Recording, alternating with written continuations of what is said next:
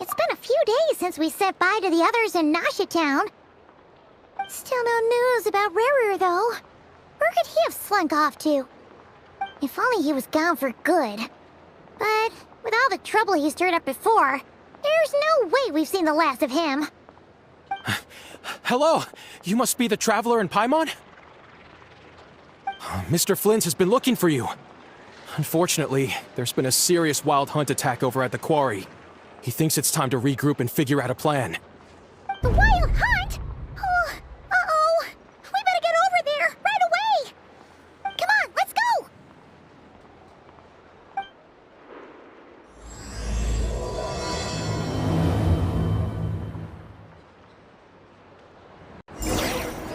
Vacation? You're right. This is clearly some sort of exile. Now, dear. This is just a temporary stop.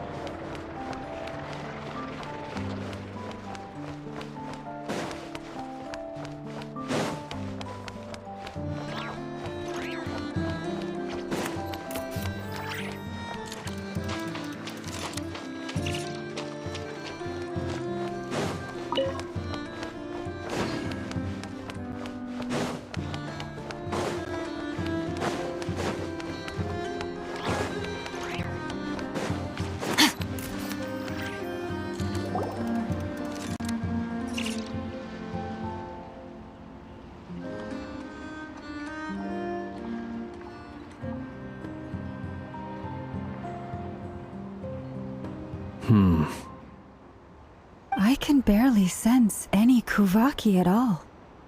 This whole area feels like a soulless husk. Looks like his appetite truly is insatiable. As if the power of that energy cannon wasn't enough. He's not seriously still getting stronger? What's his endgame here? Ah, everyone's here already. Hey, we made it. So, what's going on? We've all been on high alert since we split up a few days back, expecting Rarir to strike again. But it's like he just vanished into thin air.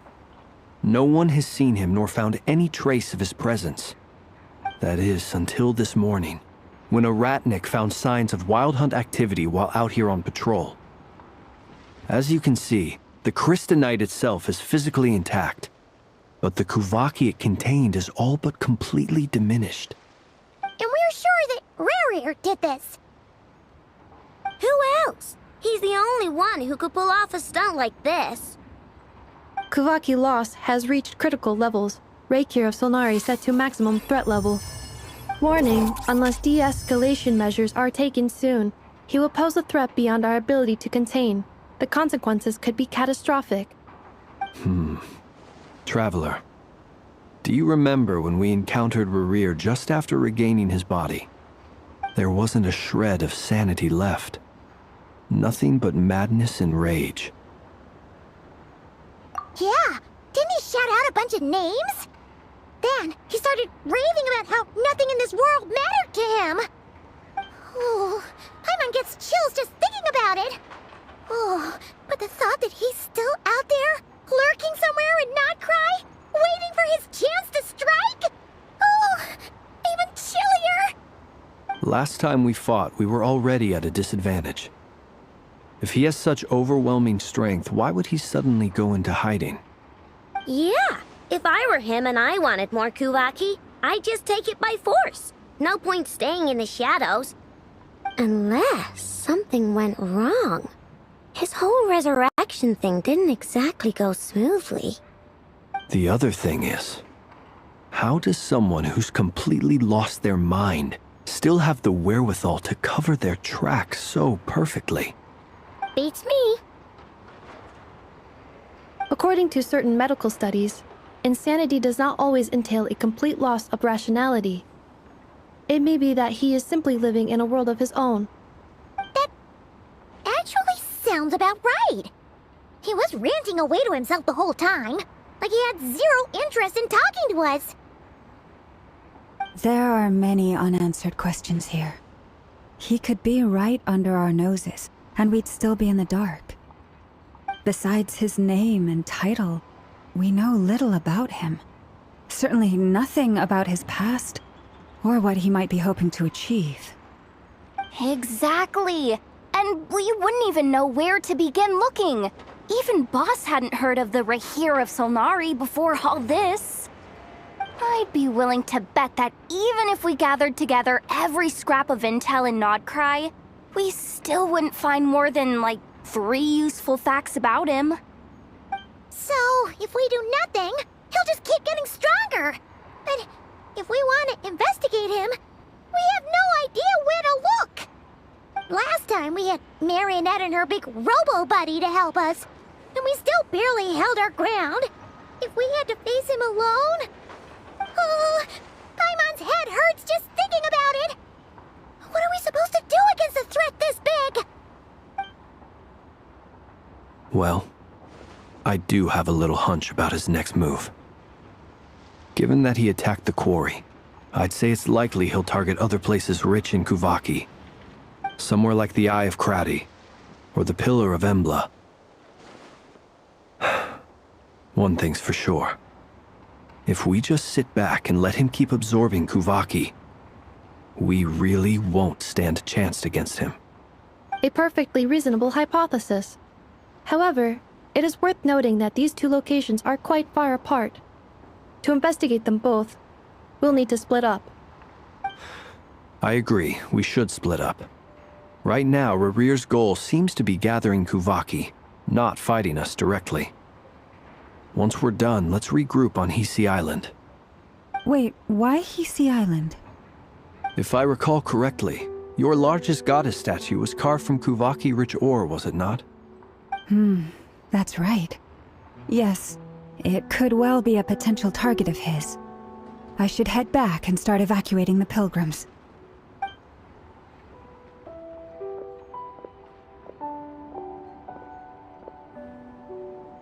Splitting up's always gonna be risky. But I guess we don't have much choice, right?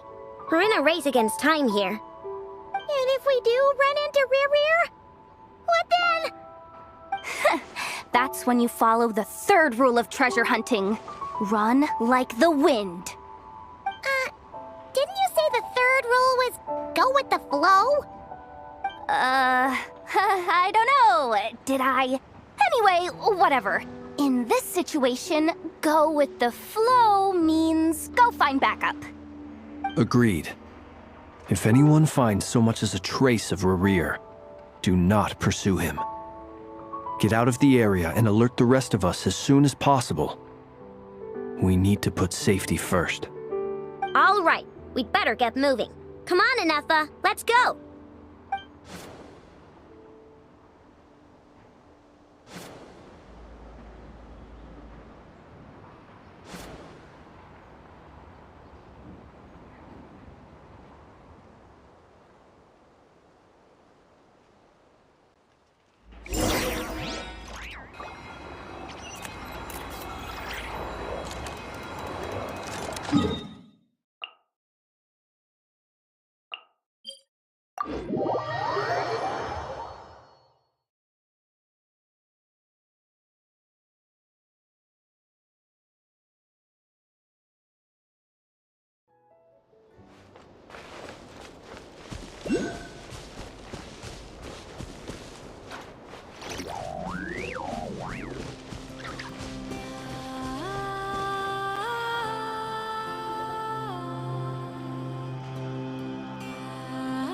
Any leads?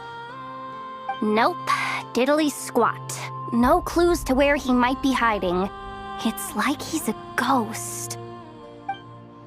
It feels like we're sitting on a powder keg that could go off at any second. Ugh, I hate this feeling. I'd rather face him head on than be left hanging like this. So, you guys didn't find anything either? Not loving the word either. How about you, Flints?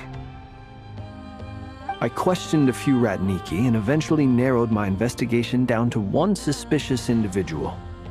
But by the time I got to his place, he was already gone. Almost as if he knew someone was on to him. Either that or he's just extremely cautious and doesn't stay in one place for long. He's been biding his time for a while now. The question is, where or what is his next target? No idea. Since regaining his body, he seems to have lost all interest in the fragment in my possession. If he did still want it, he's had plenty of chances to take it. All we can do now is hope that Ino and Anefa turn up some leads. Darn it, Rarir! If you've got the guts, come face me one-on-one! Wait, he's actually here? I didn't mean it! I swear! No, it's coming from Silver Moon Hall. The Lady Kutar might be in danger. Let's get over there, quick!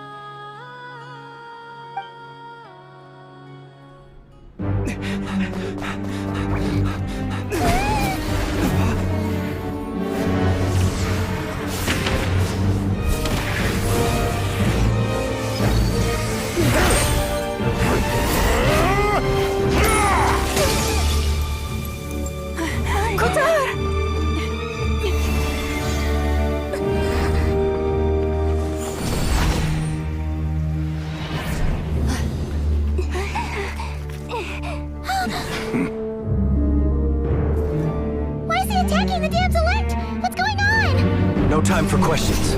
Stop him!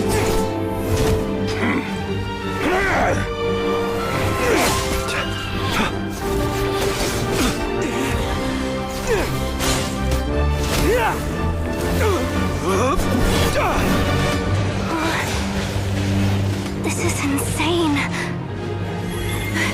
Yehuda, get Kutar out of here! On it.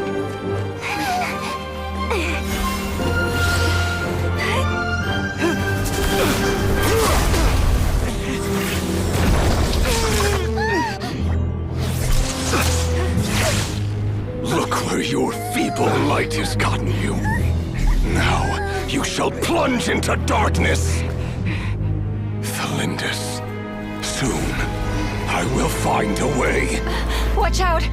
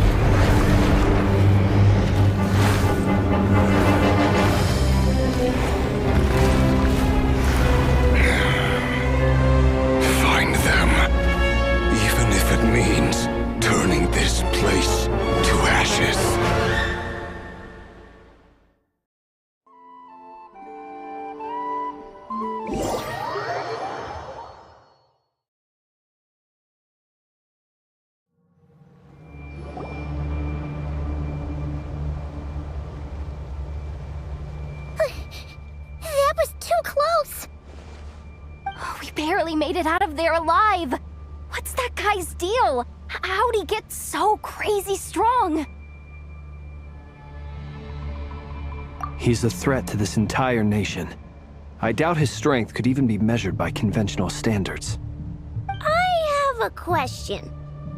When me and Anetha showed up, we saw him chasing after this lady like he wanted her dead. What was that all about? We weren't there for the whole thing either. They were already duking it out by the time we arrived. Yeah, we didn't see how it all started. It all escalated so quickly, we had no choice but to step in. Kutar, can you shed any light on the situation? Kutar. Cross-checking database. I see. So you're the one that the Frostmoon Scions refer to as the Moon Goddess? Wait, she's the moon goddess? Oh, no wonder she looks just like all those statues. There are many reasons why people might worship the moon, and just as many why they might despise it.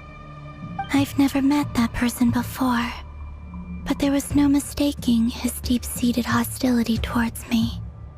Why he holds me in such contempt, I cannot say. But since he hunts the power of the moon, it's no surprise that I am a target. Kutar. There are many potential motives. For instance, you help the Traveler escape his grasp. This could be his way of taking revenge. It is also possible that he covets the Kuvaki inside you and seeks to take it for his own. The list goes on. But right now, devising a counter-strategy should be our #1 priority. The likelihood of this location being discovered is close to 100%. A counter-strategy? But we don't stand a chance against an enemy like this. Surely our only option is to run. He's not gonna chase us to the end of the world, right? So as long as we can sneak out of Nodcry undetected. No, I can't say that. Come on, Yehoda, this is serious stuff. You can't suggest we all just chicken out. Running is our only option. Huh? You seem surprised, but what other choice do we have? We are facing an enemy we cannot possibly defeat in battle. Well, I mean, yeah, but still. It's not too late. I can distract him, so you have plenty of time to make your escape. Wait, what? You're gonna act as bait? Doesn't that make sense? I'm the one he's after. There's no need for you to risk your necks on my behalf. A coyote doesn't stop for bypassers while it's howling at the moon. What is it, Loma? The Frostmoon Scions have already grown accustomed to life without their goddess. My presence here is no longer essential, and this is not my home, so you needn't ask me to stay. We can't just roll over and let him get away with this. That's not our style. Yeah, we can't just call it quits after everything we've been through together. Besides, she pretty much saved my life back there. If I just ditched her now, I'd never forgive myself. We can't overlook that you have saved our lives multiple times now. To talk of returning the favor would be a little crass for my liking. But suffice to say that we are friends, and friends look out for one another. Rira's true objective remains unclear. Even if we were to sacrifice Miss Kutar, there's no guarantee he would stop. But... Kutar, I know why you left the Frostmoon Scions so long ago. It was because people started treating prayer as a form of trade. They would make self-centered wishes, force you to accept meaningless offerings in return, and then expect you to perform miracles for them, as if that were their entitlement. If it were me, I might have walked away too. But I believe that time can change everything, and that sometimes it takes losing something precious to appreciate its true worth. After much reflection, I've realized that this was never about whether the Frost Moon Scions need you. Any relationship based on need is purely transactional. What I truly hope is that you'll choose to stay, not out of obligation, but as part of our family. You were born here, and now you've returned. Who knows? Perhaps it was the moonlight that guided you home. Thank you, Lauma. But my power is on the wane. I'm afraid I will be of little use to you now. Very well then.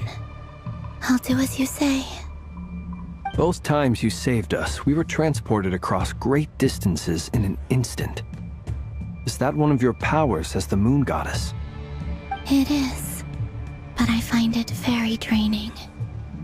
I barely managed to pull it off just now, and it will be some time before I'm strong enough to do so again. Rejected by the world, my power is dwindling. Like a lake cut off from its source, slowly shrinking away. Now, it has almost run dry. What do you mean, rejected by the world? The 3 moons belonged to the ancient bygone era in which they came into being. From the moment I was born, the world itself has been steadily sapping away at my strength. The 3 moons are not one and the same. As the goddess of the Frost Moon, I cannot wield the powers of the other 2. Yet moonlight has a way of blending together. Each can reflect the other's glow. So when our fingers touched, I was able to restore my strength by drawing Kuvaki from the eternal moon's marrow. But this method of recovery is painfully slow. If only we could find the... It's the Wild Hunt! Even faster than we expected. We'll have to finish this conversation later. See how those Wild Hunt creatures are running away from us. They're likely just a scouting party, which means Rerir won't be far behind. Then what are we waiting for? Let's get the heck out of here!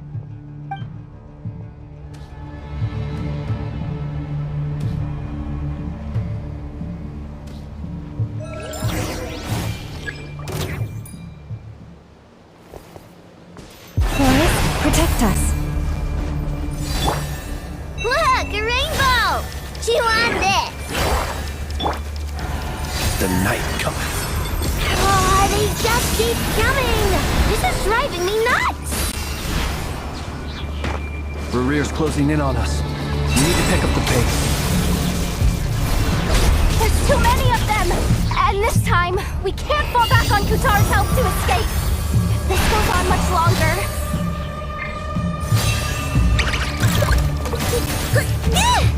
Annihilation mode.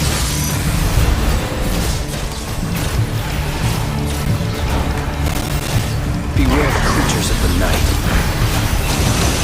Be silent. Close your eyes.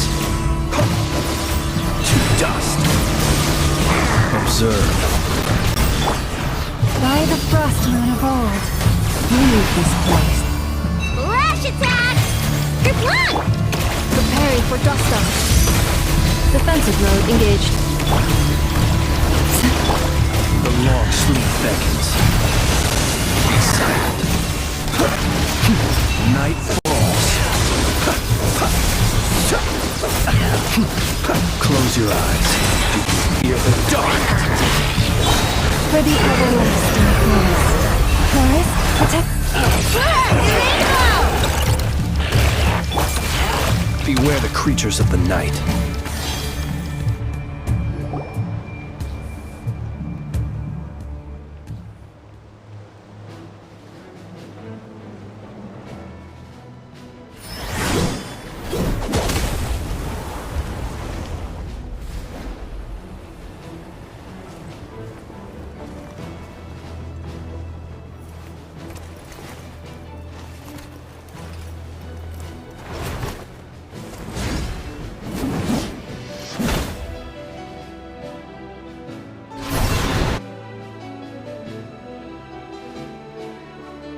What's the matter? Bit off more than you could chew? Who are you? Uncle Varka! You're back from Amsvartnir? Whoa! You're Varka? Grand Master of the Knights of Favonius? We could save the intros for later. Right now, let's get you all out of this hellhole. Follow me. I know somewhere you'll be safe. Oh, is that where I think it is? That's the one. Come on, move! There's no time to waste.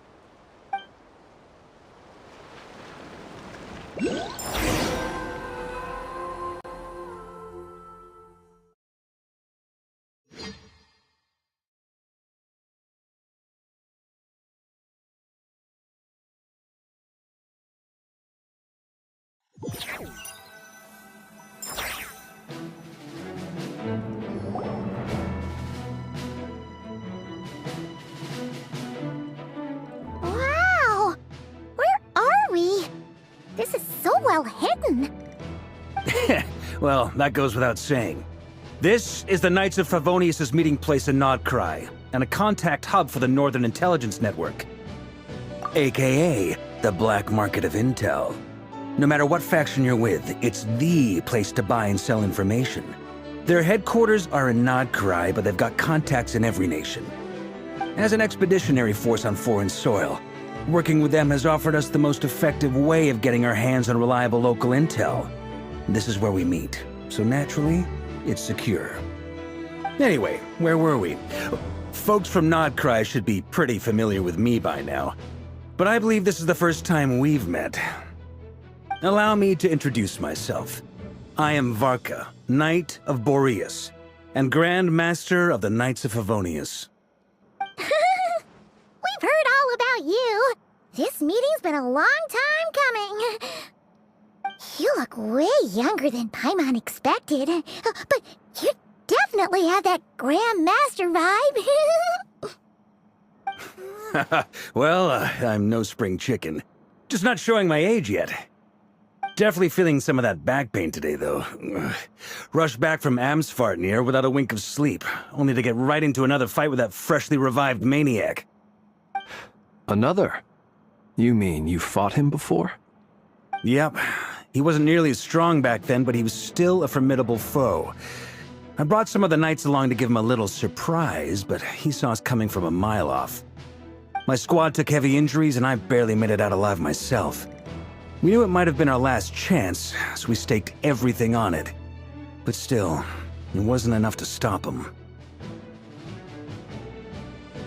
I tried tracking him down afterwards, but he didn't leave a trace. Even in his unhinged mental state, he's as cautious as any trained operative. So, I decided to come find you. And as luck would have it, turned up to find you being ambushed by the Wild Hunt. The rest, you already know. Is that why he's been frantically absorbing Kuvaki these past few days? Because he sees you as a threat? Maybe I'm part of the equation, but even if I weren't, I'm sure he'd still be gathering power. He's clearly working up towards something. Note to self, Uncle Varka's strength rating officially upgraded. Guess it's my turn to ask questions now. So, what exactly has been happening in Nodcry? Why is the Wild Hunt returned in humanoid form? And why is it after you? That's a long story, but I'll try to make it quick.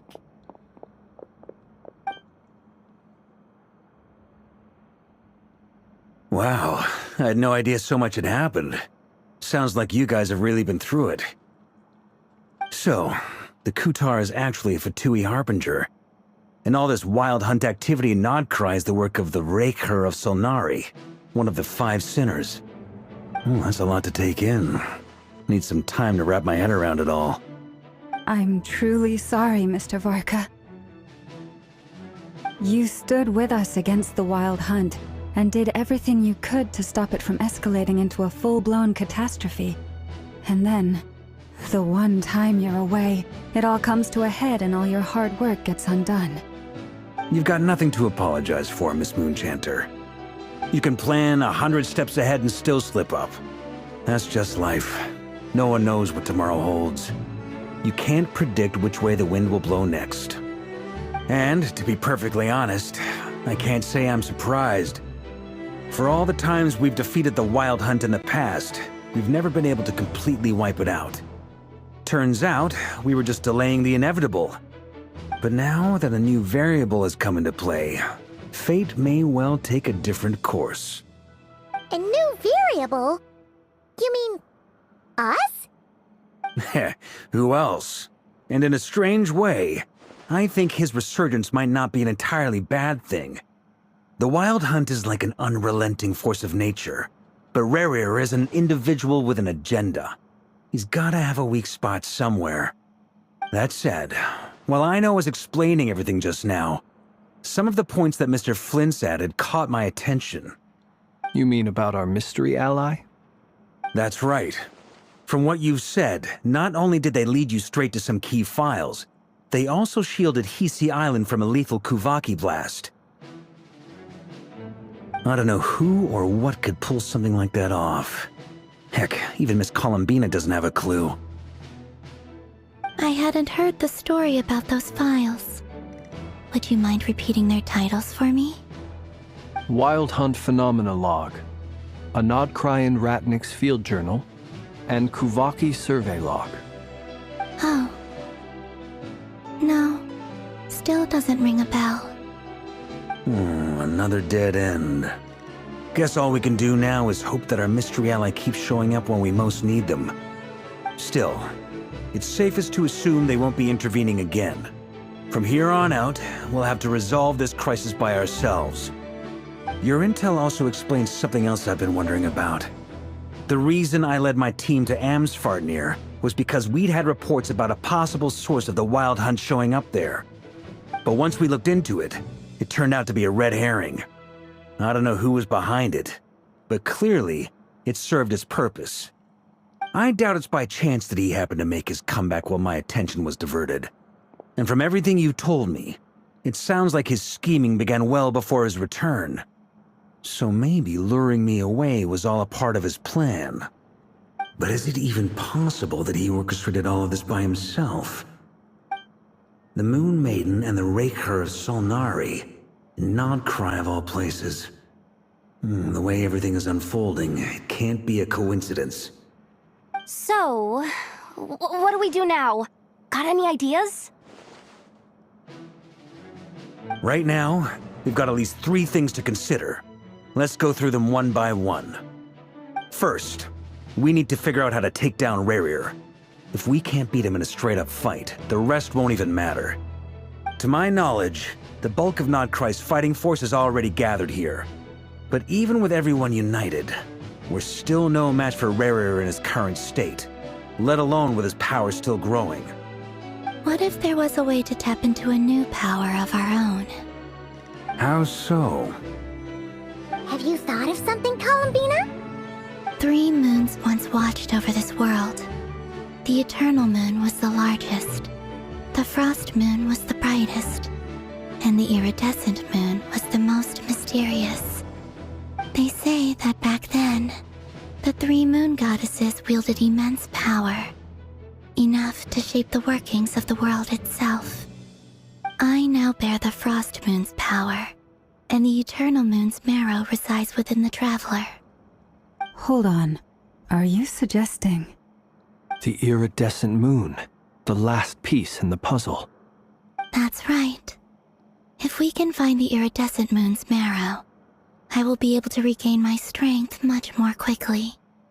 The 3 moons are said to stir the tides and illuminate all things. Perhaps they hold further secrets beyond our understanding. According to my analysis, the solution is feasible. However, it is subject to one major condition. How do we locate the Iridescent Moon's marrow? I know a way, but... we will need to visit the Fatui's Experimental Design Bureau. The Experimental Design Bureau? Are you saying we need to involve Marionette? Yes. I must speak with Sandrone. It's a long way from here to the Experimental Design Bureau. There's a high chance you'll be spotted. You shouldn't go alone. Then that's settled. Next up, our second priority. Somehow, we need to figure out Rarir's end goal. As you saw for yourselves, when he was still in his wild hunt form, everything he did was for the sake of recovering his body and resurrecting himself. His first act since then, after laying low for a while, was to try and assassinate this young lady. People's obsessions often reveal their greatest vulnerabilities. There must be a reason why he despises the moon so deeply. Perhaps it sheds some light on his title, the Raker of Solnari. The Wild Hunt has plagued Notcry for centuries now. If we want to stop it for good, we have to get to the root cause of what's driving it. It's true. We still know very little about him. If Kuthar hadn't given us that lead, we wouldn't even know his name. But where would we even start? I doubt even the Intel Queen of Notcry has a clue, and she has info coming out of her ears. Oh? That's a rather hasty conclusion for someone who's so painstakingly meticulous when it comes to dealing with machines. She heard me.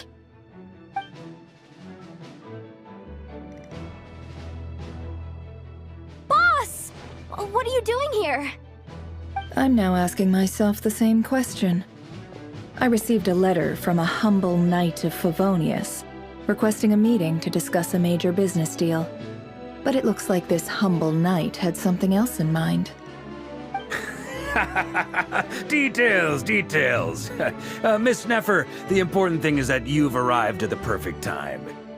Since his failed ambush, I've been racking my brains trying to come up with a plan to fight Rarir. Given the severity of the situation, I think it's fair to say that our only chance lies in uniting as one. And I'm talking all the factions in Notcry. We can't do this without the Curatorium, but I knew it'd be a tough job to win you over.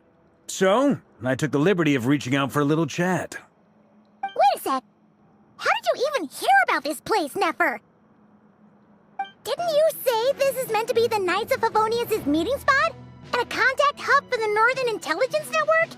And isn't it supposed to be super hidden?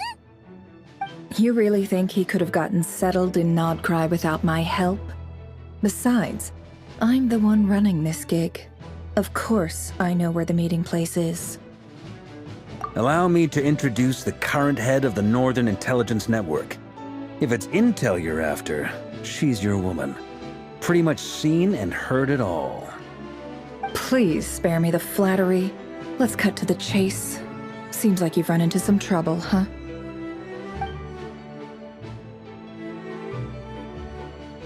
Well, this certainly qualifies as an unforeseen crisis. On behalf of the Curatorium of Secrets, I wish you all the best of luck. So you're just going to sit this one out?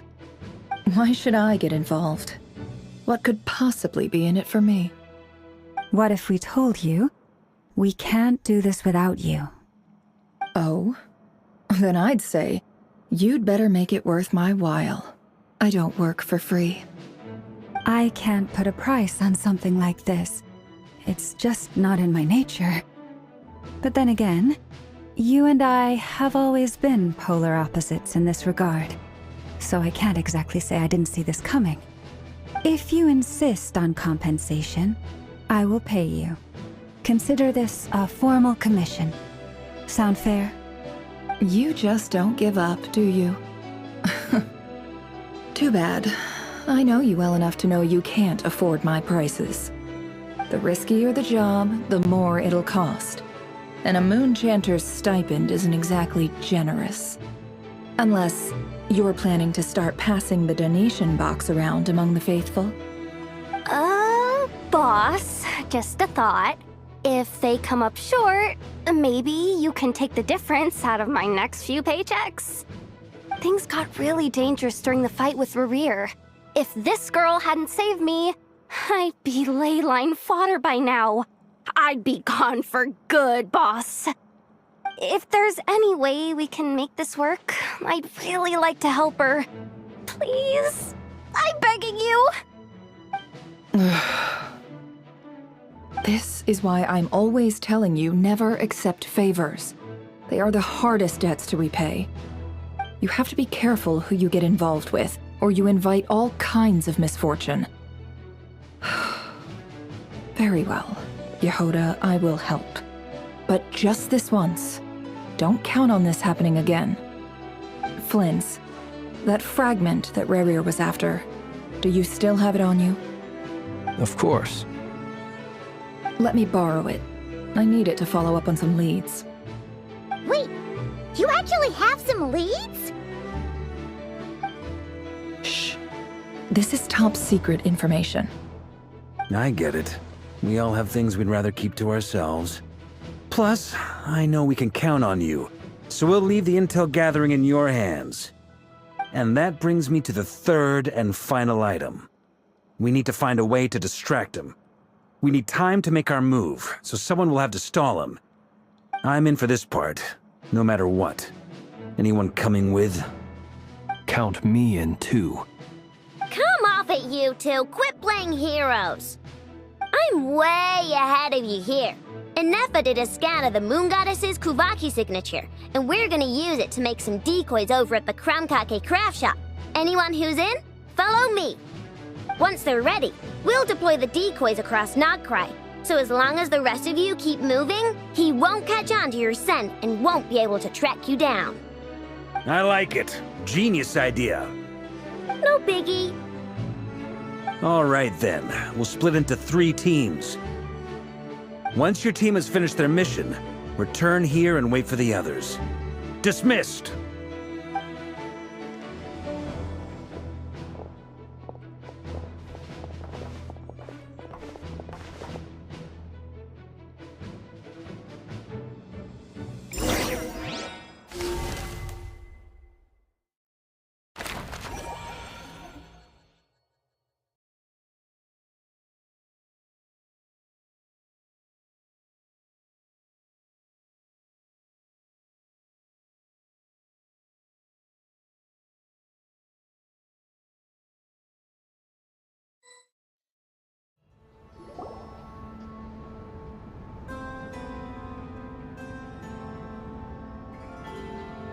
Lady Damselette. Wait, and you two? What are you doing at the Kuvaki Experimental Design Bureau? We've been doing our best to mind our own business lately. But if you're just gonna waltz up here like this, you're seriously pressing your luck. Don't blame us for doing what we have to. Huh! You really think that's gonna scare us off? We're not looking for any trouble. I just want to see Sandrone. Do I need to remind you that you're still a wanted fugitive for deserting us?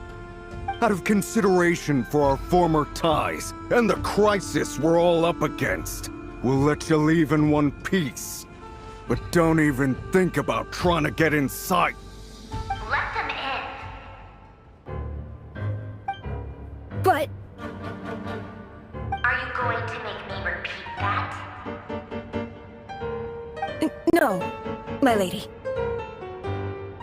Sandrone seems to be in a good mood. Must be maintenance day.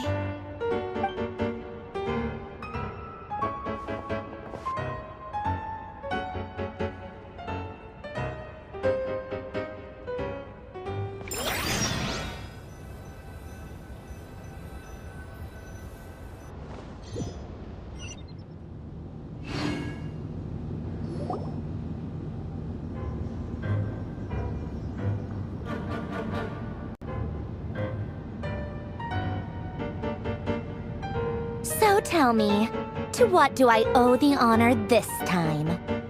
Actually, before you answer that, just so we're clear, we're not colleagues anymore, Columbina. I don't owe you anything. I promise it's nothing big. It seems like you've gotten the wrong idea here. The only reason I let you in was because I was bored. It seemed like a way to kill some time and satisfy my own curiosity. Whatever miscalculations I may or may not have made in the past, I haven't lost the plot enough to even consider sticking my neck out for your sakes. I'd like to speak with Arlecchino. What? Huh?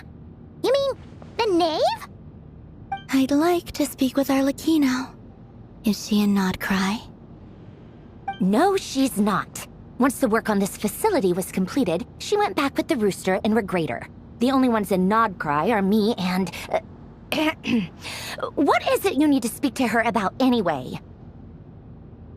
Rerir is hunting me. If I'm going to face him, I must first retrieve the lost moon.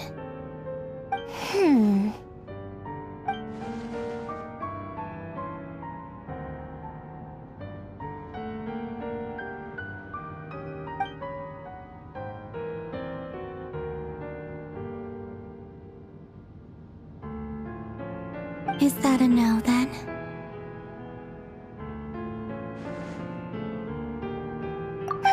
As if I need reminding. I was this close to settling things with him before someone decided to whisk me away to their weird little garden.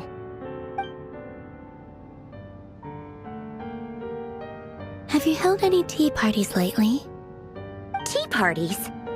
Yeah, obviously. You don't seriously think we'd pack it all in just because you aren't here. If anything, they've been more eventful than ever. Just me, Arlecchino, and a bunch of insolent and sensitive guests who won't stop asking where you've gone.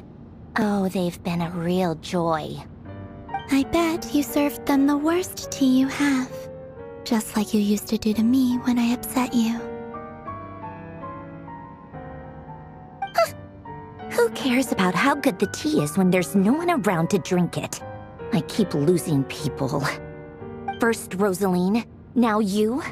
I'm running out of people who can make me laugh. Honestly, what could be more ridiculous than the multi-centenarian goddess, who's only ever had the plain herbal tea she received as offerings? You'd always brew a different type of tea for me each time. Was it really just to see how I'd react?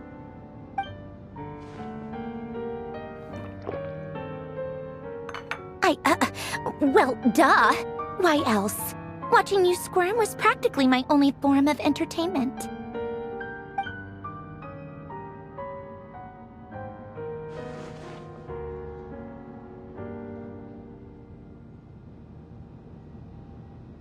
Oh, yeah. And Capitano sometimes used to bring Tartaglia around, too. But I guess we won't be seeing him again. Well, I guess we are overdue for a get-together. Polonia! Have Febronia pass a message to Arlecchino for me. It's time for tea. Will suffice. Pass along a message for me, too, if you would. My body cannot contain the marrow of 2 moons, so I'll be leaving one of them in her care. Excuse me? Who said you were on the guest list? If my tea meant that much to you, maybe quitting the Fatui wasn't your brightest move.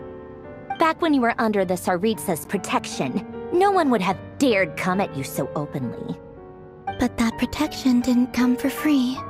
In fact, I paid dearly for it.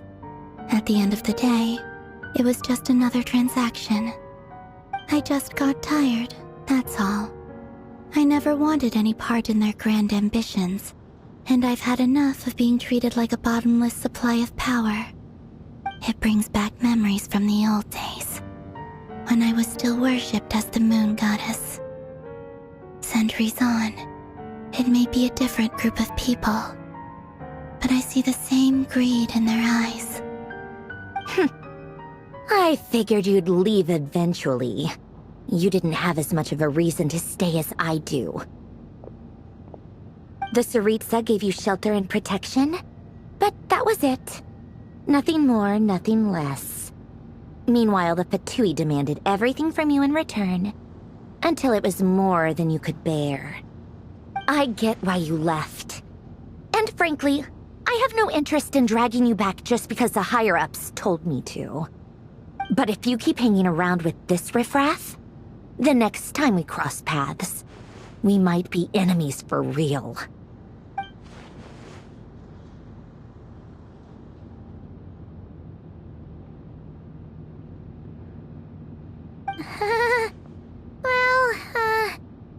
Guess that's our cue to leave. That might be your plan. But it sounds like someone else wants you to stay a little longer. Huh? What do you mean? Listen.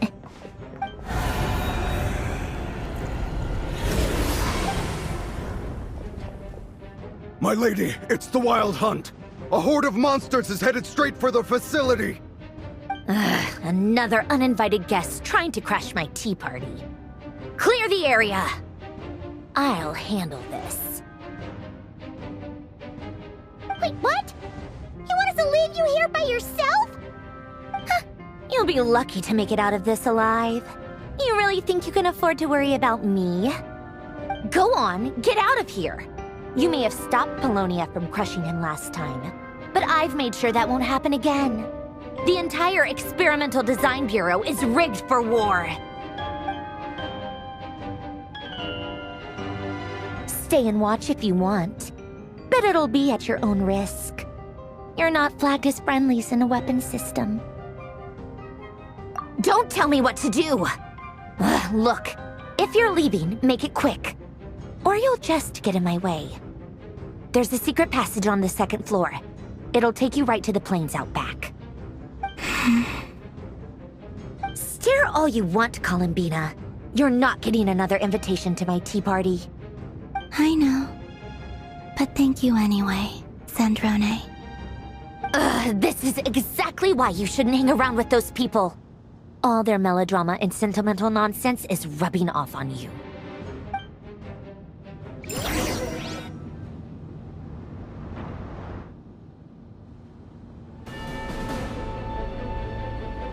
Come on then, Mr. Ray here.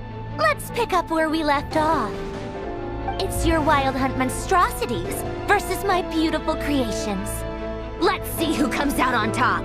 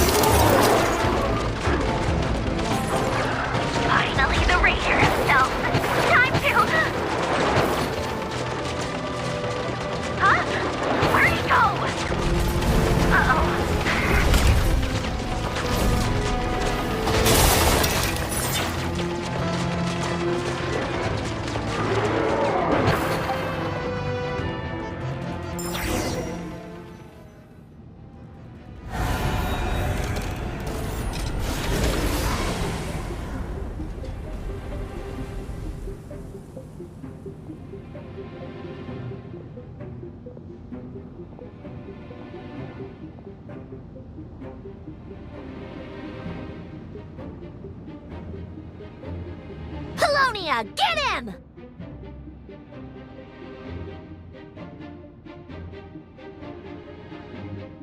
I've upgraded Polonia again since our last encounter, and uploaded every last scrap of your data. So let's finish this, once and for...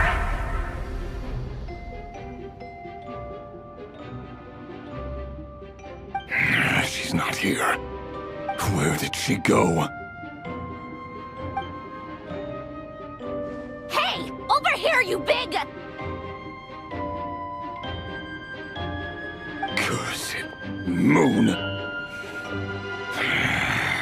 Go. Keep searching. She cannot have gotten far.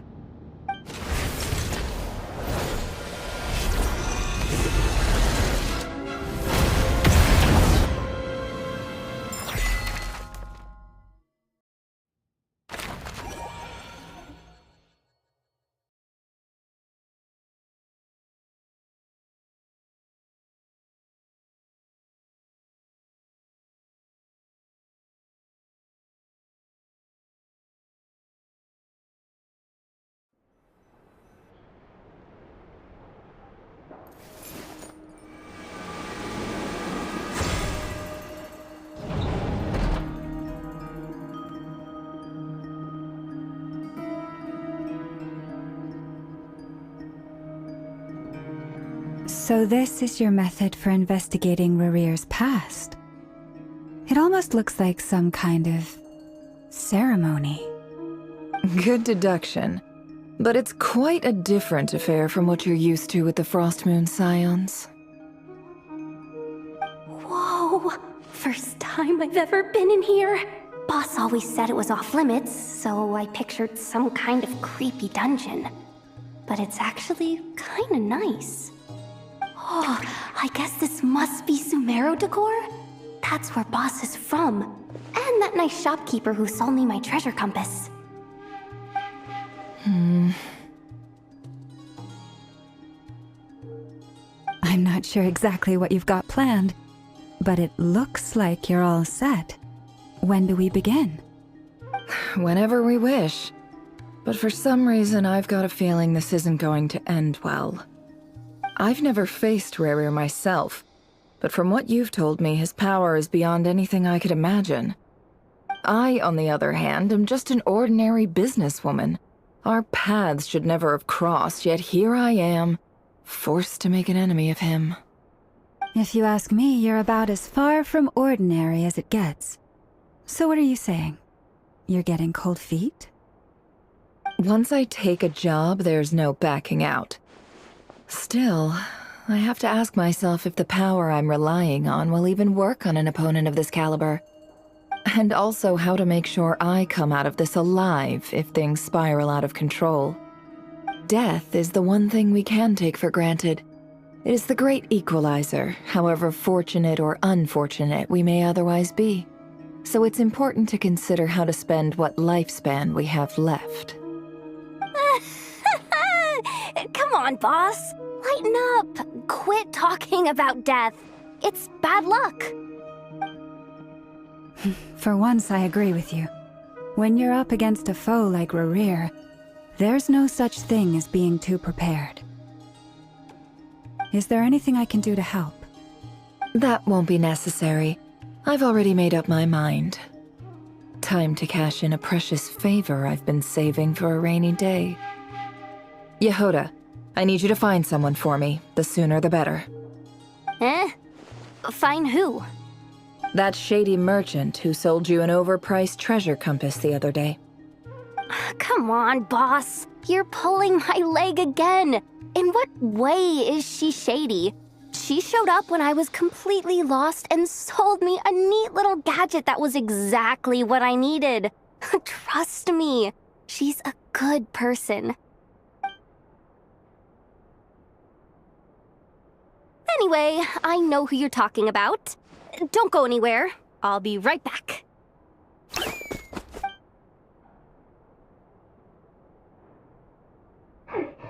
Quit grabbing me! I genuinely can't run any further!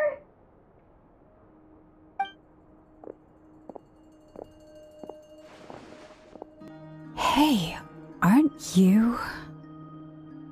What is it? What's the big rush?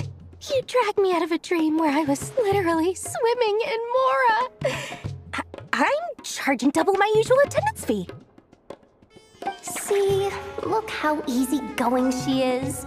After that rude awakening, she could have completely snapped at us. But instead, she kept it together and just asked for an extra fee. Dori Sangama Bay? I never would have pictured you two doing business together. If you want to make it big and not cry, it's all about connections. Lady Nefer just so happens to have a lot of intel that interests me. And she also did me a big favor in the past. It was back when I first arrived in Notcry. My trusty assistant, the genie in my lamp, had an adverse reaction to the Kuvaki and fainted. And when you know it, that's when I suddenly find myself in a life-or-death situation. Good thing my compatriot was there to swoop in and save the day.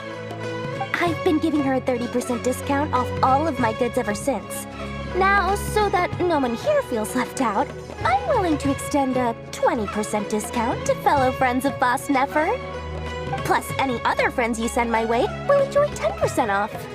What can I say? The great Lord Sangama Bay is nothing if not generous. So, let me guess. You've run into some trouble? I've got everything you could possibly need. And the more you buy, the more you'll save. You guessed correctly. What have you got in the way of survival gear? The one type of gear I've never been short on. What are you looking for? A jetpack fresh from the Academia's labs? An ancient suit of armor dredged up from the bottom of the sea? At the very least, I need to know what kind of opponent you're dealing with here. If even you're worried about staying alive, it must be pretty serious. What if I told you it's someone with the power to bring a nation to its knees? Is that so? Then we really are talking top-shelf treasures. I don't have anything like that in stock right now. I'll have to ask my supplier. Your supplier? A powerful woman, make no mistake. I can't reveal her identity, but luckily for you, I hear she's planning to visit Notcry in the near future. If you're willing to wait, I can ask her when she's here. Can't say exactly how long that'll be, though. Then, let me put it another way. What would you do if you encountered an enemy like that? Roll over and serve yourself up on a silver platter? Of course not. I have a handy little trinket from one of my generous suppliers, which... Hold on. What exactly are you getting at? No, this is for my personal use only! Let's just say I'm borrowing it, all right? Just for insurance purposes. You'll get it back later. Favors are the worst kind of debt to owe, and now you've got a chance to repay one. A win-win situation, don't you think? Fine. You can borrow it for 5 days. No, make that 3. And for every extra hour after that, I'm charging you 1,000,000 mora. Deal? Deal.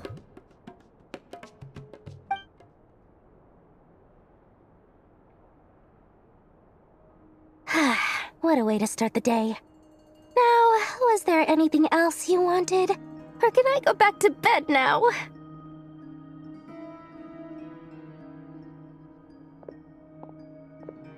That will be all. Take care now. Don't trip up on your way back, friend. See you later! You're my favorite shopkeeper.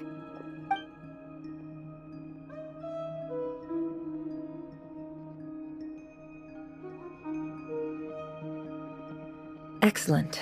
Everything is well and truly ready. The ceremony can now begin. After initiating the ceremony, your minds will follow me wherever I go. You will see many strange things in your mind's eye. So remember, don't be frightened, and don't make a sound.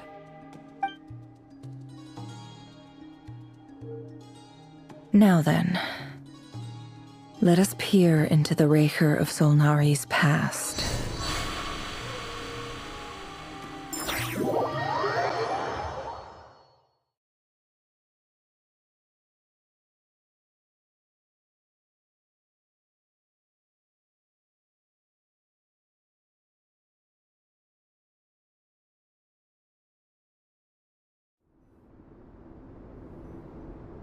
I made it.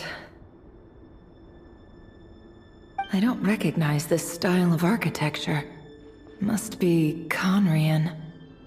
Simple furnishings, table and chairs. It's a more ordinary house than I might have expected. Looks like the fearsome Raker of Solnari came from surprisingly humble beginnings. Unless this passed for luxury in Conria. Unlikely. It was said to be a very prosperous nation in its heyday. Anyway, I'll keep exploring.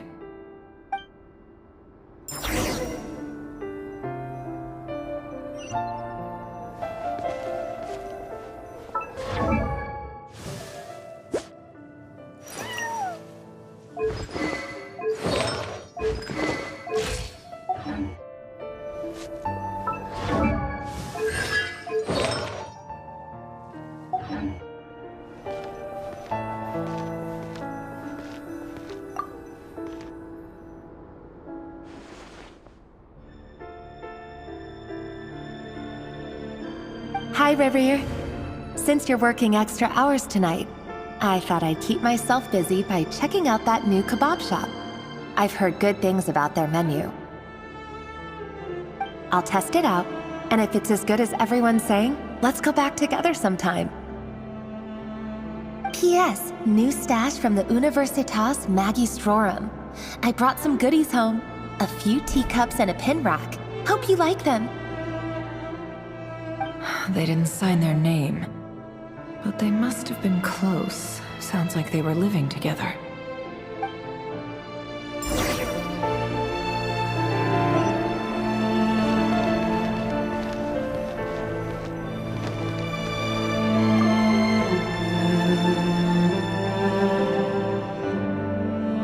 I went over to Joseph's for drinks today. They have a fine collection, but I went alone. Felindis was tied up with something and couldn't make it. Joseph asked why I came alone, but I didn't really have an answer. He then went on to ask about other things. If you ask me, someone who asks that many personal questions is too nosy for their own good. But if he invites me again, chances are I'd still go.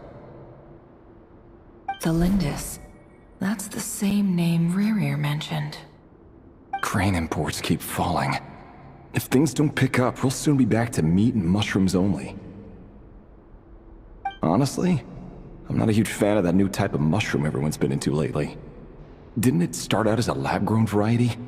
I heard it's even mildly corrosive. Seriously, why would you even eat something like that? I don't care if it's an impressive feat of alchemy. That just isn't the kind of thing I like to eat. Grain has to be imported, and they're eating a diet of mostly meat and mushrooms. Could it be because Conria is underground, so it doesn't get much sunlight? That would explain why they use so much stone in their buildings. They even use alchemically modified strains for food. Seems like the people of Conria don't have many options when it comes to dining. I've just about saved up enough now. Time to buy it and keep it somewhere safe. Making a big purchase. I wonder what it is.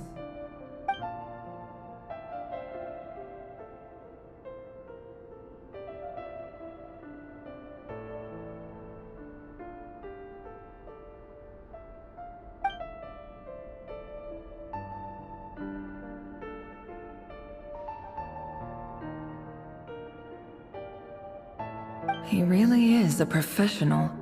No wonder he's so good at covering his tracks. Despite what he's become, it seems like he's retained certain habits, at least in this regard.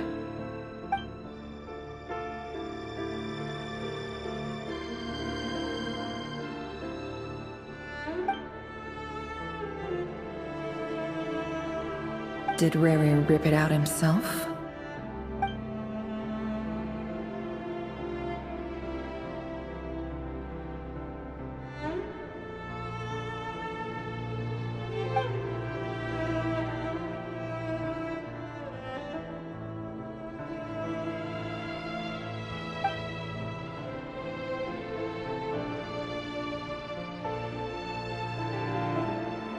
Before I met you, I was convinced that my heart was nothing more than a stagnant pool.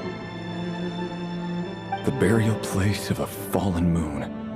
A withered, windless grove where the waters rested forever unrippled.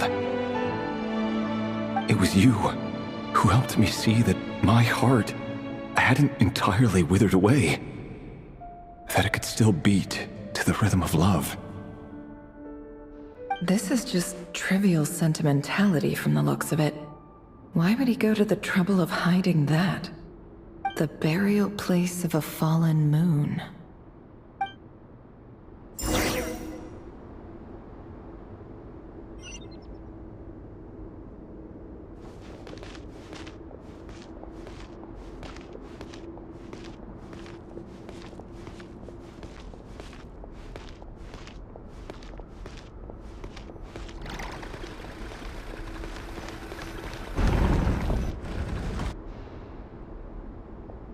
Rear, over here.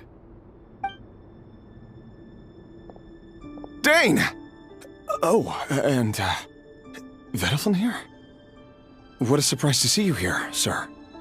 Hello there, Rerir. You need not address me so formally outside of court. He doesn't get that much free time, so I invited him over for a drink. Even the court prophet deserves a break every now and then, right? Well, I'm flattered. So, what are we discussing today? Hey, don't look at me. As far as I see it, we don't need an excuse to have a few drinks. Come on, don't give us that.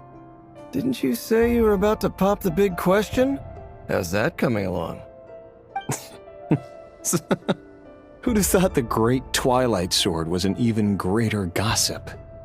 I just didn't expect you to be the first one to settle down and get married, that's all. Yeah. If you told me that a few years ago, I wouldn't have believed you either. So, are you planning to come clean about your job then? I'm guessing you still haven't told her. Sure, I'll have to tell her at some point. But I'll need to pick the right time and place. To be honest, I have no idea how she'll take it. Come on, stop being such a pessimist. For all you know, she could be thrilled. I bet she'll be much more impressed by your actual job than the one she thinks you're doing now. A member of the King's Guard. Quite the cover story. Does the king himself even know? Of course he does. Anyway, enough about me. How have you been? Me? Same old, nothing much to... Huh? What's up, Fed? It's nothing.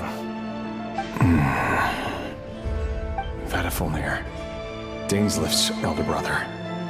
Renowned throughout the court of Conria as the Visionary, and said to possess a wisdom far beyond the reach of any ordinary man. And yet, despite the gulf between us, he seems to have something to say about me. Does he even know me? Does he see me as a friend of his brother, or just another of the Vinster King's blades? Why did he react so strongly? Was it really to do with what we were talking about? Brown, curly hair and brooding blue eyes. So this is what Rerir looked like back in the day. Perfectly normal. No different from anyone else.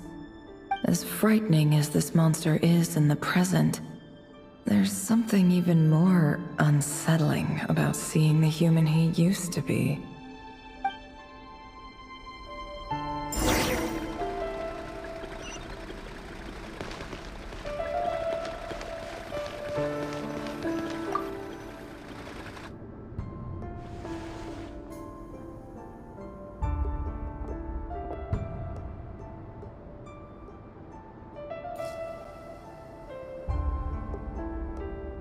Felindis?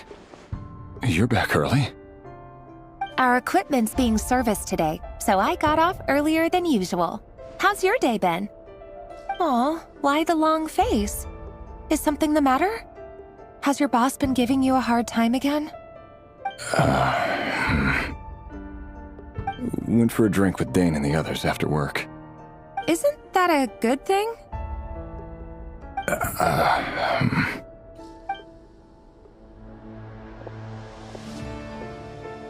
Vedifalnir showed up today, too. You know, Daneslev's older brother. Ah, Mr. Vedifalnir. Yes, I've heard of him. They say that everything he says ends up coming true. He overheard Dainslev mention that I'd recently proposed, and seemed to have an issue with it. But when I asked what it was, he kept it to himself. So, you're worried? You could be such a child sometimes, Revier. We're nobodies. Why would the visionary be concerned about us? I'm sure someone in his position has much bigger fish to fry. Maybe you're right. You worry too much, Revier. We've been together for ages now, and everything's been going so well, has it not? You've even proposed to me. So, you do remember. Tell me then. What's your answer? Like I said, I need some time to decide. You can't just rush into things like this. We may be nobodies in the grand scheme of things, but if we want things to work out, we've still got to plan ahead. All right. Take your time. Just don't keep me waiting forever. Nobodies. Sounds about right. In the eyes of people like Vedifalnir and Dainslev, what do we matter? Can someone whose gaze is so fixed on a far-flung future even see the present clearly? Besides, the dynasty's fate rests with the king and his inner circle. Whatever I do, it won't make much difference. Meanwhile, every idea they come up with and every decision they make, it affects everything. These days, the king is lost in his research, and the purge of the Crimson Moon bloodline grows ever more intense. The opposition tried to speak out, but nothing came of it. And I'm under no illusions as to why. Because we eliminated them and got rid of their bodies. A man can have 1,000 reasons to carry a sword, but there are few good excuses to use it. Yet the king has never even considered a gentler approach, and he never will. What becomes of someone who kills on another's behalf? Can he ever find true peace?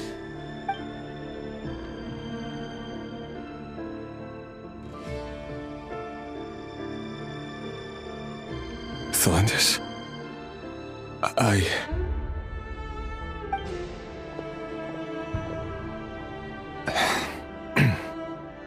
It's nothing. You were right. Fate has never smiled upon nobodies like us. But by the same token, it's unlikely to bear a grudge against us either. There's no reason we can't keep living happily together, cherishing the simple joys of each day as they come. See? You just need to stay positive, Revier. I can feel your warmth, your breath. You're right there, right by my side. Just seeing you makes me happy in a way I can't explain, and that's something that no one could ever take away from me. So smile, my love. Let go of that frown. You're right, Thelindis. I've just been overthinking things. That's better. Getting caught up about things like this will only ruin our evening. Speaking of which, all set for the ball tonight? I need to go get ready. You go ahead. I just have a few things to take care of, then I'll come join you. Even busier than the big shots, huh? Fine, I'll go get started. But don't be late. If you keep me waiting too long, I won't be a happy bunny. Relax. I'll be there. Seriously, though, you drive a hard bargain. You're really gonna leave my proposal hanging and still expect me to take you to the ball? Well, that goes without saying. I already told everyone I'd be coming with a dance partner. Besides, they're two completely different things. Let's take it one thing at a time, all right? All right. White outfit it is. It seems like Rerir was deliberately hiding his ties to the intelligence services by giving the impression that he was just an ordinary member of the Venster King's Guard. He clearly doesn't want his would-be fiancée to know about his other life. Then again, that's hardly surprising. People in the intelligence trade rarely do. Who'd have thought we were in the same line of work? Let's dig a little deeper.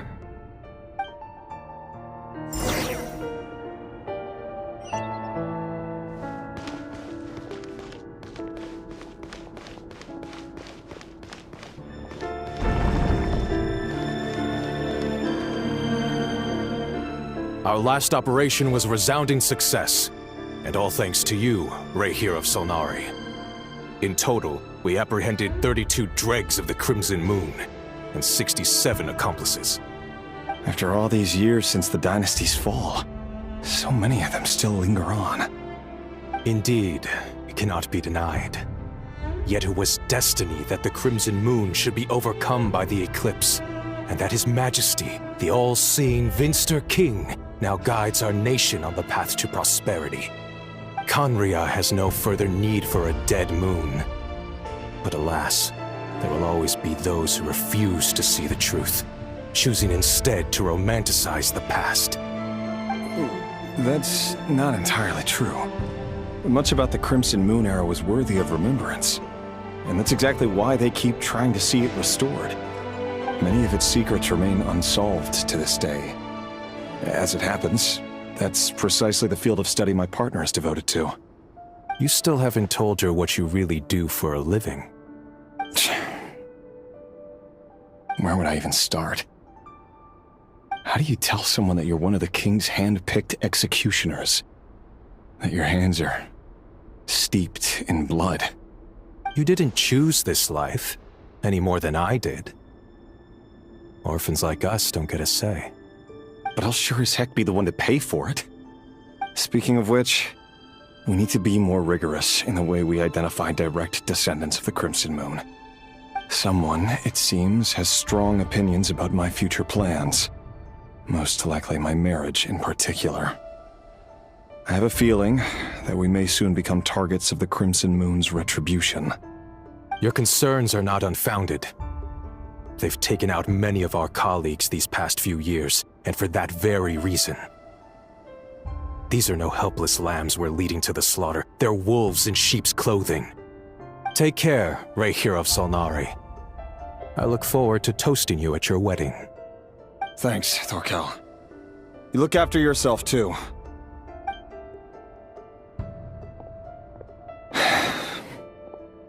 Thelindis, I never wanted to keep this from you.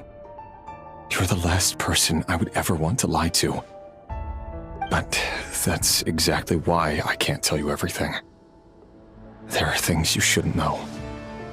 Things you cannot know. The moonlit dynasties are a thing of the past.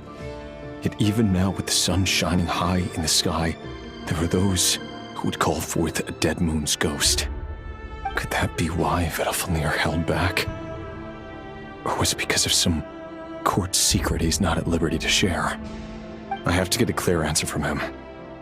No matter what happens, I will protect Thelindis. Rahier seems to be very concerned by Vedalfnir's reaction. Vedalfnir and Dainsleif, the Visionary and Twilight Sword. So that's what they were really like. I've investigated this whole area now. There doesn't seem to be any other memories here. Should I try somewhere else? Wait a second. What's this black smoke?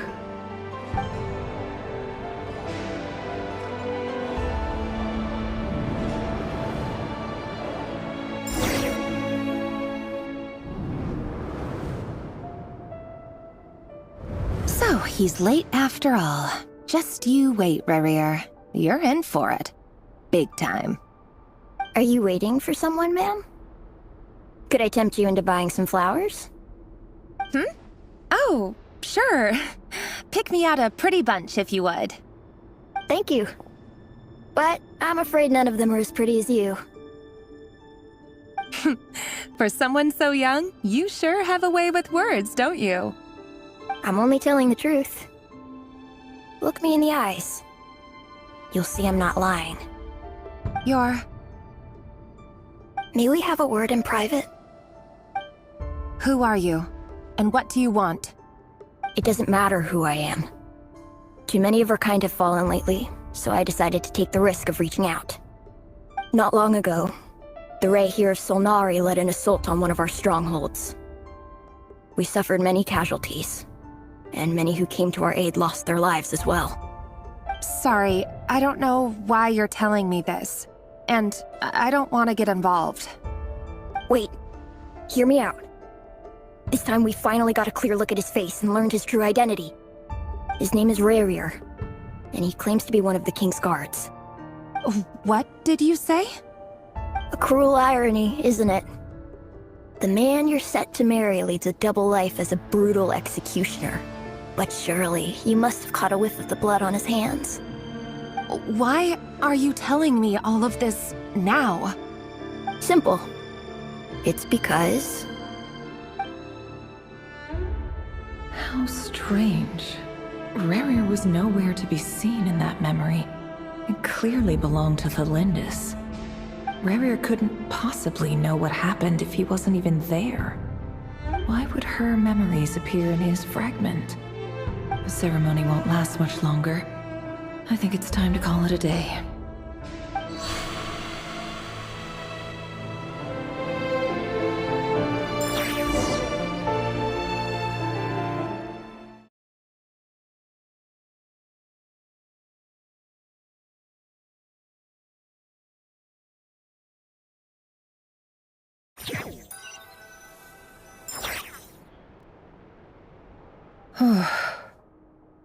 So that was your doing? Did you just pull us inside Rerir's fragment to spy directly on his memories? Any more questions, and I'll have to start charging. I had no idea you could do that, boss! Seriously, that was amazing! We're not worthy. We're not worthy! I gotta admit, though, I'm itching to see what happens next. Feels like we barely scratched the surface. I'm just as curious as you are, but the ceremony only allows for limited time inside. That's all we can see for now. Luckily, we managed to learn quite a lot. So far, so good. I just hope the others are doing okay too. Especially the group with the Traveler. Their mission is a risky one. Let's hope it's all going smoothly. If you're worried about them, go see how they're doing. If I know boss, she's gonna need some time to write up all the details and make sure it's all coherent. I'll stay behind to lend a hand, but feel free to head back and meet up with the others.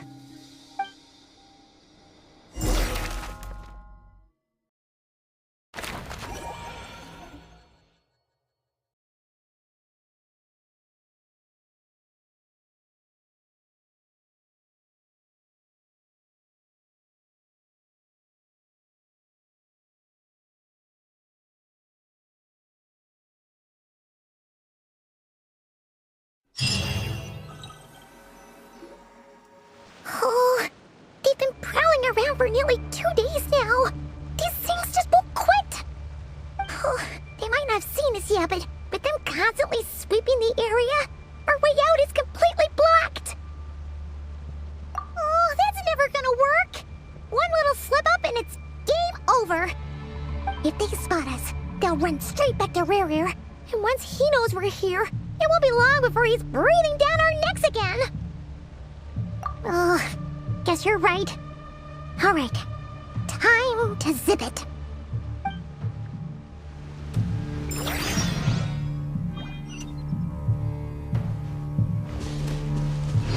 Quick, hide! We almost got spotted. Phew, that was a close call.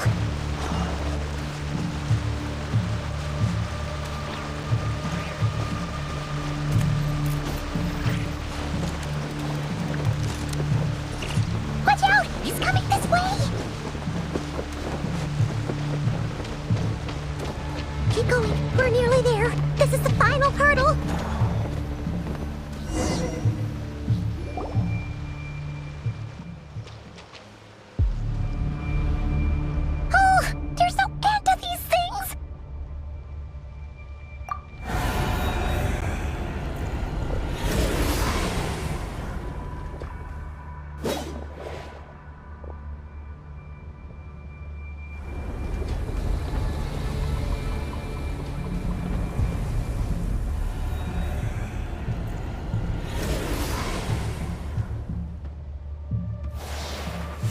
fire.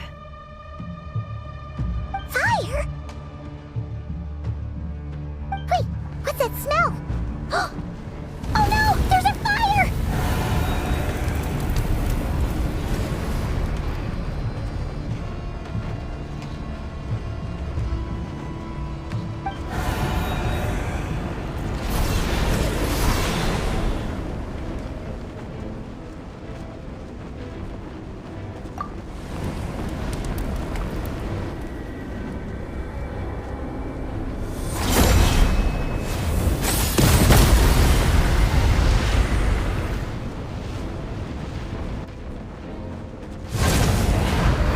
Sandrone was right. You look weak, Columbina. The old you would never have let such lowly creatures bar your way. Word has it that you did something for the Tsaritsa, and that's why you've lost most of your power. Freedom comes at a heavy price, doesn't it? It's Arlecchino! You came! Hello again, Columbina. And greetings, guests of the House of the Hearth. It's been a while, Arlecchino.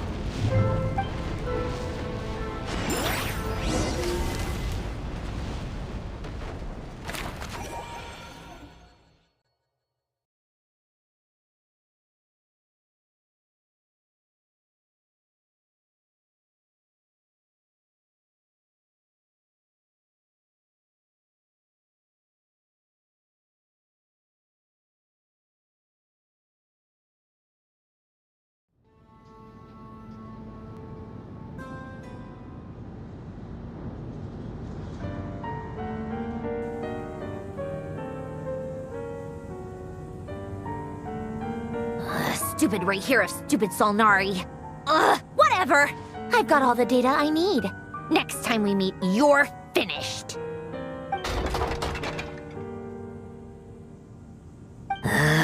He sure doesn't pull his punches. Excuse me, do you need a hand?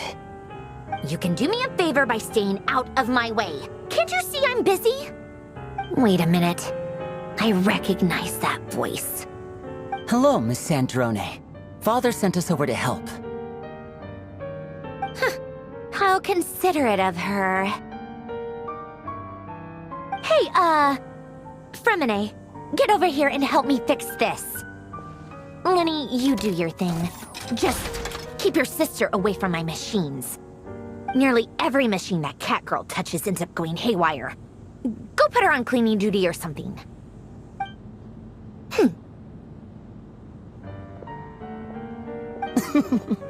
Then let's start downstairs.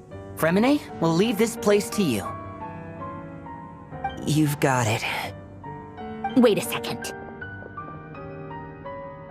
Pretty sure there's still some tea in the cupboard. If you want some, you'll have to make it yourselves.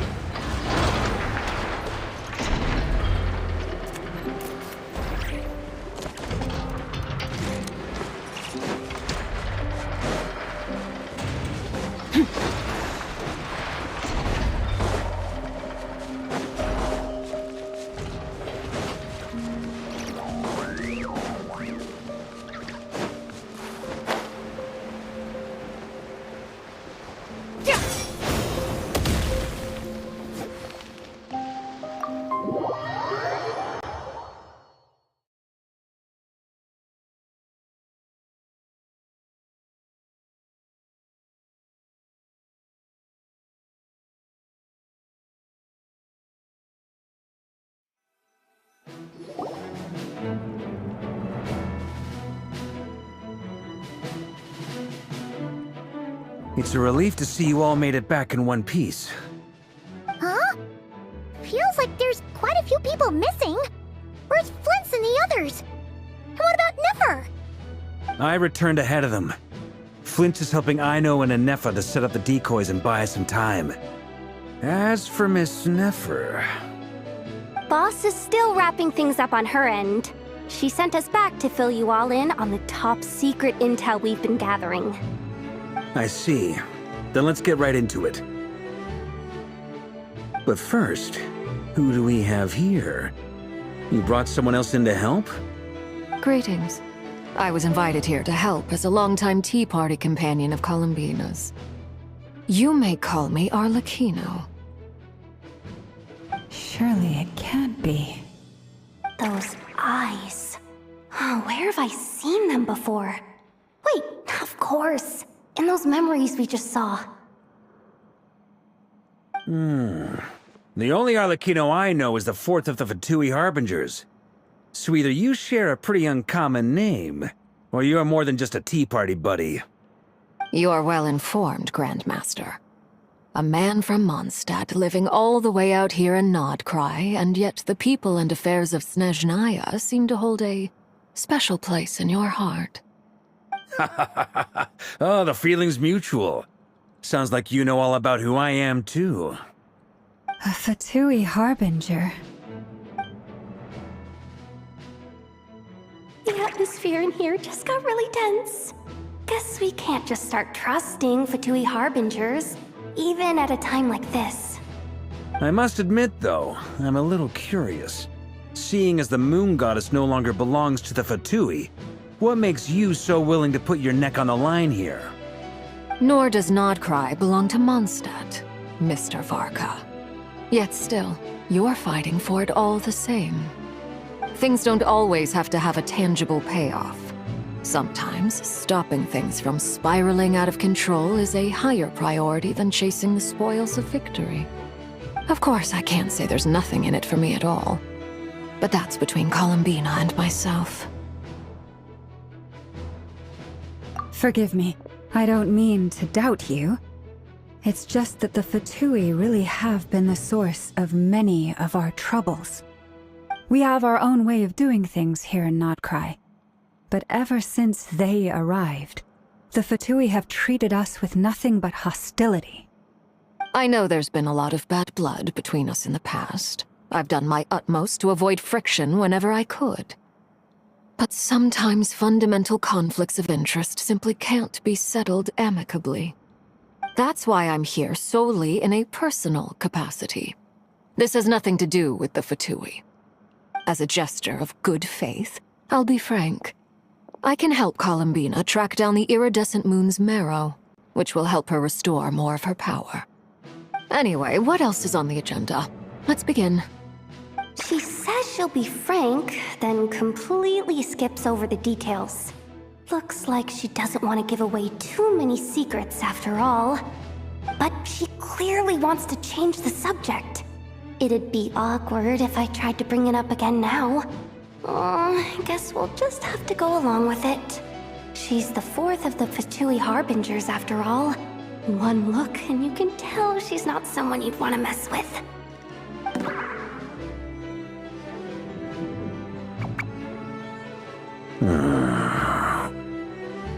Well, since Miss Arlecchino sounds confident in her ability to handle that, we'll proceed to the next topic.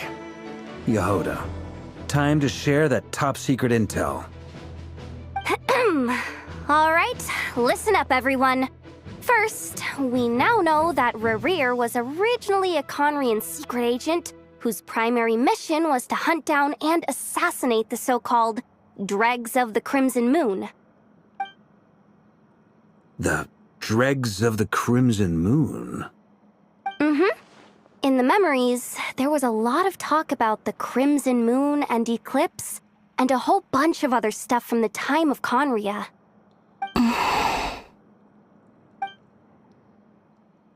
To my knowledge, those were the names of two different Conrian dynasties. Long, long ago, it is said that the people of Conria worshipped the Crimson Moon. drawing a mysterious power from its reflection. But one day, a coup saw the Crimson Moon eclipsed, hence the name of the new dynasty that replaced it, and how it became the new emblem of Conria.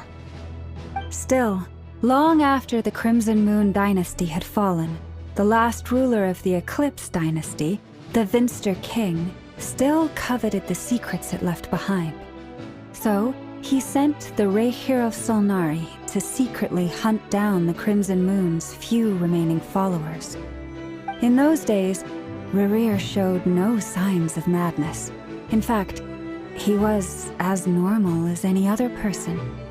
Oh, and he had a fiancé, or at least a would-be fiancé, called Tholindis. What's the matter?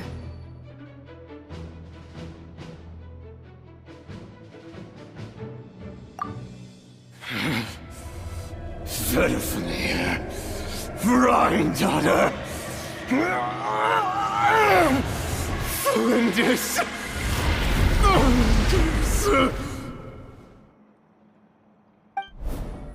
Interesting.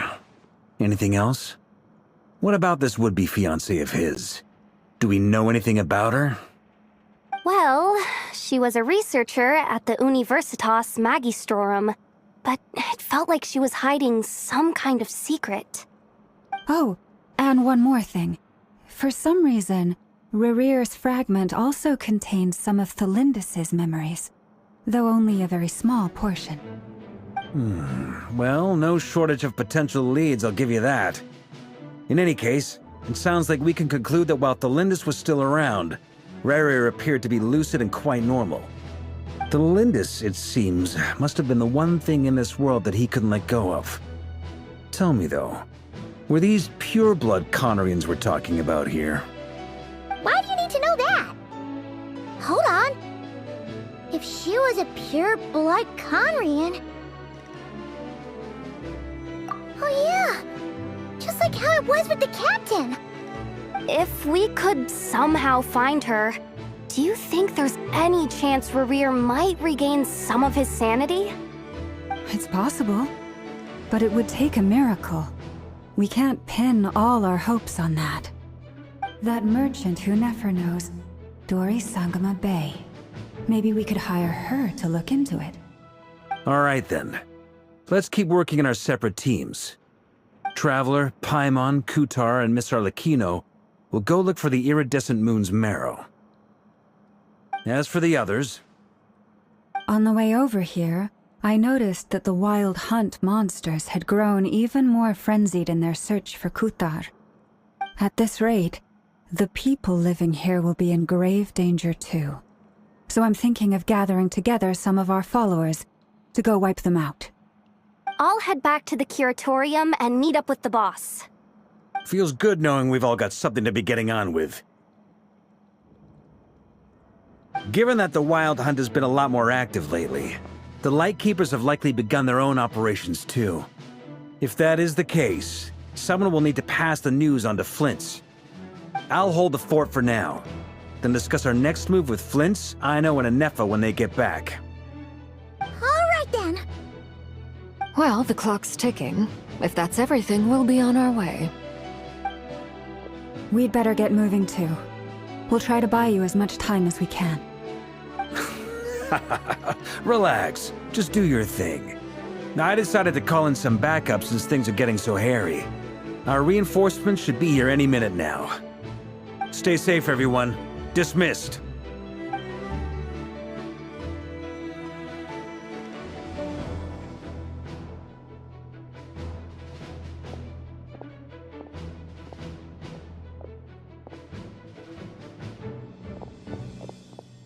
We're back.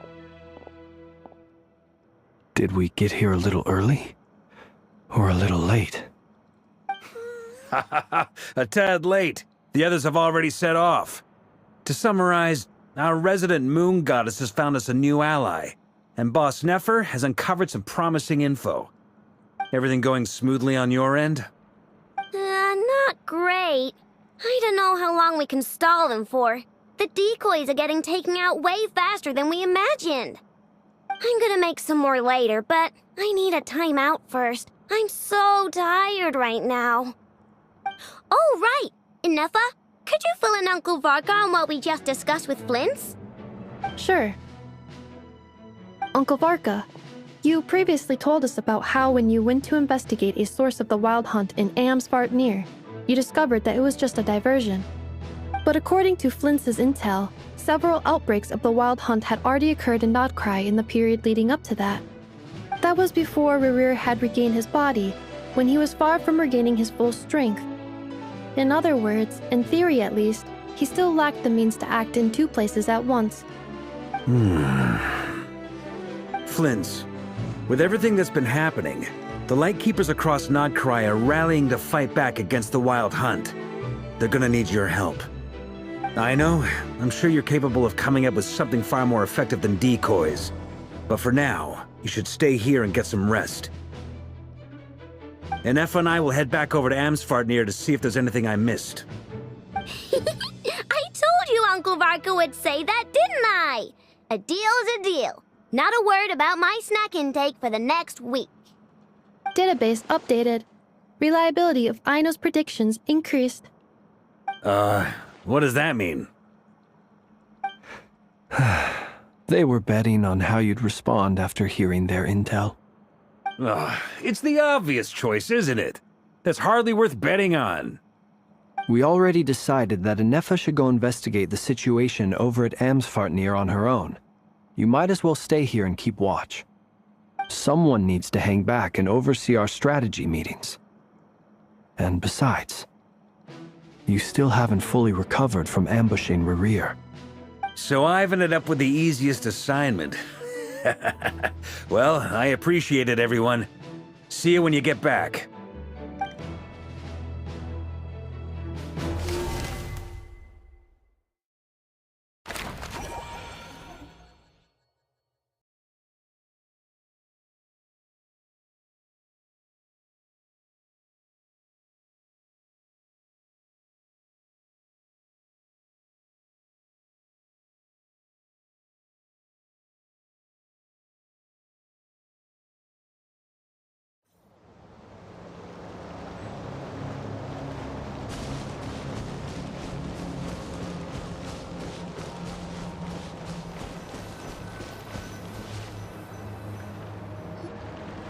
Here, this will serve as a good spot to cross over. Arlecchino, hold up a second. Since you brought us all this way, would you mind telling us what you got planned? We still haven't got the slightest idea what's going on here.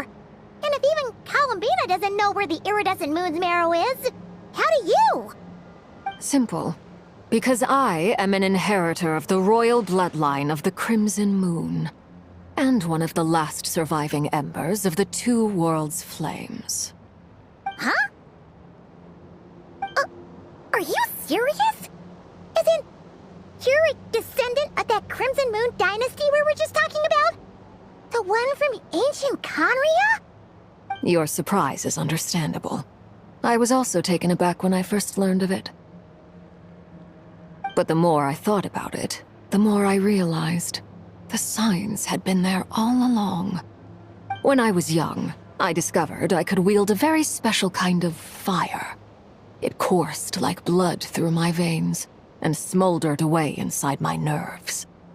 What's more, whenever I experienced strong bursts of emotion or drew too deeply on this power, it was like some kind of presence within the fire would begin to gnaw away at me, consuming me from the inside out. Exactly. That is why my hands are like this, too. At first, I saw it only as a curse, but once I became a harbinger, the jester apprised me of the truth. Together with my own investigations, over the past few years, there are several things that I have gradually come to understand. For instance, take the so-called Crimson Moon. In truth, it is nothing more than the shattered remnants of the iridescent moon, fused with the abyss to prolong its lifespan. Since this blood flame was bestowed upon me by the Crimson Moon, it is a fusion of the iridescent moon's former power and the corruption of the abyss. You all understand the nature of the abyss well enough.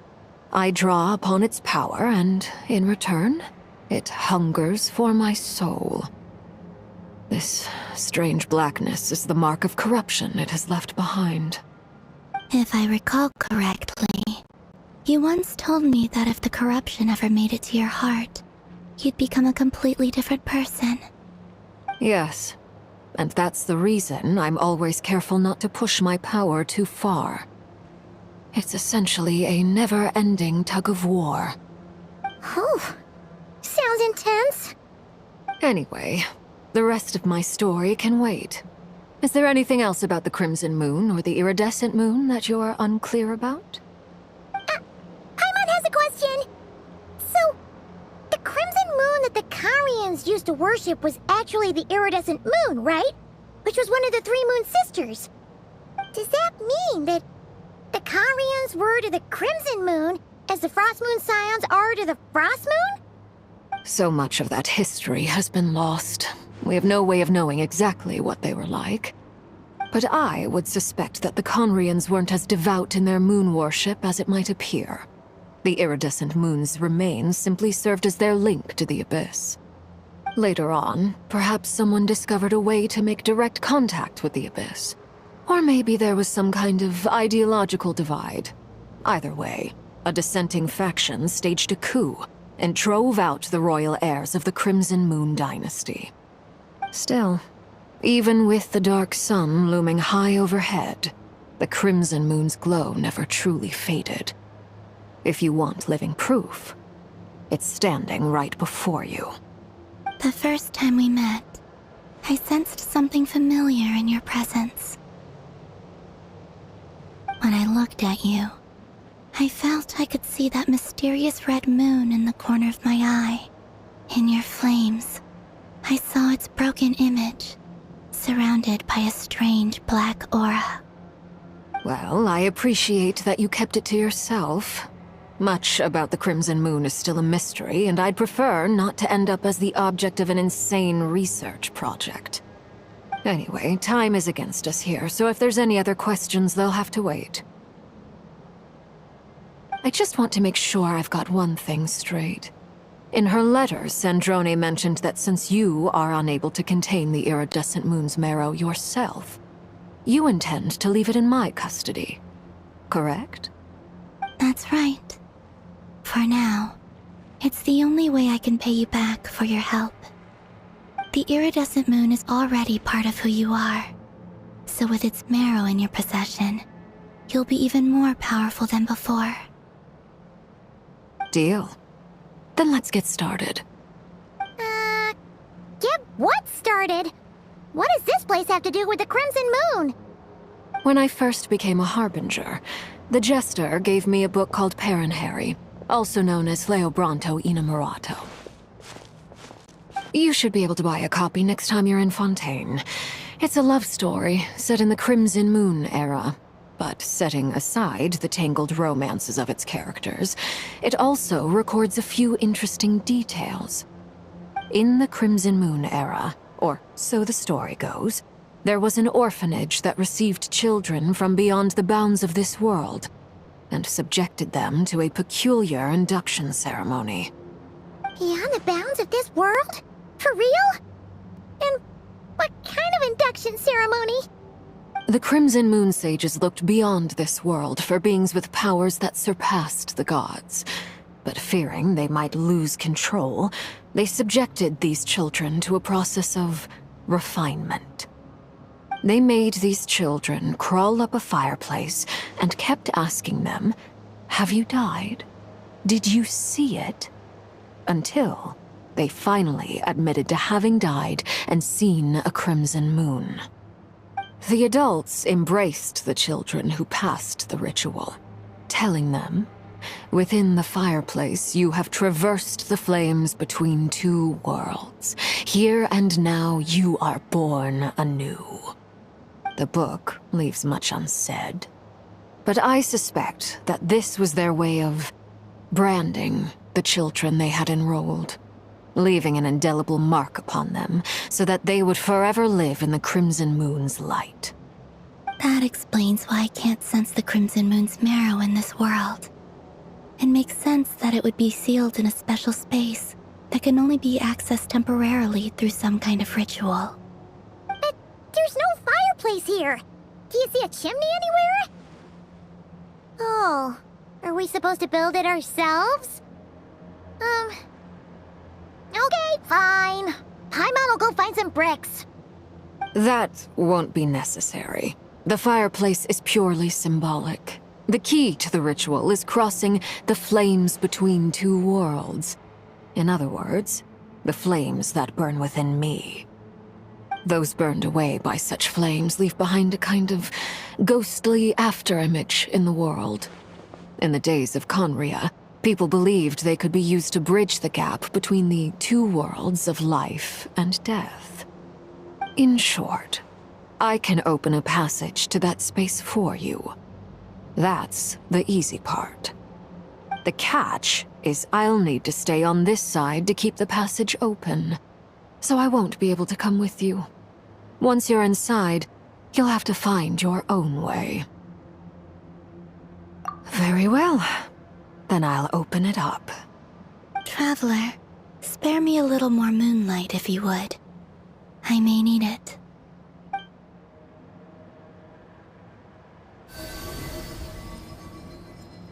Thank you. I feel like I've recovered some of my strength now. It should be enough to move us across short distances and confront whatever dangers might await.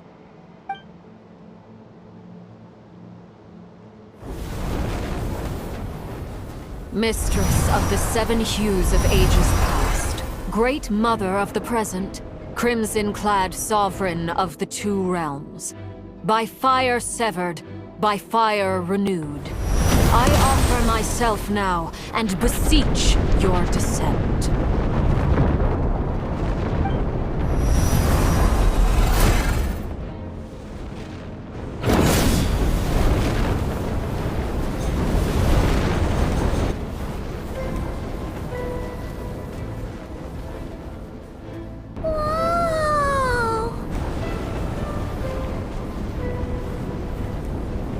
One word of advice. As you're crossing over, no matter what voices you hear, do not answer. Got it!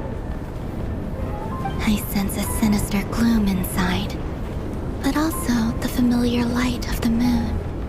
I feel that I am about to meet an old friend who has changed beyond all recognition. All right, let's go.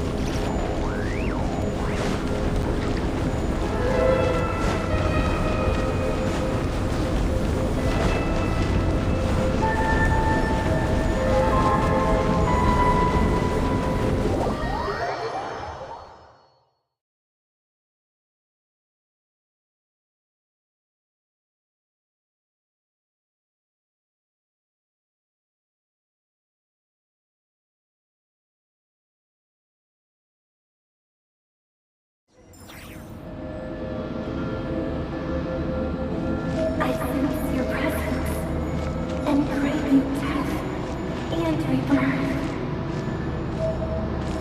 Wait, why are you?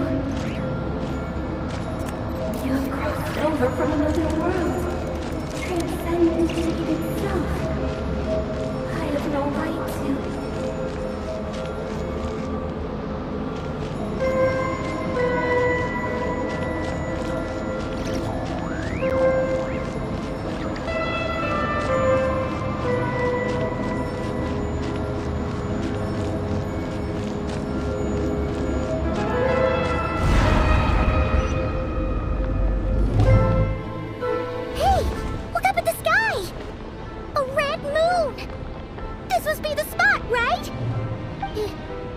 Is that the abyss?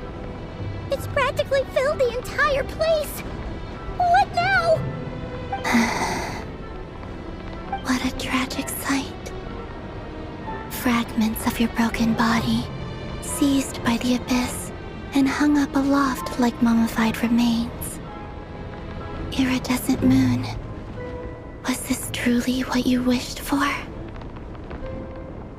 Careful! There's something spooky about this place. Feels like something is lurking in the fog. Haimon's right behind you. Whatever you do, don't run off without her.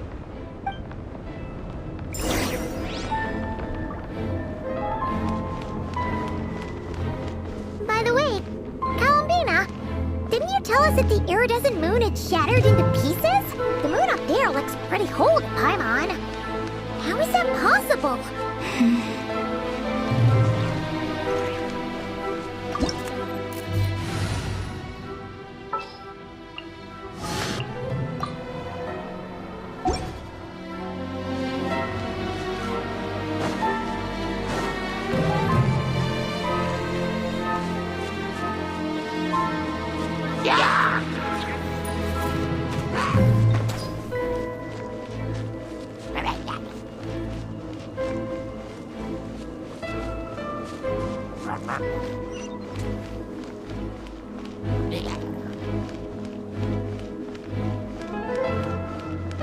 Just like I thought. It was only a facade.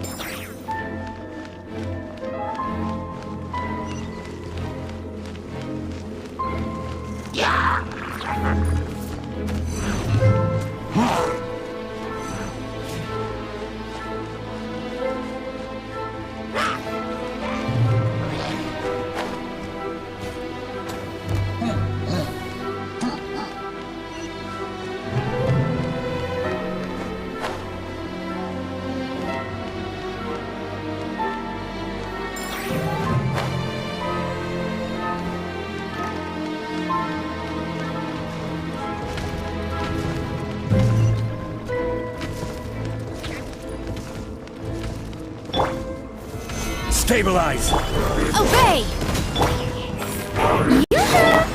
Fearless! Into the void!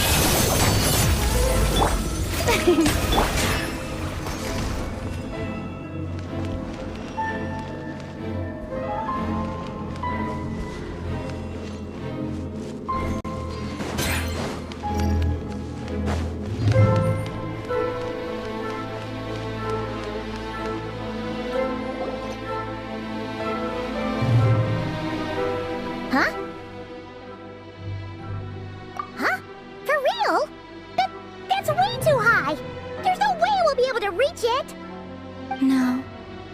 I'm not sensing anything up there. It's coming from under the mountain. Let's see. Ah! There's some kind of weird shadow over the water. Wait, see that? Looks like a mechanism of some sort. Let's check it out.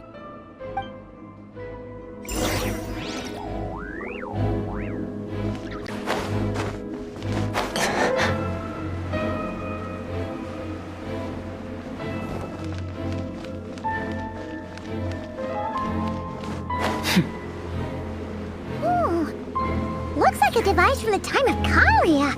Maybe people once came here to study the Crimson Moon's domain, and they left this behind. Oh, if we can activate it, we might find some clues.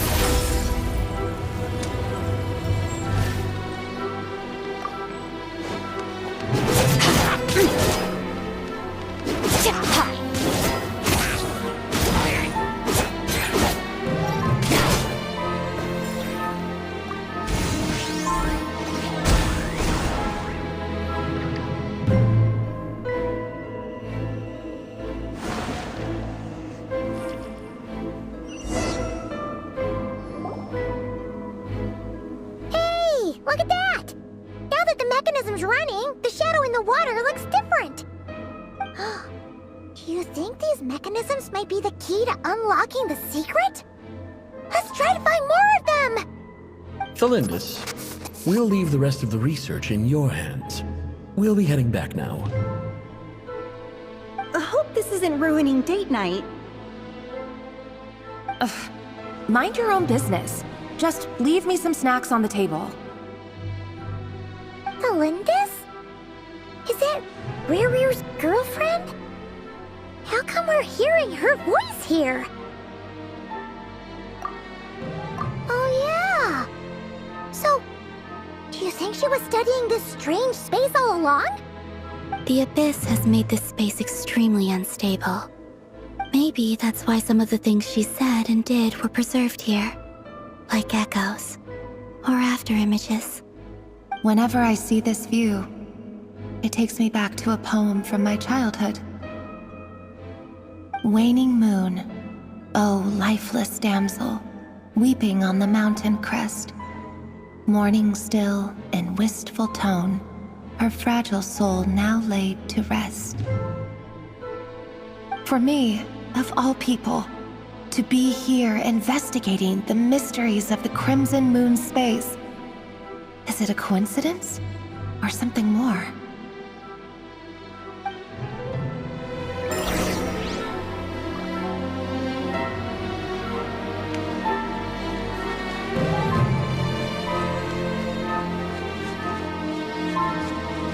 Merciless. Right.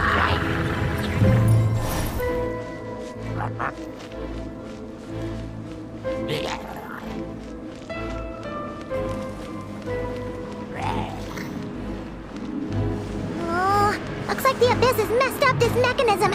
We need to find a way to get it working again. Let's see if there are any other devices nearby.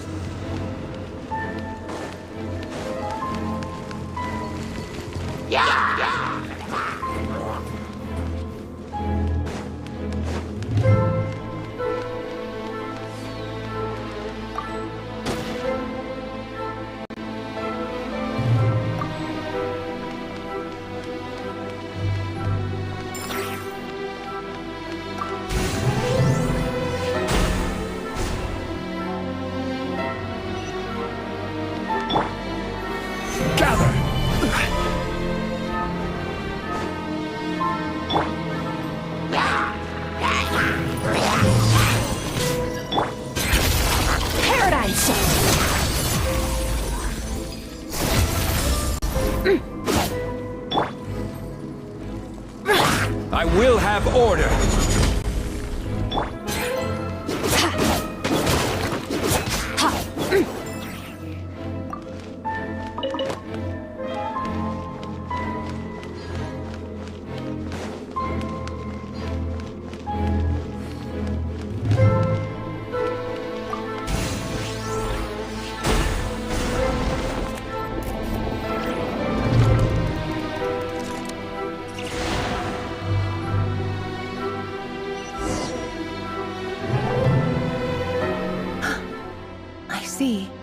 So the moon marrow, or rather the power of the 3 moons, is the key to unlocking... If it really does exist, then maybe this madness can finally be put to an end.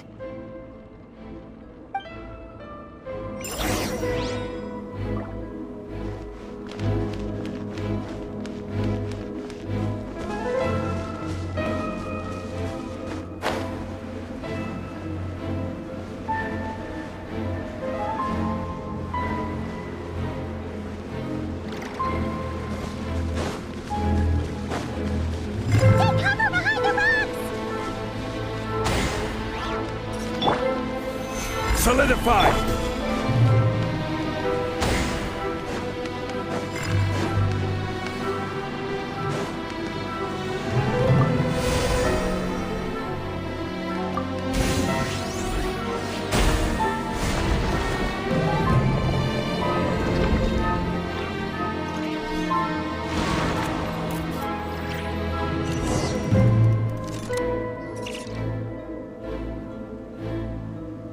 With the Abyss inhibitors in place, I should be able to access the chamber with the moon marrow.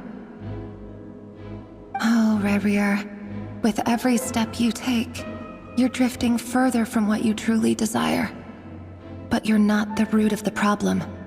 Ever since that outsider set foot in Conria, the Vinster King has sunken deeper into madness.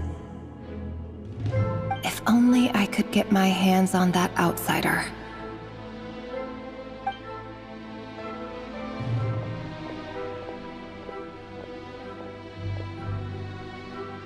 Hey look! reflection is back to normal. Felindus's voice mentioned a chamber with the moon marrow. Do you think maybe it's hidden in the moon's reflection? It must be. For within it, I sense the fragile aura of a dying soul. Then there's no time to lose! Let's go!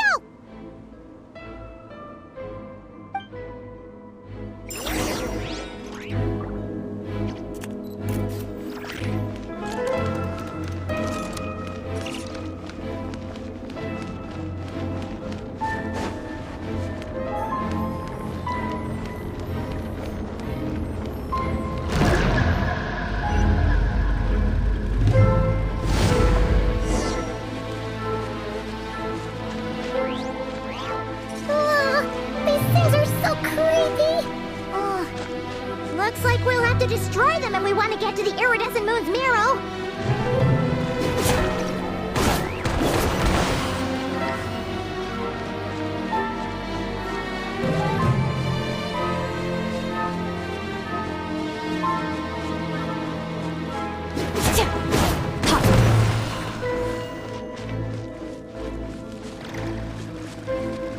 That must be the iridescent moon's marrow! Oh, we'll need to destroy these things before we can reach it!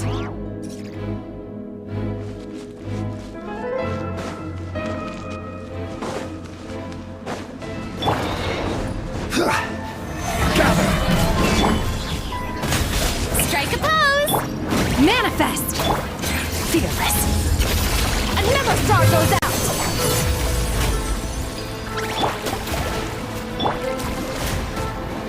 Unleash!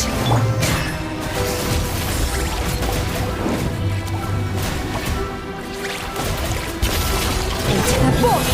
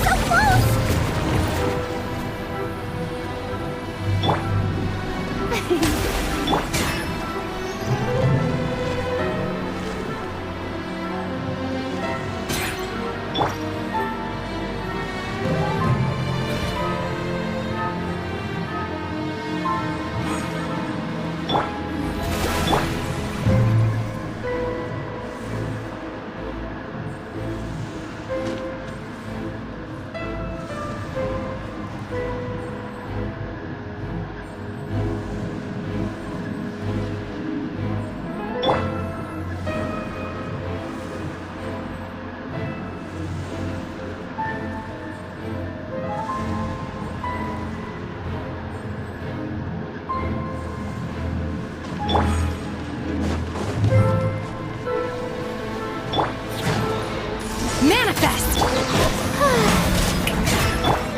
Fearless! And never starve those out! Order guide you. Stabilize. My will embodied!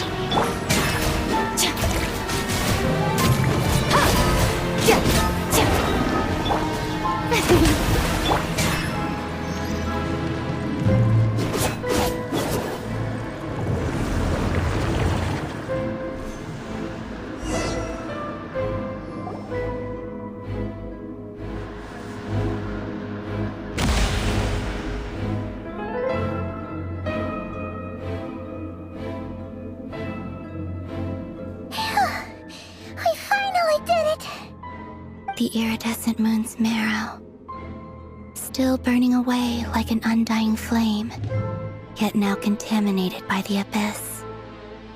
It has taken on a new form entirely.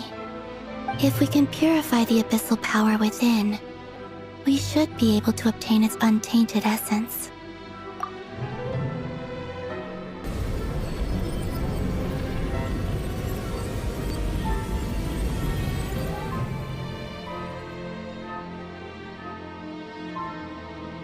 It's so cold.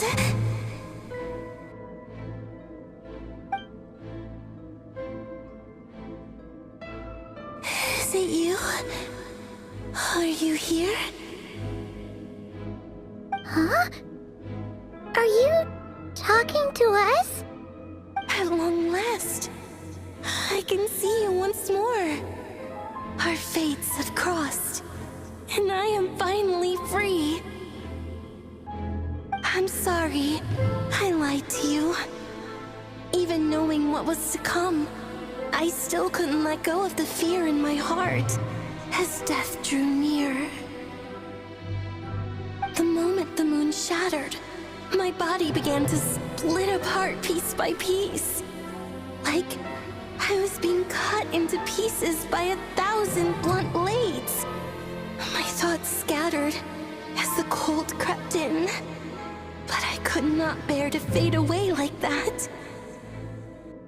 Tell me, what was it that brought you to us all that time ago?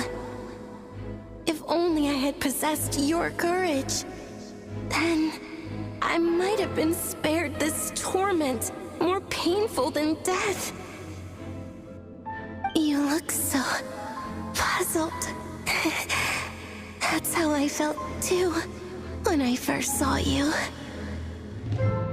But trust me when I say that everything happens for a reason.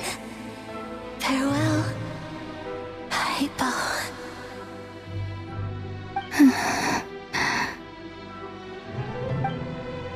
What was that all about? Was that the goddess of the iridescent moon? Oh, it sounded like she was speaking to a long-lost friend. But none of us have ever met her before, right? Perhaps. She took me for the goddess of the frost moon she once knew.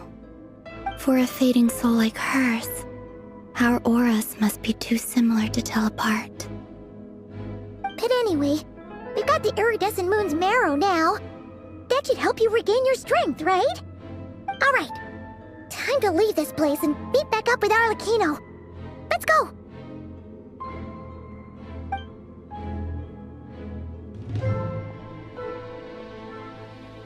That's odd. This place looks different than when we came in. Waning moon, oh lifeless damsel. Oh.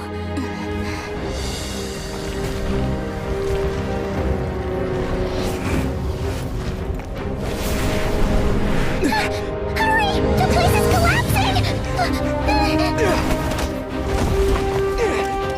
It wants to trap us here. Who's it? The abyss? Now we've taken the moon marrow. All that's left here is a dark will. It will show us no mercy.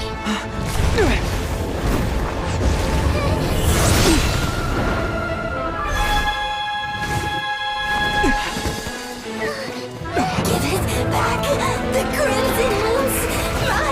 My marrow! My heart!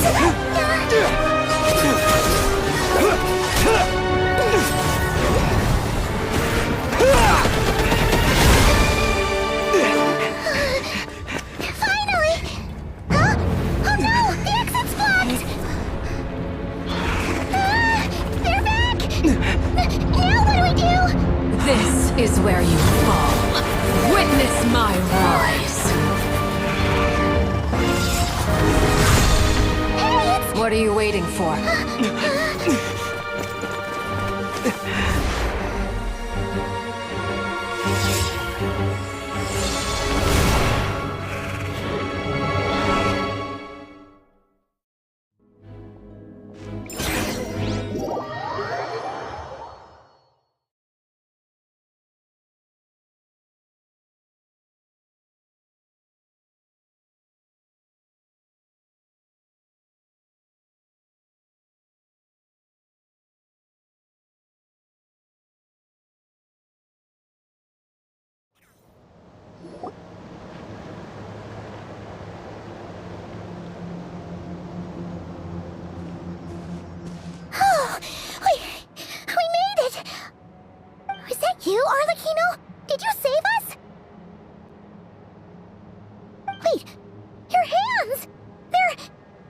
Oh, this?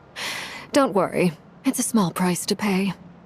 The Abyss wanted to trap you inside, and I defied its will by bringing you out. No wonder it's a little angry. No. I have paid the price, albeit a small one, and it cannot be undone. My hands have already fused with the Abyss. Purification would simply destroy whatever's left of them. But surely... Oh, we're so sorry, Arlecchino.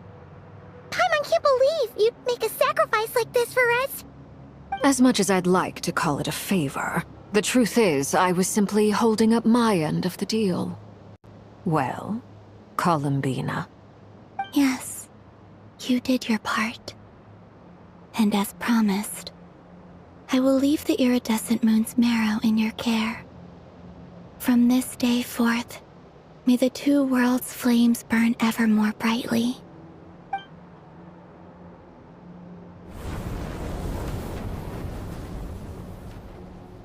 I'll take that as a blessing.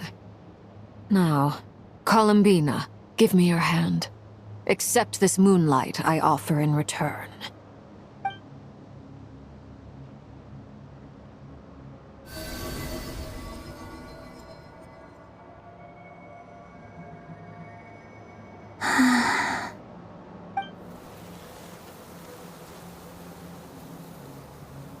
Feeling stronger? Hey, Columbina, are you okay? I'm fine. Our powers are a little at odds, that's all. By the Frost Moon's authority alone, wielding the power of the other moons was always going to be a stretch. Still, I think it's fair to say that your strength has returned, at least to the level it was at as Third Harbinger. It's still not enough. There's no way I can hope to challenge Rayrear like this. Just one more ray of moonlight, if you would. It's okay. I can take it.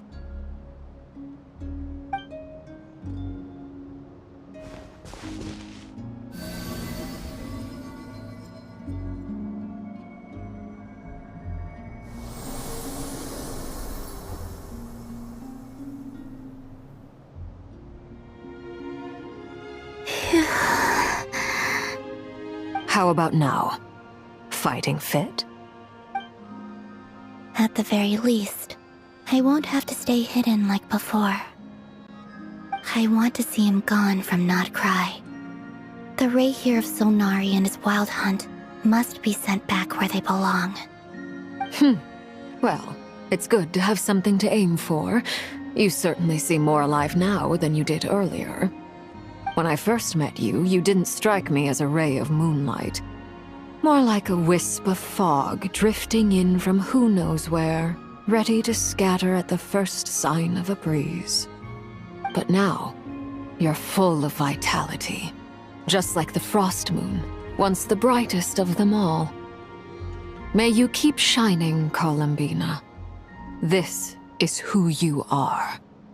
Thank you. Look after yourself too, Arlecchino. I know you have plans of your own, and that's why you're always seeking to grow stronger. But whatever you're after, don't let the Abyss take a hold of you. I do not wish to see you go down the same path as Rayrear. I appreciate the concern, Columbina. Although perhaps it's time you took a new name. A new name? Kutar, the Moon Maiden, Columbina, they're nothing more than code names. They describe who she is and the roles she's played, but they're not her real name. We often use code names in the House of the Hearth, too. But it's knowing your real name that keeps you grounded. Up till now, you've been living a wandering life, so you've probably never really cared. All I'll say is this. Once you've defeated Rayrear, give it some thought. All right, that's it from me. I'll get you back safely first, then go meet up with Sandrone. You're the best! I appreciate the gesture. It speaks to your good character. Anyway, let's get going. There are more urgent things to do right now than trade compliments.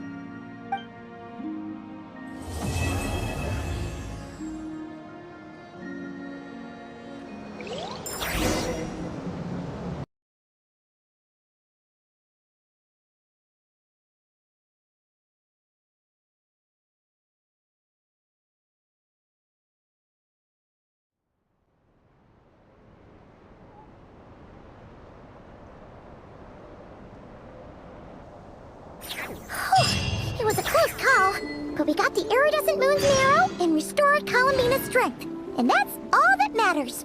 In other words, mission accomplished. Paimon wonders how everyone else is doing.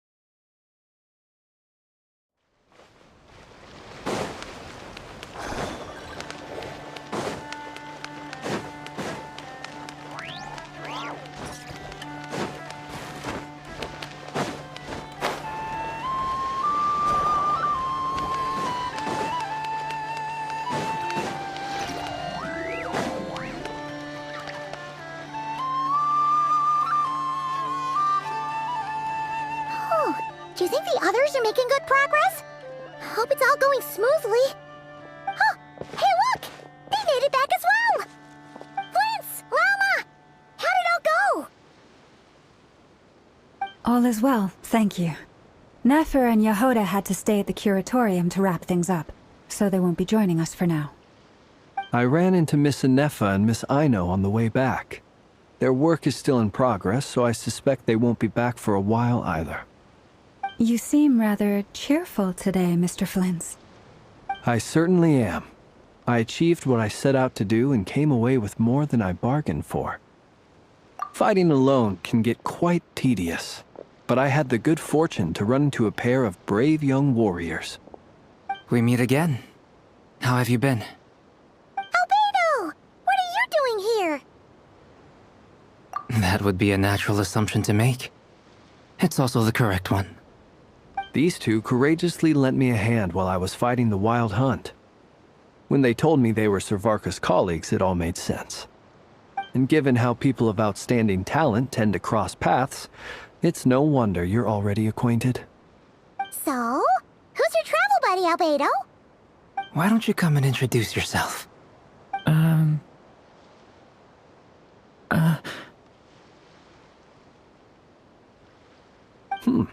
A gentleman of few words, I see. And a rather stern countenance. I presumed you were acquainted with him. Is that not the case? It's nice to meet you. Again. We've technically met before. Wait a sec! You're Minnie Durin! That's right. It's me. I'm glad to see you again. By the way, he says it's okay if you drop the mini. Yeah, I'm not as mini as I used to be. Interesting, isn't it?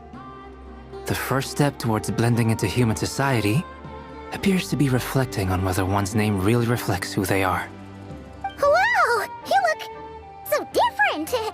In a good way, of course. It's great to see you looking so healthy. Thank you, Paimon. And although you're as mini as ever, I understand that diminutives don't always convey endearment. I'll be sure to simply call you Paimon, as a sign of my great respect for you. Wow! You're such a smooth talker now. Paimon could get used to this. From now on, you may refer to her as your esteemed guide, Paimon. Personally, I think our little Paimon is the perfect size. When people call her Little Paimon, it's just because she's so adorable that they can't help themselves. If that's not a sign of endearment, what is? You're absolutely right, Miss Lauma. My brother still has a long road ahead of him when it comes to understanding human relationships. Anyway, speaking of long journeys, didn't Columbina, leave with you? How come she isn't back yet? She's been catching up with old friends. Wouldn't be surprised if she stopped for a cup of tea or 10 on the way back. Uh-oh. People are talking about me. Hope it's nothing negative.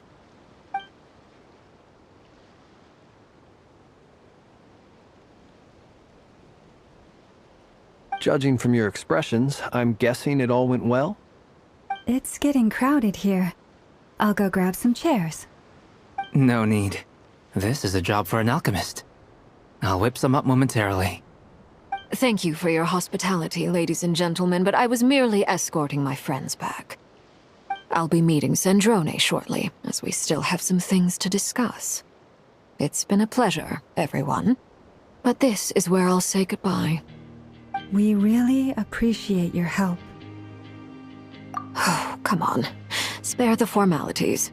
I'm just glad I could help out some true friends. I understand. Well, bye for now, Harlequino.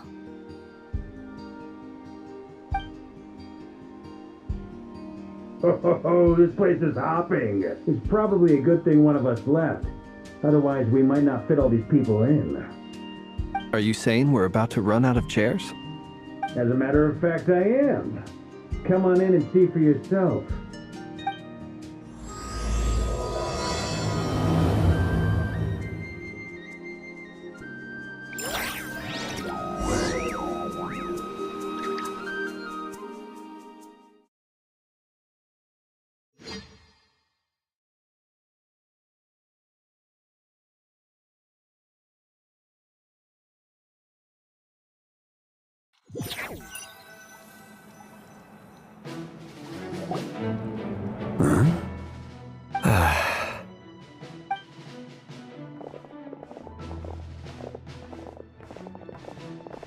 I overheard your little chit-chat outside, by the way. With Miss Columbina's colleague gone, we should be back to the original crew plus the other colleagues I brought in. Though, it looks like we have another new face. Someone else managed to rope in a colleague too? Frankly, you and Paimon are the only people I know here. This here is Dainsleif, colleague of Tibet's greatest guide, Paimon, and greatest adventurer, the Traveler. Well, not exactly colleagues, more sort of friends. When someone else jumps in to do the announcing, you know you're speaking to someone important. Let's hear what he has to say. Note to self, once Paimon knows your name, the rest of the world will soon follow. When he comes looking for us, it's usually something important. Paimon's guessing you've heard about the Wild Hunt, then. From the looks of it, you're about to hold a meeting. If I were to say that the Wild Hunt is our mutual enemy, would that earn me a seat at the table? As the saying goes, the enemy of my enemy is my friend. Mr. Dainsleif, there's a seat with your name on it. Though, I can't promise the same for everyone else. Hey, Albedo, think you can rustle up a couple more chairs?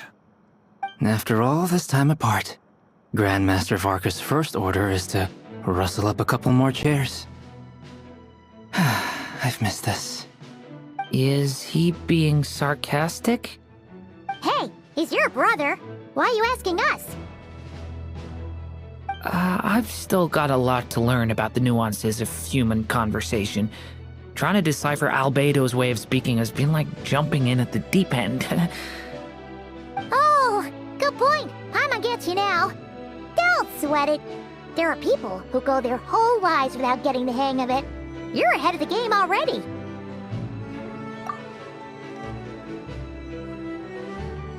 I wonder what's taking Nefer so long. Perhaps you should go and check in with her. If anyone can hurry her along, it's you. I just got back from the curatorium.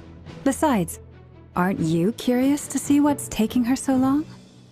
Miss Nefer doesn't strike me as the type to share secrets. And since gathering intel is her specialty, I'm guessing she'd prefer to keep her methods confidential. Under such circumstances, would it not be tactless for me to impose? Oh, but it's fine for me to impose. What can I say? You have an unrivaled ability to garner people's affection, Miss Moonchanter. Besides, you have far more in common with her than I do. All right, then.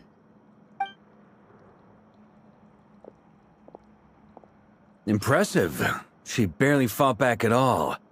I admire your powers of persuasion, my friend. As I'm sure Miss Lauma will realize soon enough, the trick in life is to always pitch in with other people's responsibilities so that you can be selective with your own. Another trick is to simply hide in the background. Spoken like a true sage. Anyway, looks like we've got some time to kill before the meeting. Let's take a little breather, folks. And feel free to chat amongst yourselves. We'll get down to business once the other two arrive.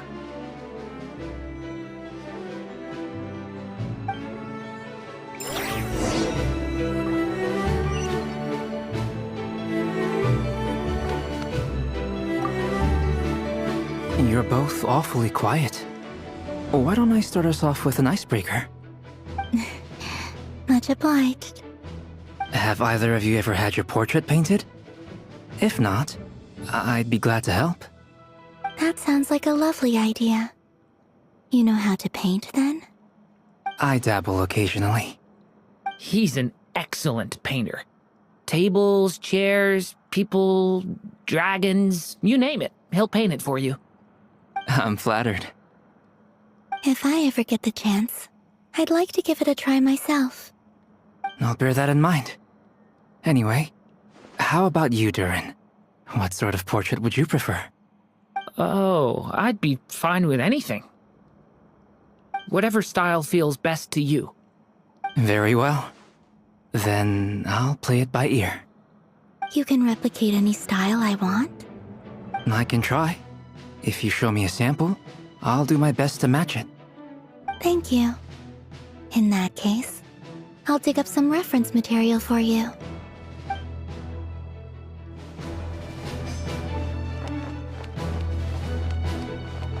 Is there something you'd like to say to me? Yeah! For starters, why'd you just show up here without even giving us a heads up? If you think back to our previous interactions, you may recall that that's hardly out of character for me.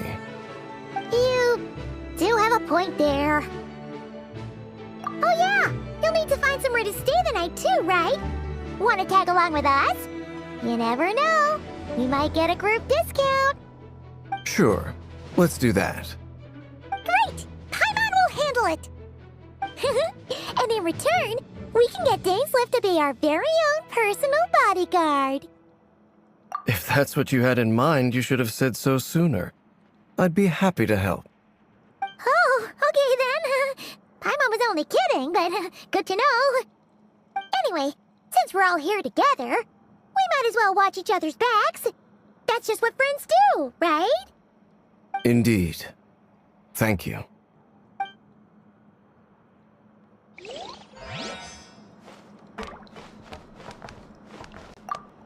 Truth be told, I can't remember the last time I was in a meeting with so many people. You're not alone there, my friend. The Lightkeepers also struggle to bring everyone together for a serious discussion. I don't doubt that. I've only ever met two Ratniki, one being you, and the other being that young guy, Itlua. Itlua is a good apple, I'll give him that. He's kind, honest, and regularly delivers supplies to my lighthouse. A true Ratnik to the core. In that sense, he puts me to shame. So you're what? A fake Ratnik? That's what it sounds like you're saying. But I get the feeling that's not quite what you meant.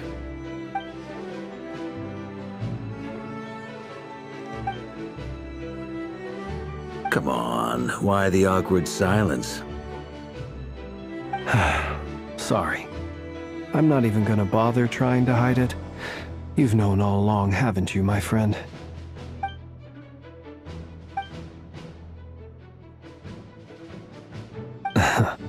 Now that was an awkward silence. Let's just keep this between ourselves. Probably best if Itlua doesn't know, huh? That goes without saying. Gotta be careful what you share with youngsters, after all. Anyone else in the know? Let me guess. The Traveler and Paimon? It's dangerous being too sharp for one's own good, you know. Then, in the name of the Animo Archon Barbados himself, I swear, your secret's safe with me. When we went for drinks, you said that you and Barbados were practically best buds. In the light of that claim, do you really expect me to take your oath seriously? Of course. Just as long as you don't go spreading around the fact that I'm close with Barbados, all right? Fair enough, then. Nothing like a bit of mutual leverage to seal the bonds of friendship.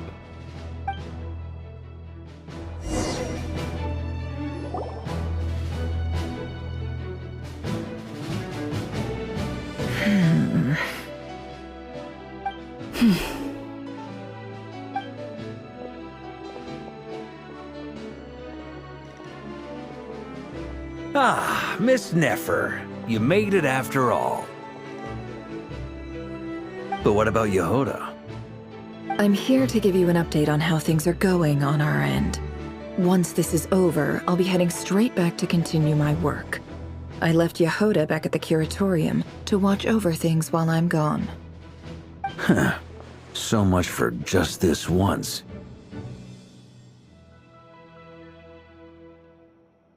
Shh! Not so loud! We're on a roll here. What if she remembers and suddenly decides to back out?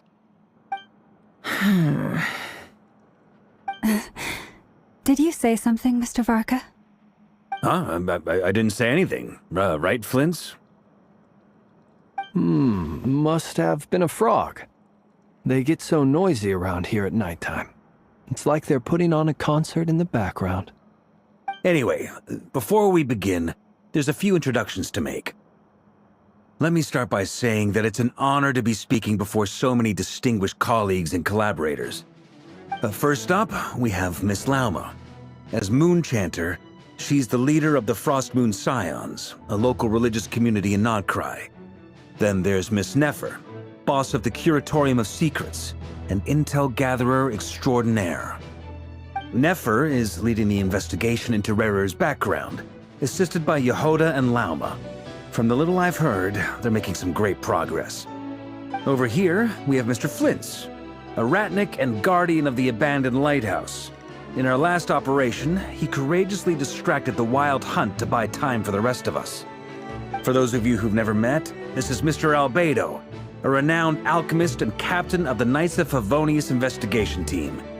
By his side is a new face for us all, myself included, Mr. Durin, who has come to lend his aid. Next up, we have the Moon Maiden and former Fatui Harbinger, Miss Columbina. Then we have the Traveler, who's earned more titles than I could possibly hope to list out, so I'll spare you the rundown. And Paimon, the ultimate travel companion and quite possibly the best guide in all of Tevat. Wow! That's a lot of people! Great turnout! Miss Nefer, it looks like you might have another job coming your way, so, congratulations on the booming business, I guess. You think I haven't got enough on my hands as it is? Who's looking for me now? That would be me, Miss Nefer. I have a commission for you. And you are? Who I am doesn't matter right now. What does matter is that I'd like you to gather more intelligence about the Recher of Solnari. Well, it's not as if we never take on anonymous commissions. But in your case, I'll have to decline. I'm gonna take a wild guess and say your job's probably more hassle than it's worth. Something about you seems like bad news. It's my eyes, isn't it? Conrian, I assume. And what's with the mask? Are you trying to hide your identity? In any case, the fact that you're even still alive raises an awful lot of questions for me.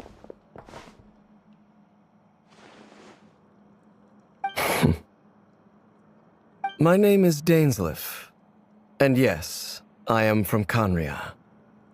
As I'm sure you're aware, the Recher of Solnari's real name is Rerir.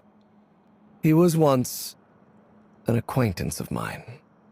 Really? Then you must have been quite an influential figure yourself. You flatter me, but none of that matters anymore. My point was simply to clarify why I have asked Miss Nefer to investigate Rerir's background. So you're both from Conria, and it sounds like you used to be friends? What am I missing here? Surely you already know how he became one of the Five Sinners. I'll tell you everything I know. The history of Conria, the names and identities of the Five Sinners.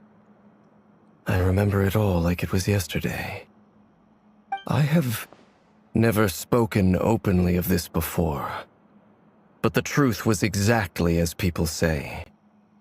The Five Sinners were each driven by their own desires, and it was by playing upon these that the Abyss tempted them to their fall, tearing Conria apart in the process. The visionary, Vedifenir, who wished to foretell the future. The wise, Haroptatir, who sought limitless knowledge. Gold, Rheindotter, who desired to create life. The foul, Surtologi, who pursued supreme strength. And In other words, you're saying that his change came as a shock to you, and you have no idea what actually happened? That's right. You mentioned how the Abyss tempted them, which led to their fall. But what did that look like in practice? And what other context can you give me about the events of that time? The more detail you can give me, the better. Strangely, now that it comes to it, I hardly know where to begin. The fateful night took place during the era of the Eclipse Dynasty. One day, my elder brother, the visionary, Vedifenir, was summoned to the palace by the Vinster King, only for the king to gouge out his eyes and cast him into the dungeons. When I came to hear of this, my fury knew no bounds. I gathered together every ally I thought I had, and together, we set a night to storm the palace and free Ved. Centuries on, the memories of that night still haunt me like a never-ending nightmare. We broke through the palace gates, just like we had planned, each striking towards our separate targets. But then, I was betrayed. Even Vedifenir, the very person I had come to rescue, abandoned me and partook of the Abyss's power. So, it's personal after all. Then tell me, Mr. Dainsleif, what price are you willing to pay?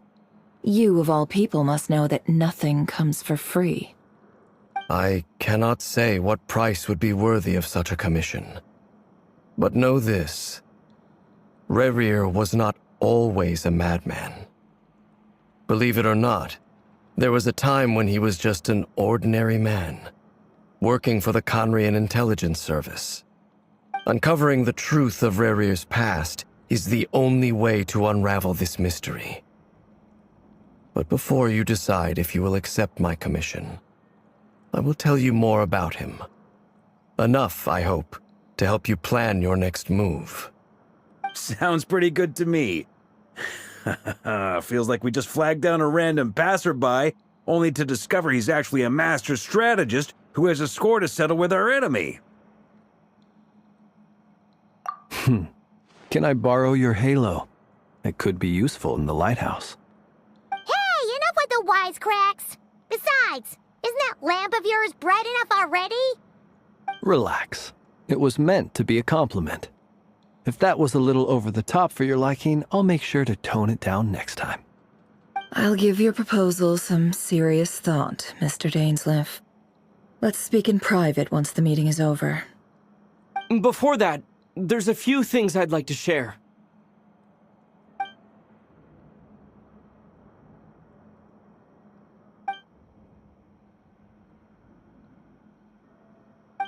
Now that we've united the hearts of the three moons, your power should be greatly enhanced.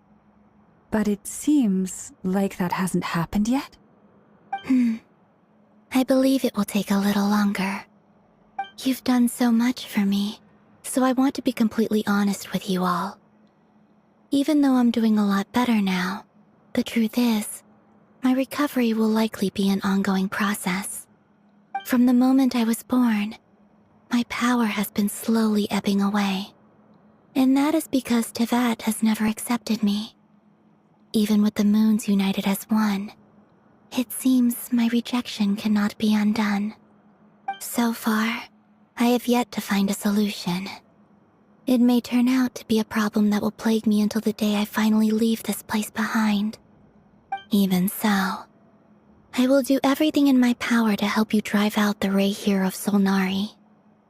As Arlecchino put it, this is not about chasing the spoils of victory. It's just a gesture of heartfelt gratitude. Kutar.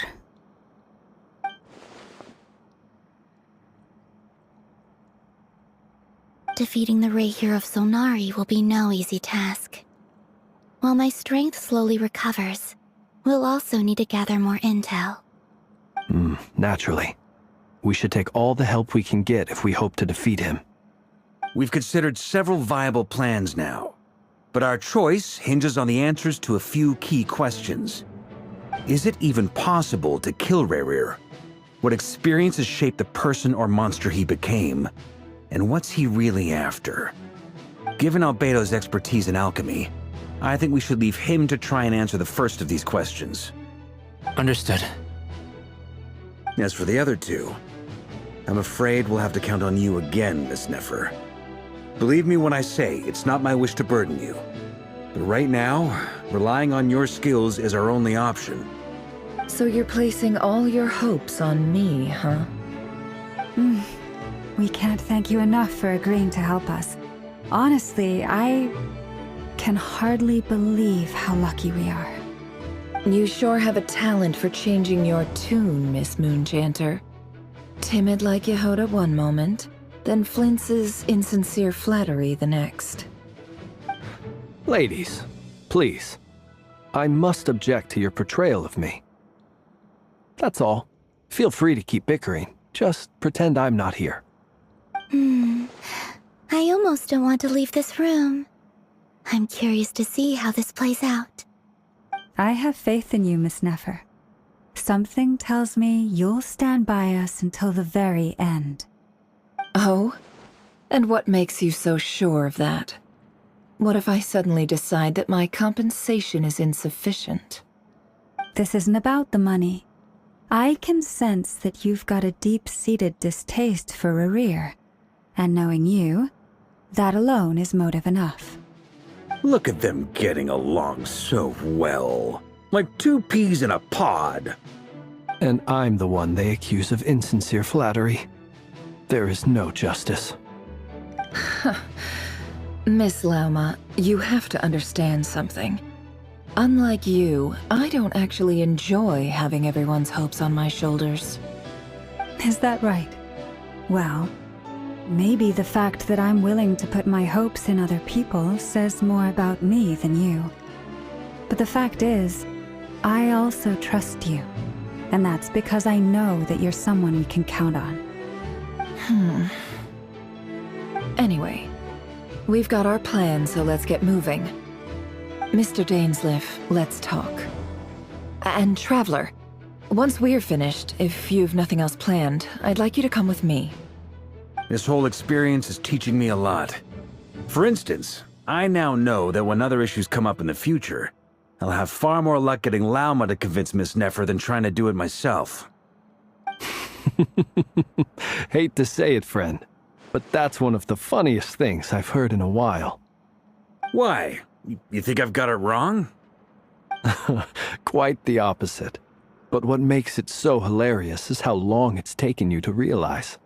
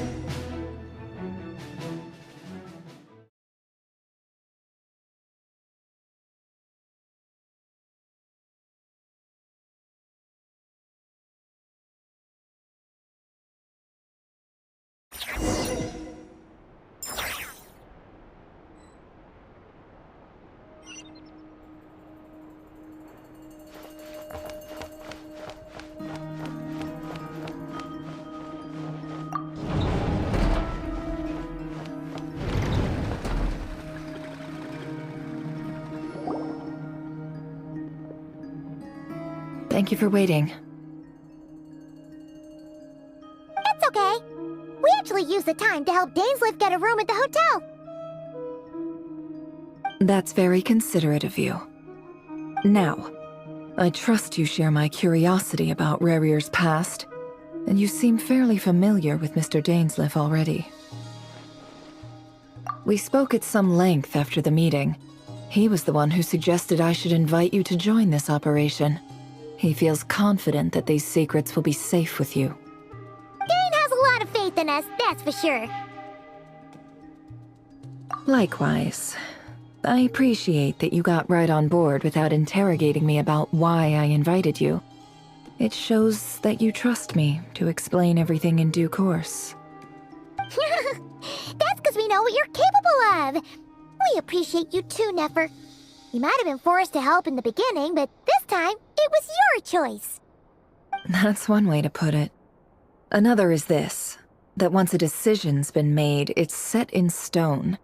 After that, my only goal is to see it through.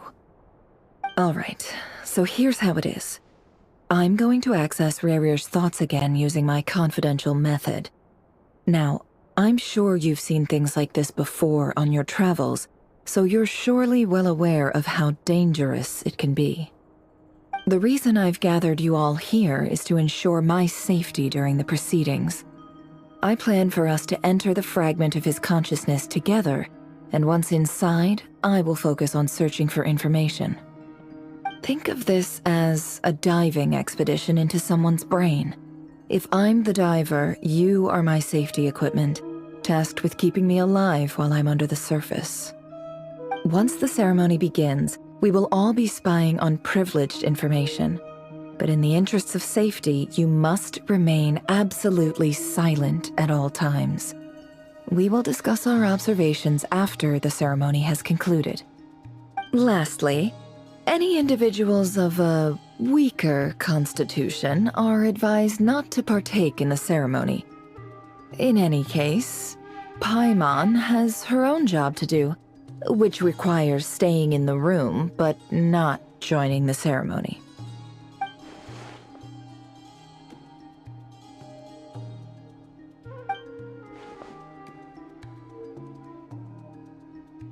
Well, good luck, everyone! Sounds like all Paimon can do is cross her fingers and root for you guys. There's a little more to it than that. I was being serious when I said you have a job to do. While the rest of us are inside Rarier's mind, it's imperative that we have a team member on the outside. In the event that something goes wrong, you will be our first responder. I don't anticipate any issues, but the extra level of safety will be greatly appreciated. I second that. This is a dangerous operation here, and you're our whole rescue team. That's pretty much the most important job in the crew. So, Paimon's like the lifeguard? Yeah, that makes sense. Alright, got it. Good. Please, take a seat. We'll get started momentarily.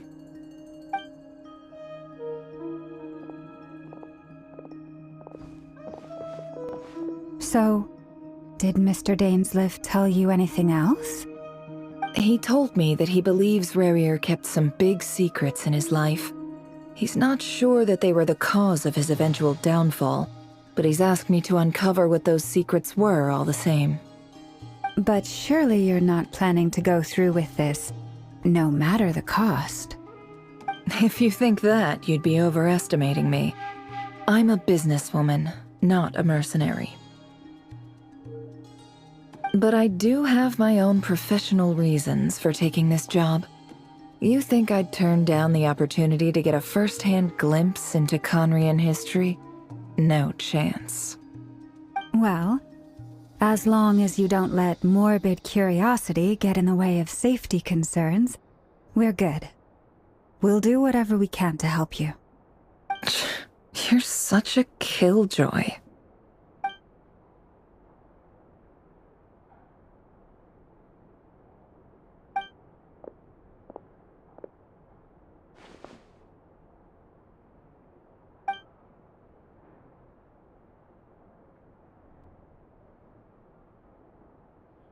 All right, I'm good to go. All set over here, too. Promise, Paimon, you'll be extra careful. All right. Let your whole body relax. We're about to begin. Close your eyes.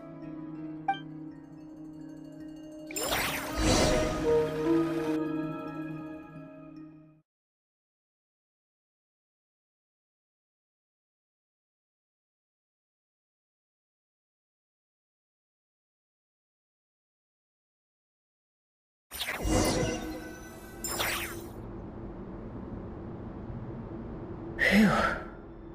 Could this be his office? Pretty standard setup.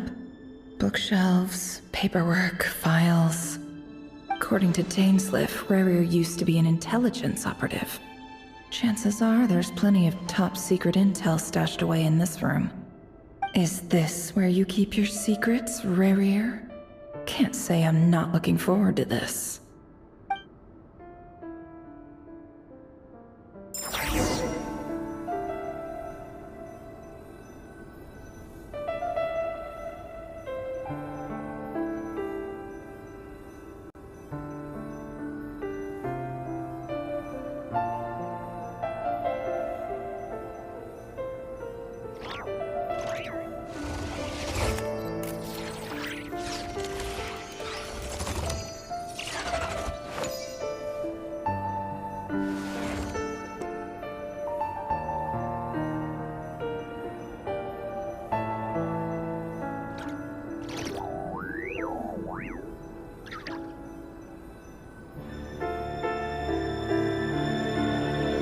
Why does Ashru sit up on the counter?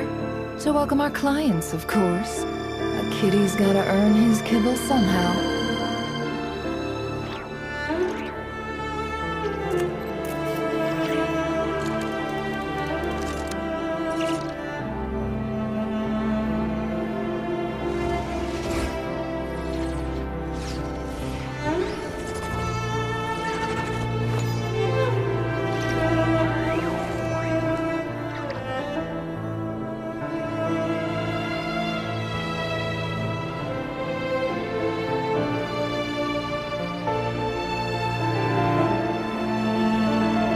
Don't trust your eyes uncritically.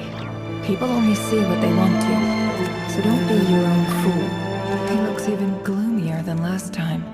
I wonder what's changed.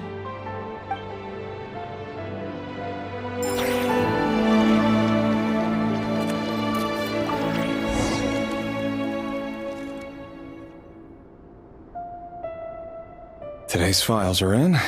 Time to wade through them just like usual.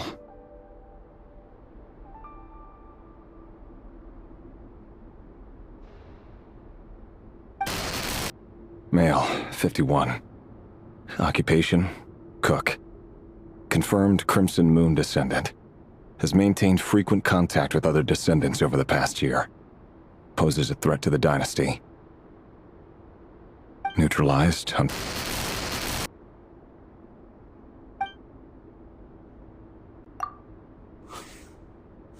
This one should be archived under purged targets.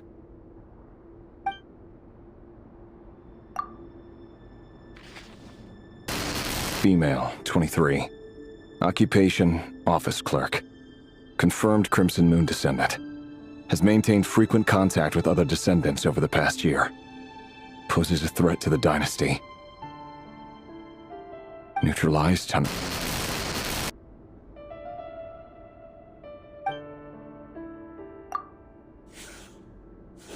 Another one for purged targets. Sounds like she was that other man's daughter. Never mind. What's it got to do with me?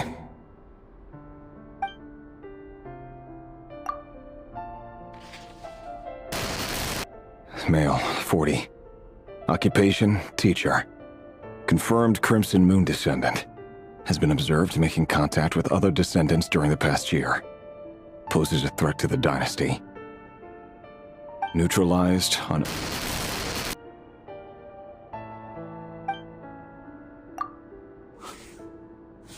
Just another nobody for the archive. Come to think of it, I remember surveilling this man. A case like his never would have been considered a priority in the past. Huh. He barely even interacted with other Crimson Moon descendants.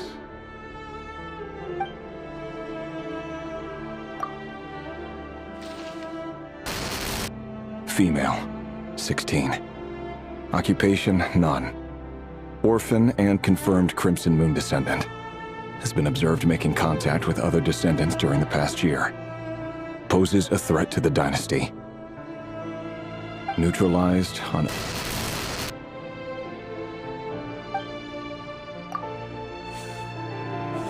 Filed. I have no recollection of this girl. None whatsoever. She doesn't seem to be anyone important, but then again, how many of them really are?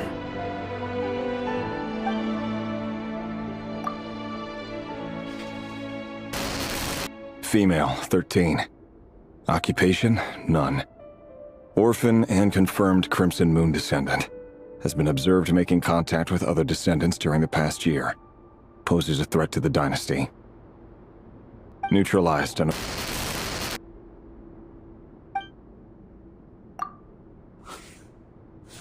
Filed.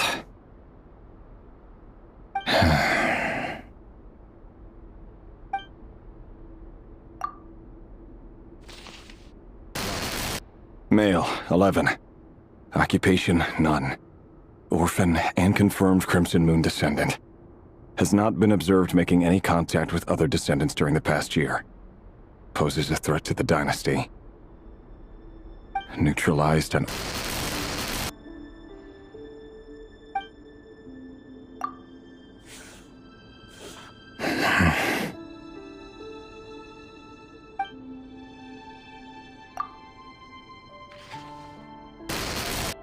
Male. 6. Occupation, none. Orphan and confirmed Crimson Moon descendant. Poses a threat to the dynasty.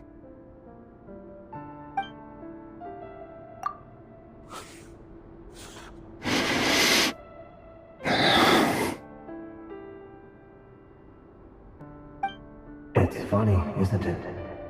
Your job is becoming both harder and easier at the same time, depending on how you look at it. Sooner or later, the Crimson Moon descendants will be completely wiped out. But as their numbers dwindle, they become harder and harder to track down. That's not how it is. Fortunately, however, most of the able-bodied adults have already been taken care of. The remaining weaklings will be increasingly easy to deal with. No! No. My job is to ensure the survival of the Eclipse Dynasty. And the only way to do that is by eliminating any and all potential threats. It's a perfectly legitimate line of work. Every single one of my colleagues can attest to my fairness. And if my friends were aware of the facts, I know they'd back me up too. Assuming, of course, that they were aware of all the facts.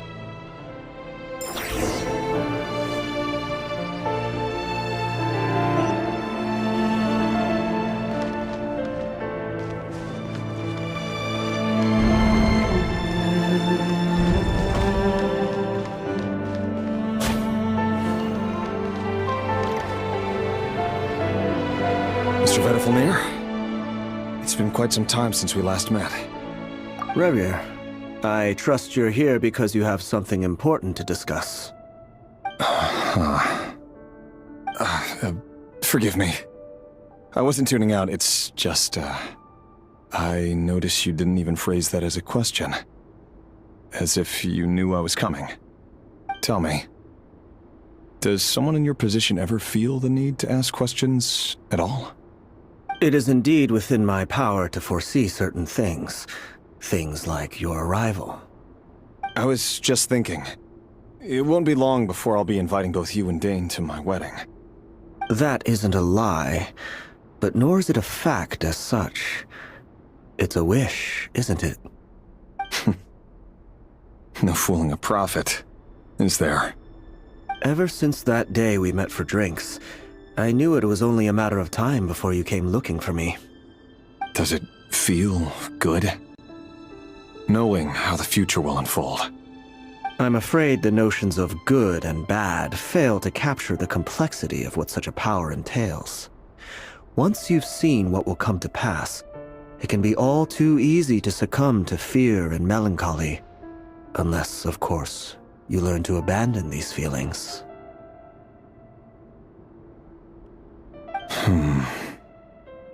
You fear my silence, and long to hear the words I left unspoken that day. That's right.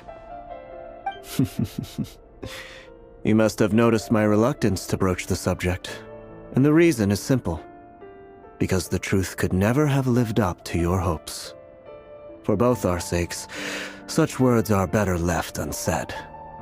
The burden of prophecy was never meant for your shoulders.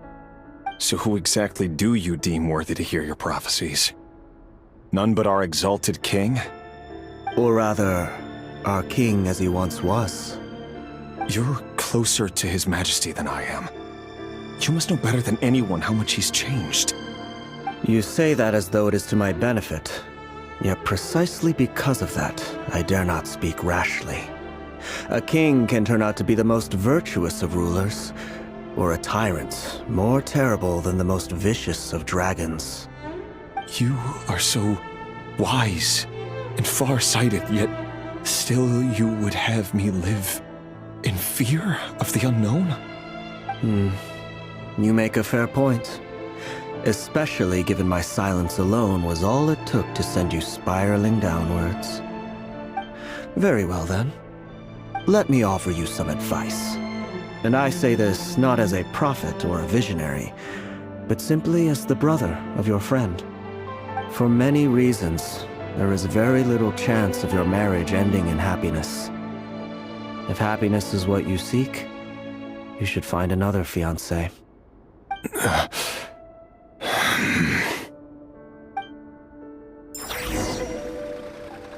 Hold on. There's that same black fog again. Could this memory belong to Thelindis? Guess I better tread carefully.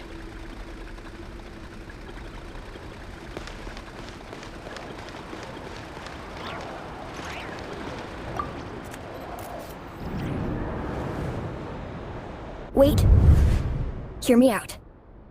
This time we finally got a clear look at his face and learned his true identity. His name is Rerir, and he claims to be one of the king's guards. What did you say? A cruel irony, isn't it? The man you're set to marry leads a double life as a brutal executioner. Why are you telling me all of this now? Simple. It's because I want you to kill him. You are the only person he would never suspect. No, absolutely not. I would never dream of doing such a despicable thing. So you'll just stand by and watch him slaughter us to the last? Do not forget that the blood of the Crimson Moon flows in your veins too. The blood of the Crimson Moon? What does that matter now? The dynasty has long been dead and gone. You think that alone is reason enough for me to throw away everything I have? Why wouldn't it be? You two were once a child of the Crimson Moon, just like me. Don't tell me you've never felt so much as a flicker of fury for the way we were trampled into the dust. As long as you promise to abandon this pipe dream of restoring your dynasty, I can try to persuade him. Or have him persuade the Vinster King. Persuade the Vinster King? Do you even know why he's so obsessed with hunting us down? Why he keeps trying to force us to hand over our secrets over and over again? Or why we refuse to give up on restoring the dynasty? The Vinster King. A blind fool. His eyes clouded by powers from beyond this world. A petty little man with a miser's heart. And he dares to sit upon the throne? Mark my words. Sooner or later, Conria will fall. And it will be his doing. If you can't bring yourself to do it, so be it. Just you watch. It won't be long before calamity descends upon us all. The Rehir of Solnari. That really is quite a secret you've been keeping from me, Rerir. But who am I to talk? Am I really any better? I've kept my own past a secret this whole time, too. Love should be built on honesty. But ours was born from lies. And yet... is it really so wrong to hide things that would only make life harder? If we don't cover up the parts that no one else should see, how can we go on pretending to be normal? Vedifulnir must have known all this. And that's why he made his prophecy. In the end, nothing stays hidden forever.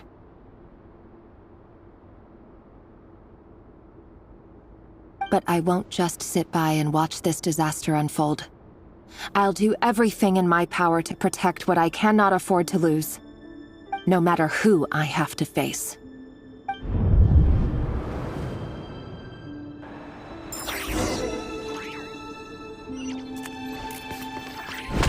Huh? Was that Rerir who just walked past the window? Doesn't it give you the chills that he still takes the same road to work every day, as if nothing ever happened? Those people at the deli. Enough already. They're clearly pretty taken by their own disguises, so just smile and play along. Pull the rug from under beasts like that, and you'll risk having your throat torn out. Deli? Oh. They're talking about those people from the opposition. Right. I'd almost forgotten they used to run a deli. People of no consequence always vanish so easily. And no one even remembers them.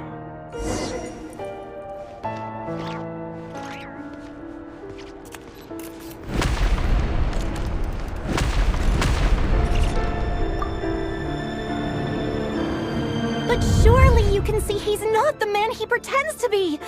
So many have died already, and they say that the king's madness grows with each passing day. We're not going to survive this, are we? But why does it have to be this way? Do we really deserve to die just because of the blood that runs through our veins? Felindis, are you even listening? Sorry, Freether. My mind was off wandering. I heard you, though. You're talking about what Rerir said. He's just following the king's orders. He's a secret agent, and it's his job to hunt down rebels and dissidents. By the time you first met him, he'd already taken lives. Maybe he was using you from the very beginning. No. Rerir has no idea I have anything to do with the Crimson Moon. My family are only distant relatives of the main lineage, and besides, my eyes are perfectly ordinary. Truth be told, apart from my teacher, pretty much no one knows I have any connection to any of it. It's been a long time since my family severed ties. But as Orlog said, who could possibly talk sense into that raving lunatic of a king? No one. I'll work something out. Trust me, I'm with you all. But for now, you need to keep yourselves hidden. Don't let anyone find you, anyone at all. Don't forget that Rerir is an Eclipse operative. You need to be extra careful when he's around. And when I am too. For now, don't come looking for me. And if anything happens to me, just act like we've never met.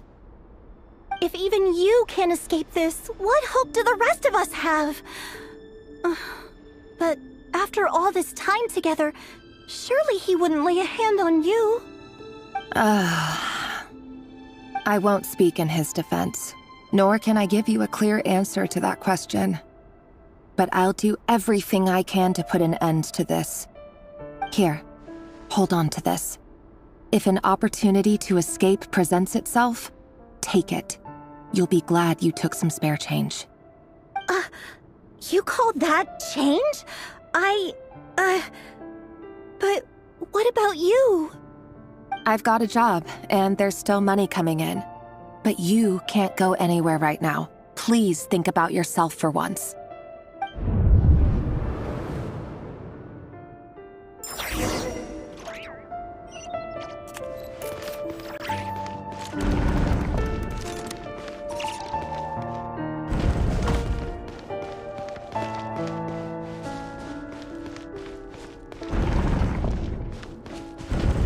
Another day, another round of assassination training. Training ground is just beyond this hidden passageway.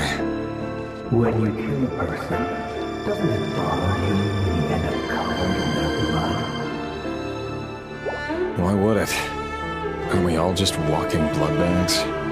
But not everyone is accustomed to hunting down others like prey. You've been a hunter for so long now.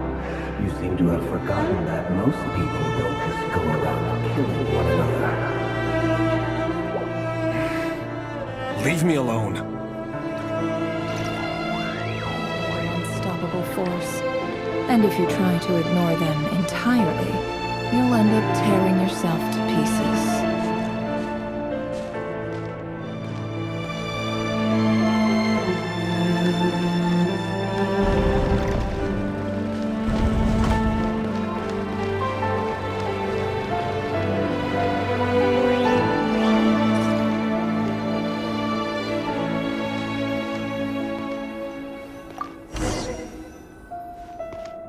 Make sure you have a firm grip on the handle. Then choose your angle well. Keep your movements light and brisk. And the prey won't sense a thing. I know that. I'll bet no one's ever died a quiet death at your hands. I work clean. No traces.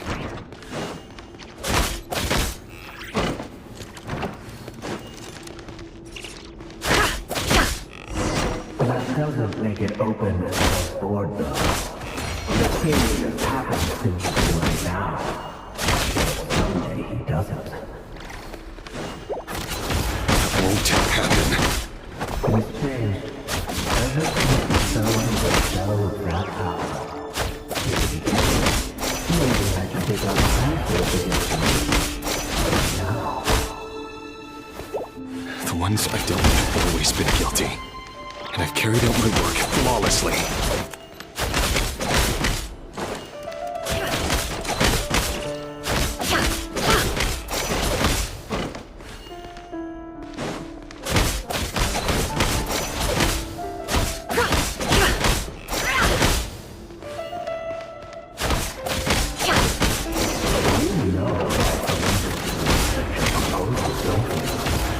Was it because she didn't trust you? Or something else?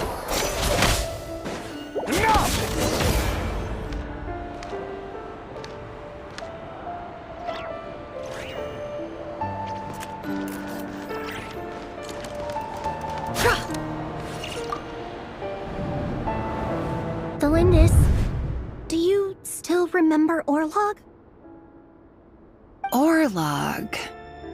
The boy who was pretending to sell flowers. You spoke for quite a while, didn't you? Yes, we did. What about him? He was arrested 2 days ago. Chances are he's already dead. He... I just don't get it! After everything he's done, why do you still stand by him? Or does it mean nothing to you that people keep dying? No, that's not...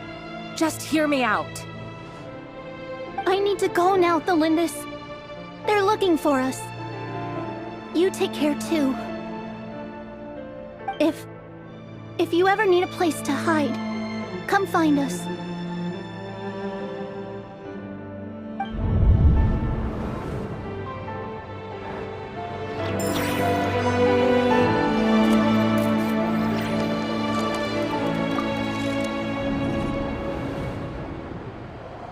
Author Thelindis. Over the course of this week, the research object was subjected to interference for a total of 47 hours for experimental purposes. The results are as follows. All subjects of observation that were sent inside have now... The situation within is proving more problematic than anticipated. No progress whatsoever. What now? Won't you give me even a glimmer of hope? Things are getting worse by the day. I have to find a way or we'll all be in danger.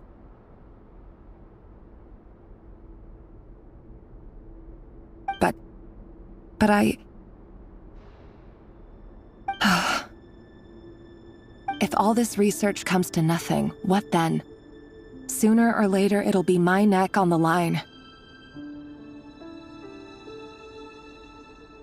But could he really bring himself to kill me? No. Surely he wouldn't have the heart.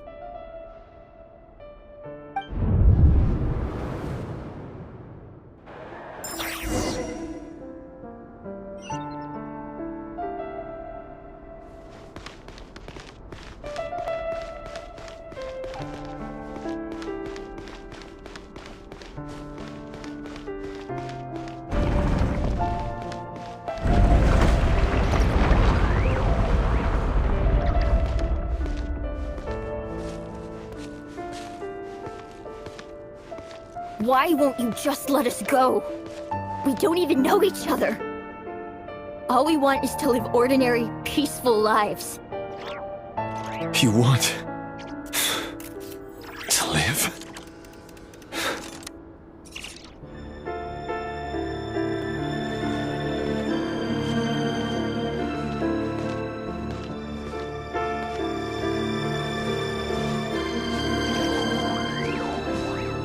Yes. I just want to go on living. Is that really such an unforgivable crime?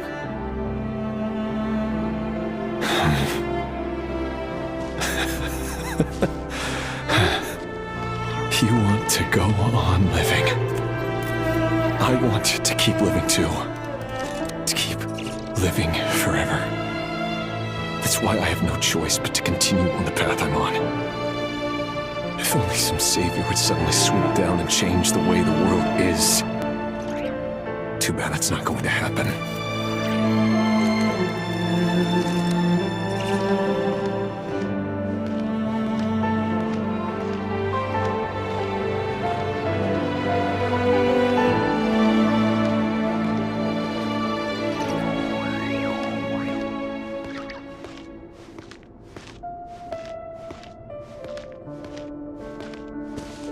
Imagine that.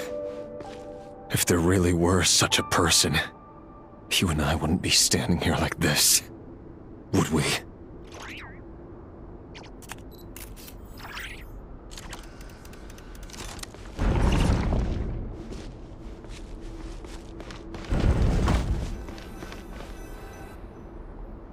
So these files are in. Time to wade through them just like usual. No, I don't get tired of it. It's my job. And not only am I lucky to have it, I'm good at it too.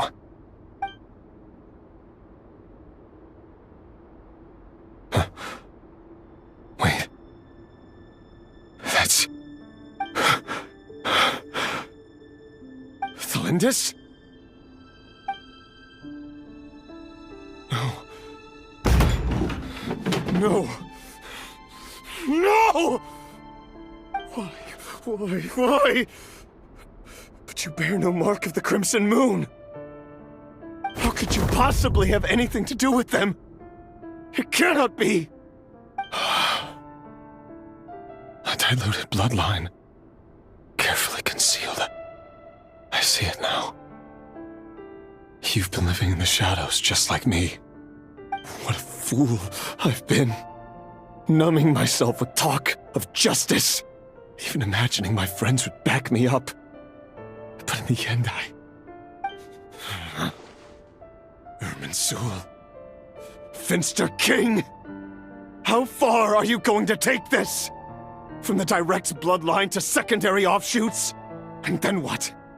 Today it's the descendants of the Crimson Moon. Who will it be tomorrow? Will you not rest until everyone down here is dead? No. This cannot go on. This is where it ends.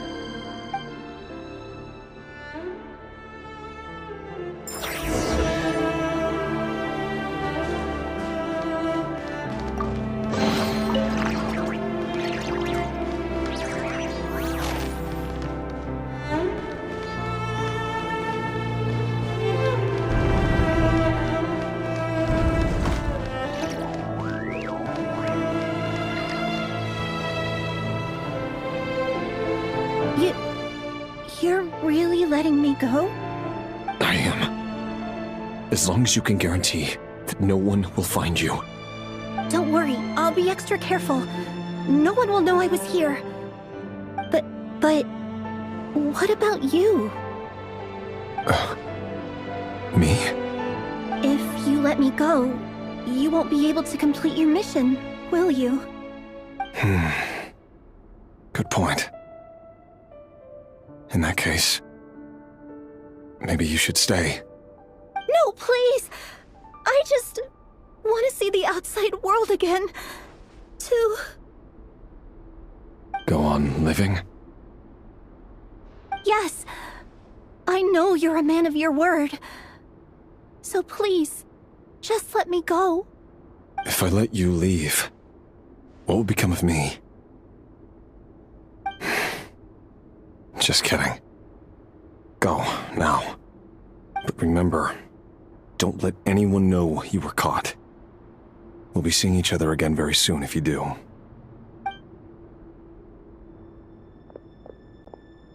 Even shadows in the dark must live by a code. But you can't save everyone. You've been whispering in my ear for days now, Vedavulnir. What are you trying to do? Break me down? I only say this because you long for an answer to your problems. Let her go, Rerir, or you risk losing everything. I will not abandon Thalindis.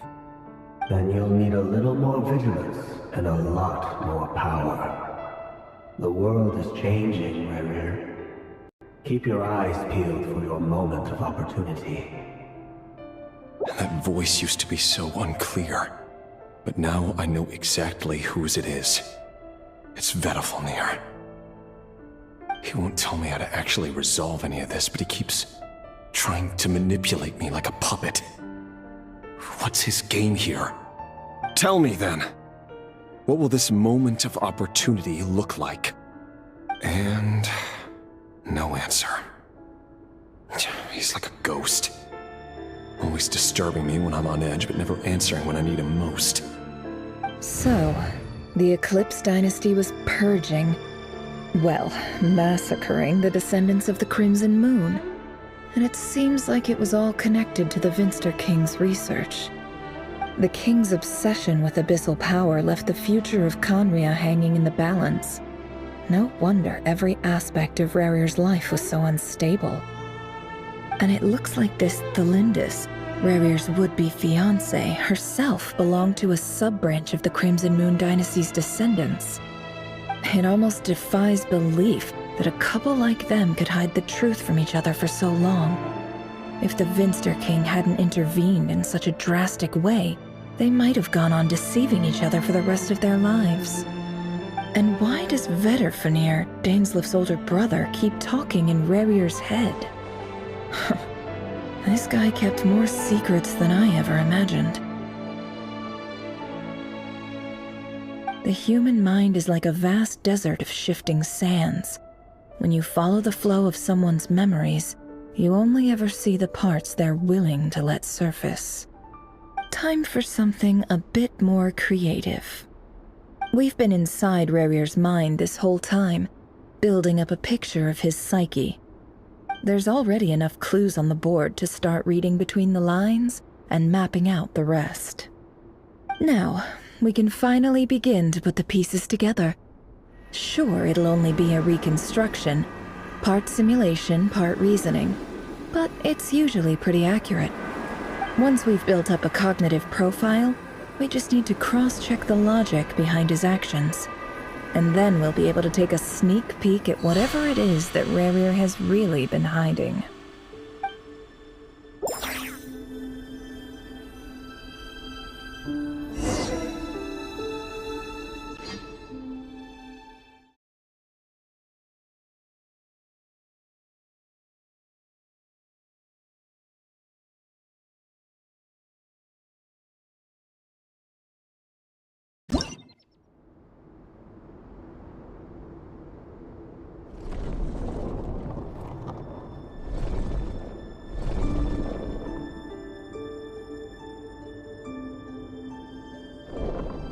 Rerir, are you there?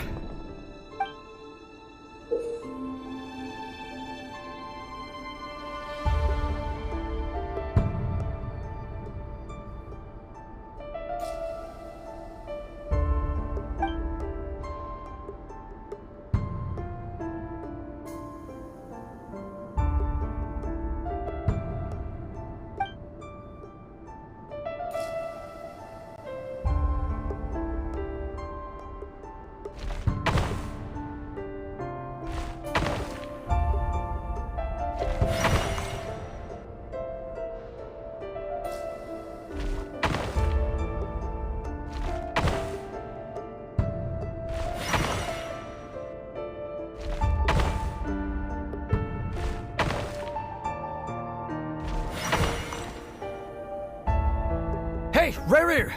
Come out, it's urgent! Dane? What's wrong? Quick, come with me. I'll explain everything once we've met up with the others.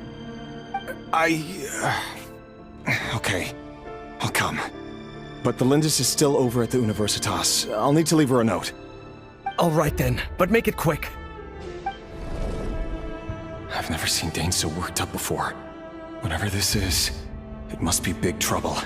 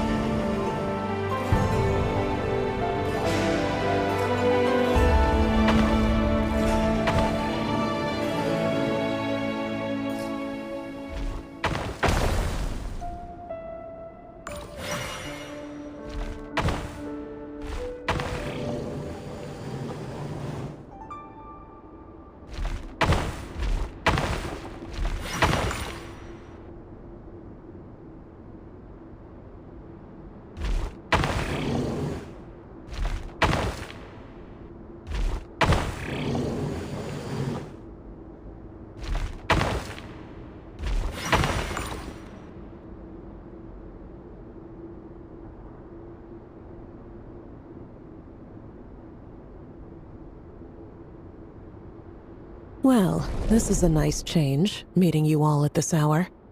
When men and women of ambition can speak face to face in broad daylight, I say that's a big step forward for our dear Conria. Don't be ridiculous. We do not fear the day. Why would we seek refuge in the night? You might ask your blade that same question. I'm told it prefers the cover of darkness. The word on the street is that Sertologi only strikes when he has an unfair advantage.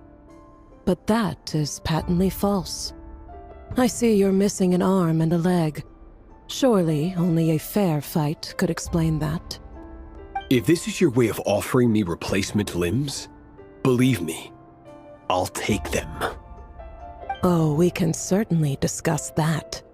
With bioalchemy, anything is possible. Assuming I have your full support in my research. Lunatic.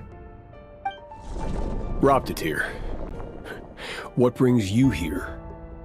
Why, Dainsleif, of course. He invited me. Please, cast aside your apprehensions, Miss Rhindaughter. Whatever the rumors may say, I am but a humble servant of the king, and I can assure you he affords me no greater convenience than he does you. Well, the Universitas Magistrorum won't stop fawning over you. So at least some of the rumors must be true. You're clearly doing well for yourself, so drop the humble servant act. It endears you to no one.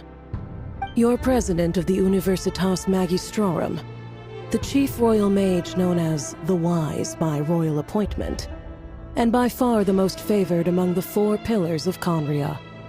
Vice President Veit doesn't even try to hide his envy when he sees you. My success is the product of hard work and good luck. It's as simple as that. Were the king not such an extremist, I hardly think I would have received a senior post at my age.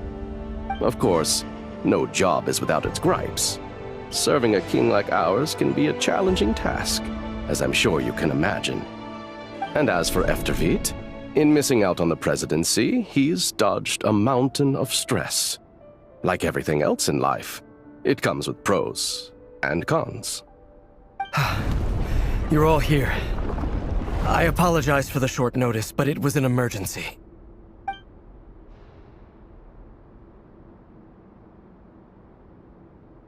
You must be Rerir. Mr. Sertologi.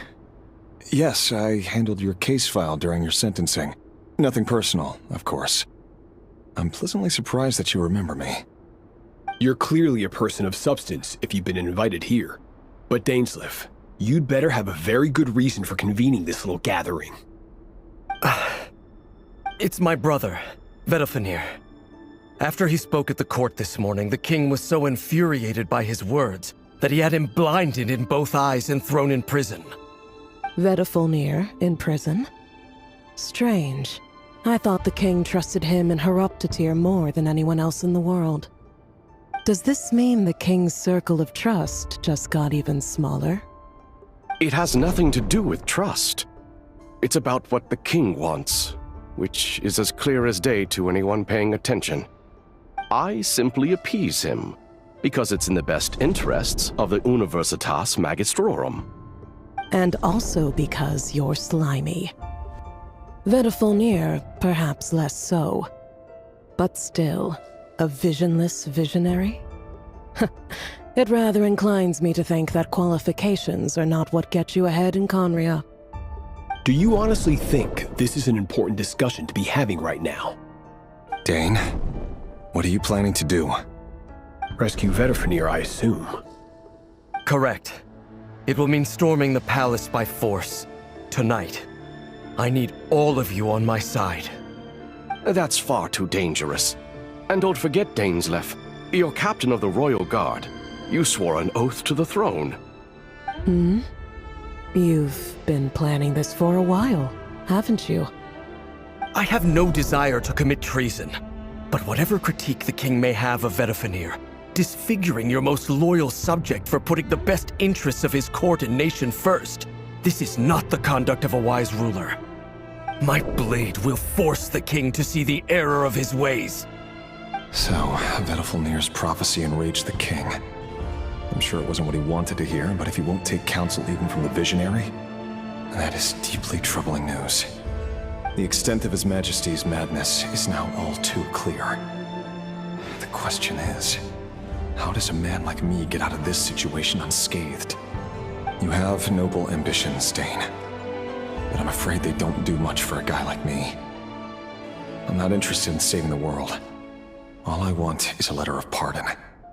A letter of pardon? For whom? Thelindis? The chances of the Vinster King issuing a pardon for anyone connected to the Crimson Moon seem vanishingly slim.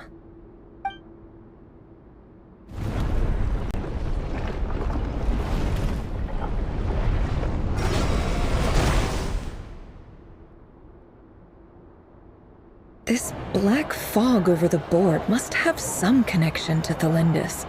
But why is it taking this form? Does it have something to do with Rarir's past? Another mystery I'll need to unravel.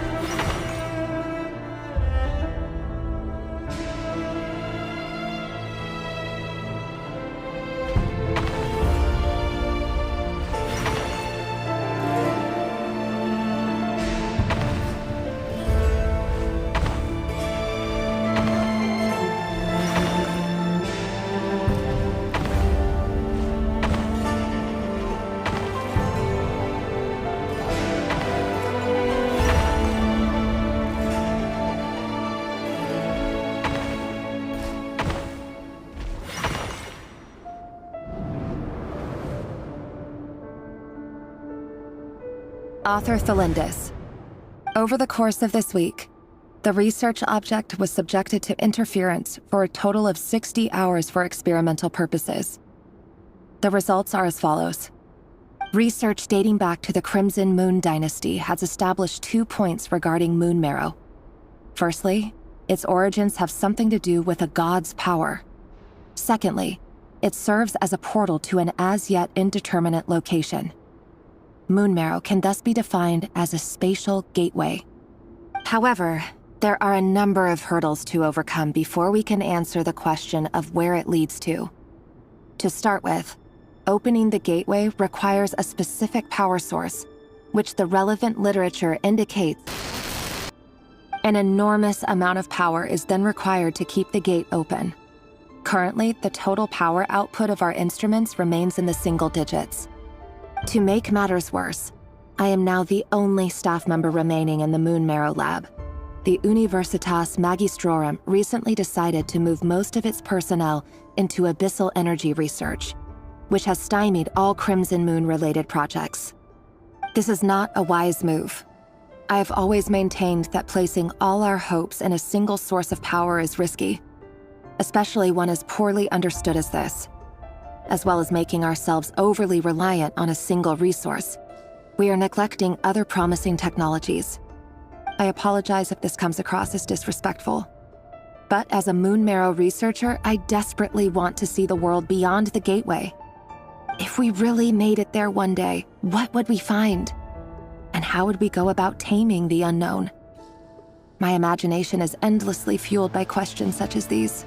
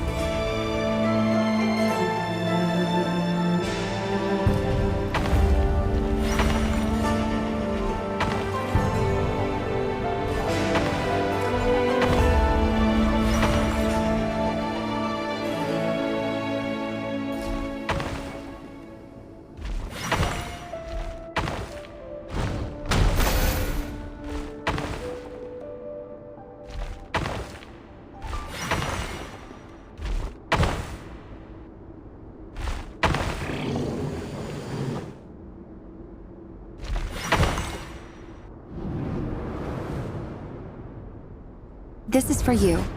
I heard you're gonna leave the city with your parents. Delindis, did you hear about what happened? I've heard nothing. Rerir got back very late last Friday, and he was acting a little unusual, but he slept pretty well, so I'm guessing whatever he did was a good deed.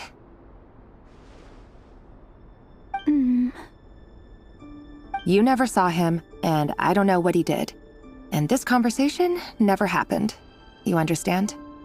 What if he finds out that you pried into his secrets? Don't be silly. I don't know what secrets he does or doesn't have. All I know is he's just a normal guy who happens to run some errands for the king. Are you scared of him? I don't know. The Rerir I know doesn't match the person you all describe. Logically, I should be scared of him. And yet, I don't want to lose him. But enough about that. You should get going, and be careful with the package I gave you. Keep it secret. Keep it safe. What's in it? A piece of the moon. All you need to know is that as long as you keep it safe, then in the future, everyone will be able to see a red moon. A red moon? You mean our moon? That's right. Our moon. Promise me you'll look after it. I promise, Delindis. The Crimson Moon bloodline will never die out. Its light, the color of blood, will become like a fire that flows in our veins, no matter how long it takes.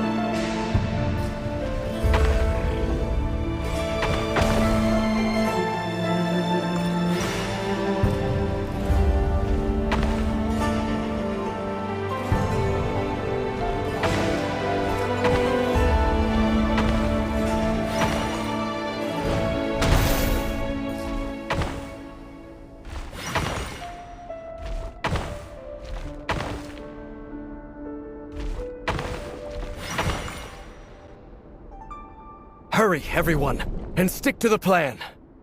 Sir Dainsleif, what are you? Is this treason? You know what happens to those who betray the throne. Please, don't do this! It is the king himself who has betrayed the throne. He has betrayed all of Conria. If you have any love left for justice in your heart, you should join me. It's showtime. Dane and his group will handle the troops in the palace. Then Hraptatir and Rhindaughter will disarm the security measures. My job is to enter the prison and rescue Vedifalnir. Stay safe. Wish me luck. Look after my brother. Draw your blade. It is time for justice to prevail.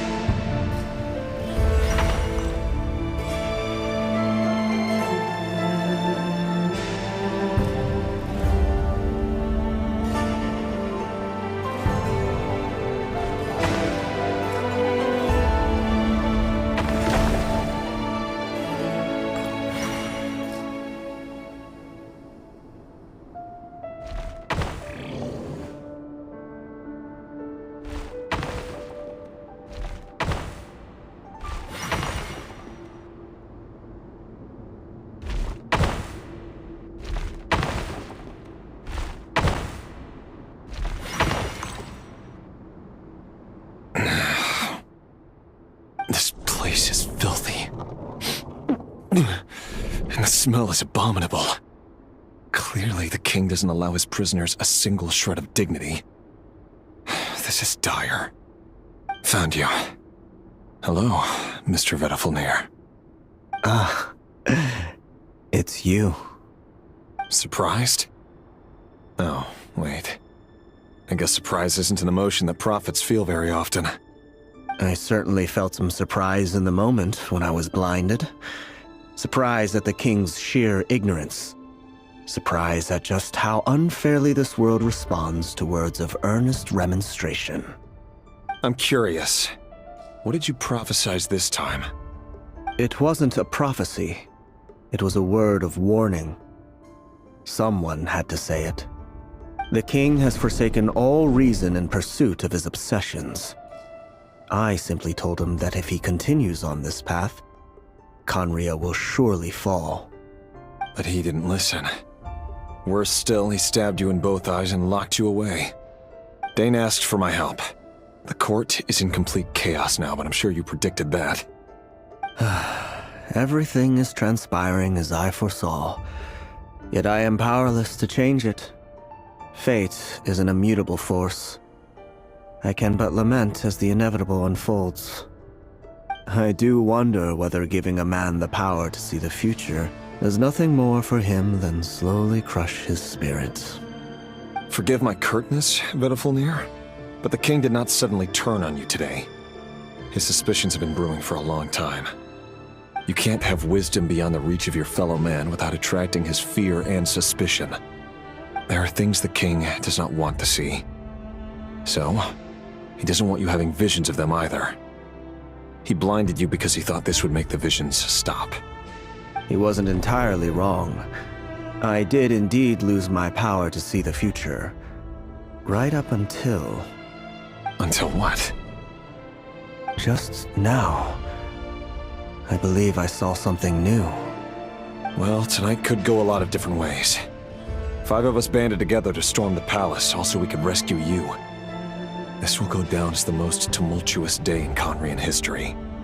I sense hatred in you, but also hope.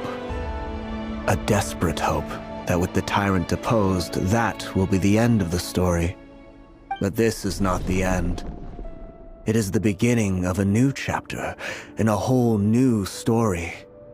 There are many men of honor and courage in this world, Rerir.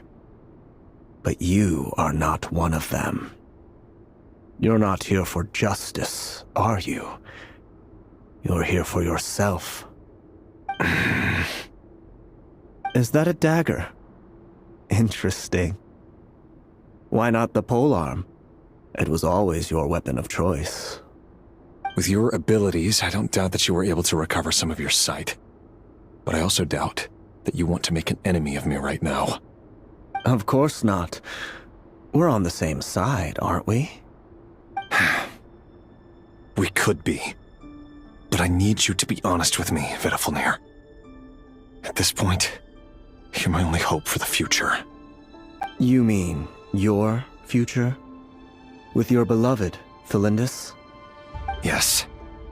And I know there are bigger things at stake here. A dynasty, a nation, maybe the entire world. But forgive me, I care first and foremost about myself. I can't abandon the one I love to save myself. I just can't do it. But you see a broader picture of the future than I. You see the solutions to the biggest problems of our age. So tell me, what is my solution? What's the answer? In matters of fate, answers are either right or wrong. What will be and what will not. Maybe you are willing to pay a certain price in the pursuit of happiness, but unfortunately, fate does not negotiate. That is the cruelest thing about fate. It is unmoved by your sacrifices. That can't be true. I know it's your voice that I keep hearing in my head, urging me to see how the world is changing, to seek more power, so I can protect the things I love. You show me disaster, but you won't show me how to avoid it? Why? Why are you doing all this? My voice. In your head.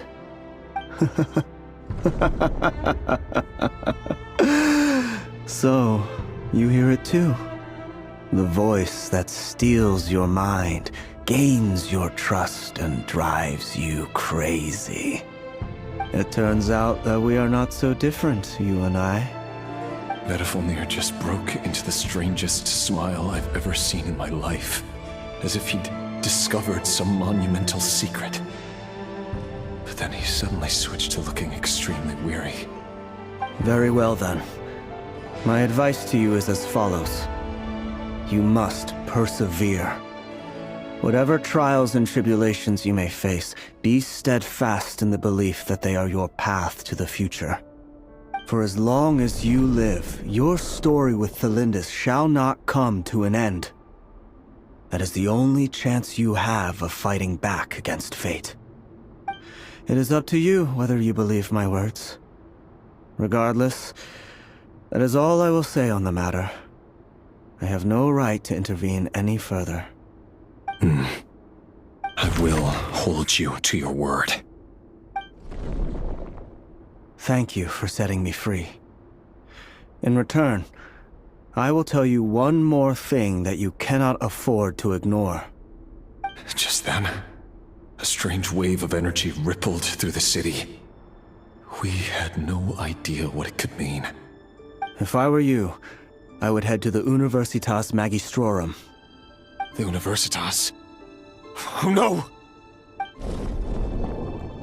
I'm sure we'll be seeing each other again very soon, Rerir. Whatever Vedifalnir said, I didn't catch it.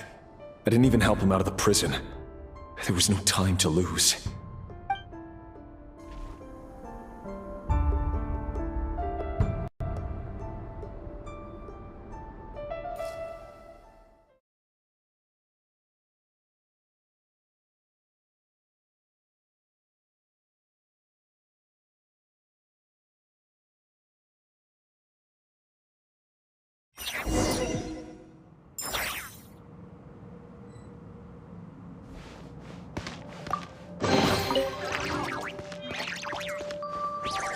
It all adds up.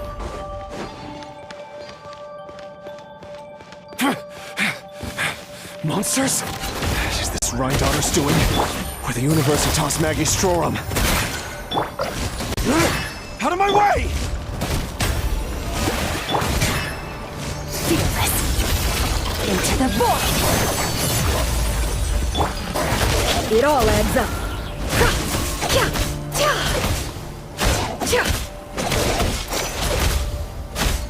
Can't hide the truth.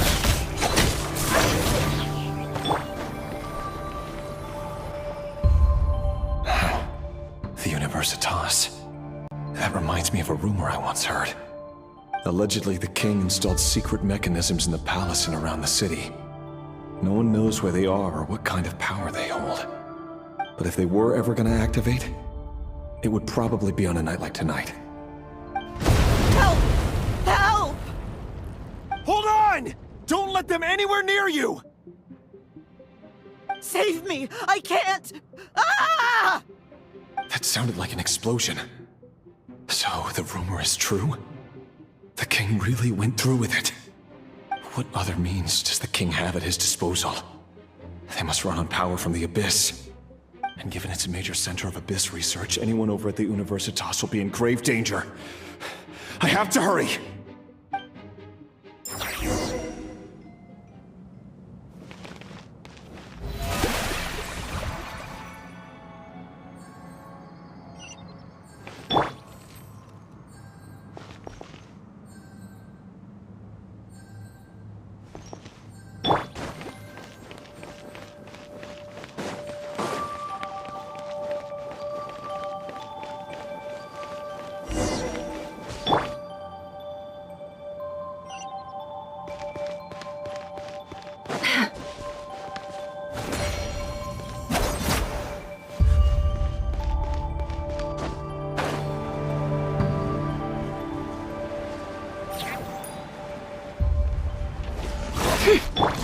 Here comes the catch. The show begins! Obey! Fearless. And never star goes out!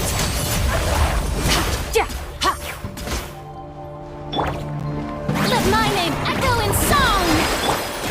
By ordinance divine. Seek within. No more lies. Can't hide the truth. What a... Into the void!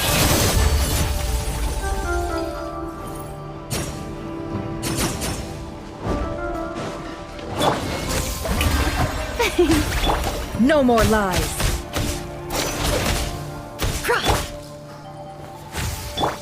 Busted. Merciless. Paradigm shift.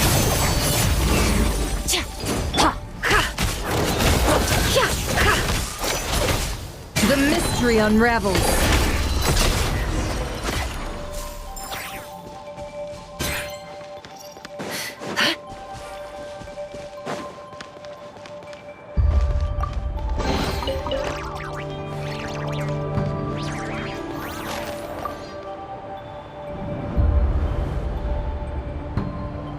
Monsters!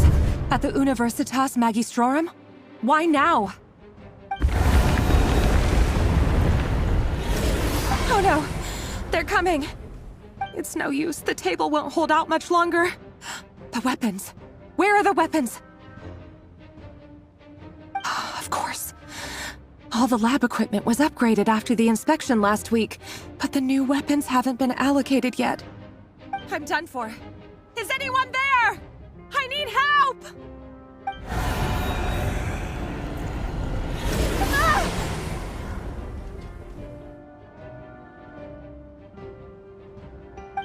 Stay back! Please stay back! Please!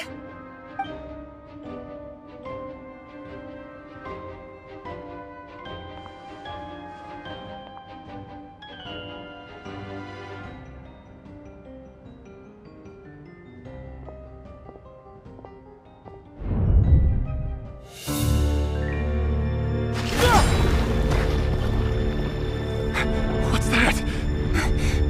Rear. So the rumors about your work are true. What? No! Listen, something happened at the palace tonight. We have to leave! You don't need to lie to me anymore.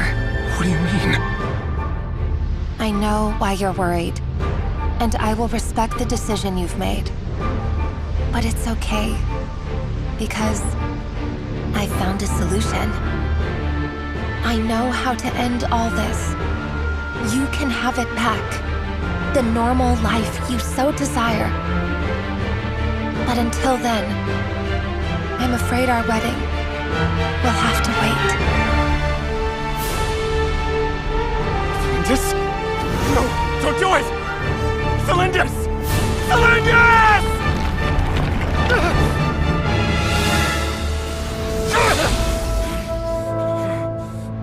I told you, Rerir. Let her go. You will find someone better. No! No, I won't do it! I have to save her! By what means exactly? A lowly pawn. You lack the power and the strength of will. Do you know why? Tell me! Come to the palace. Join us.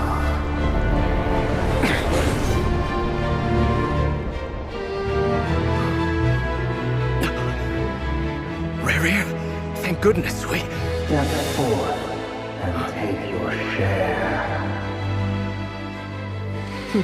You made it. Not you too.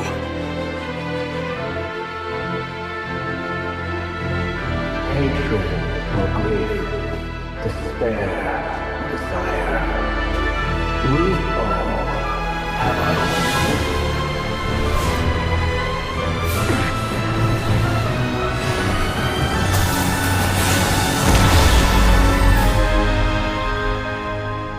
Rerir. Rerir. Cylindus? Were you daydreaming?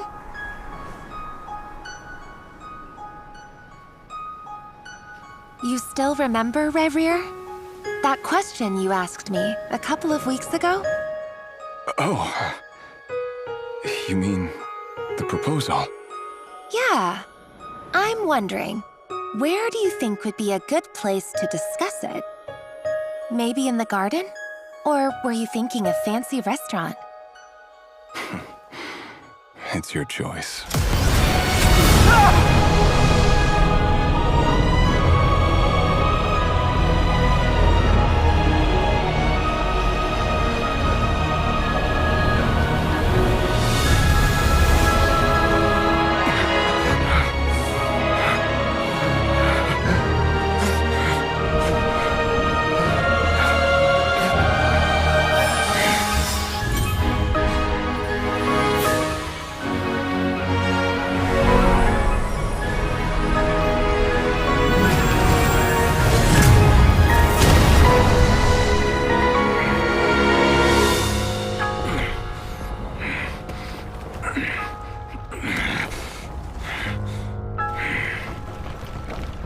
I will find you. And then, you can give me your answer.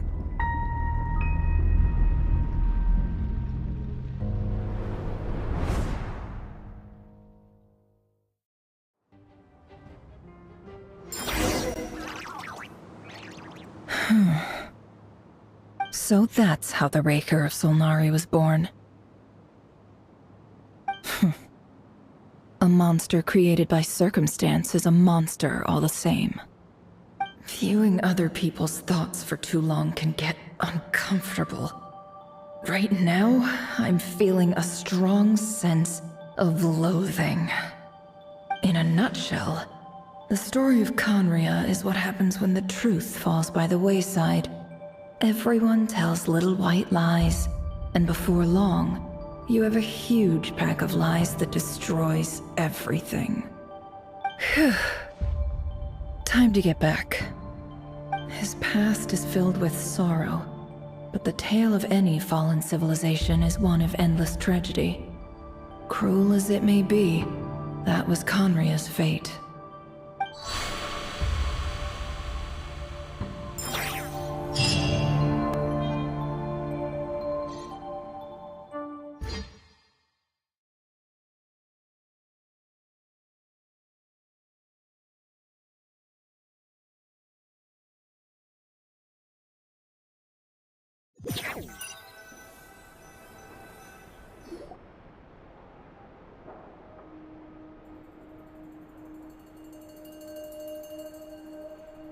Everyone, I'm back. Can I get a standing ovation? Never! How are you holding up? Feeling okay? She's fine. Boss is a pro. Yes, I'm fine. You will have seen the events of Rarir's life through my thoughts. It's now clear that he is just a regular nobody, driven by personal tragedy, as he said himself. I mostly agree. There's only so much we can know about him from his memories alone, but they did give us a clear glimpse into his life in Conria. However, I would not consider Rarir to be a nobody. He was deeply involved in the events of that era. Yet, when the catastrophe of a generation strikes, nobody is safe. Sounds to me like you're speaking in riddles again. Is this you urging me not to abandon the people of Nodcry in their hour of need? That's not what I meant. Although I do hope you choose to remain a part of the plan. Without you, the mission ahead will be all but impossible. Then try to remember that I respond better to the carrot than the stick. And I don't appreciate being bossed around. Now, as for you, Missy, you were excellent. You stuck to the rules of the ceremony and kept your mouth shut the entire time. Bravo. Cool. So, can you fill me in on the deets now? Most of what I saw went right over my head. Patience. You'll hear the whole story, don't you worry. But let's meet up with the others first. It will save me narrating it twice. Yehoda? Yes, boss. Let me get that door for ya. That's more like it. For a moment there, I was worried you'd forgotten about the first clause of your employment contract. Forgive my curiosity, but what does the first clause say? It says I gotta do the annoying stuff that boss is too lazy to do for herself. Like opening the door, pouring the tea, yada yada. Is that right? If something is in the contract, it's because she willingly agreed to it. Rest assured that the Curatorium abides by the very strictest of labor policies. You don't seriously think I'm cruel enough to treat her like my slave? In any case, I've hardly shied away from my share of the work today. Hope I don't catch Flintz and Varka lounging about in their chairs, enjoying a leisurely cup of tea. There's nothing I dislike more than other people enjoying themselves while I'm hard at work.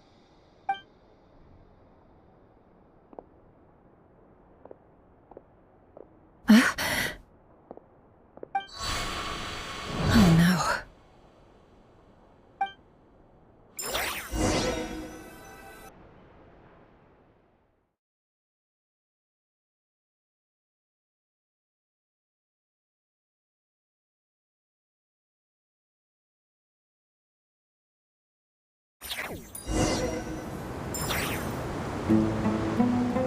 Sorry to disturb you, but we seem to have run into some trouble. Evidently so. Don't worry, I'm not about to leave you to fend for yourselves. I'm not that kind of boss. And it would go against the Curatorium's labor policy. I'm sorry. What did you hear me say? I wasn't talking about labor policy. Wait.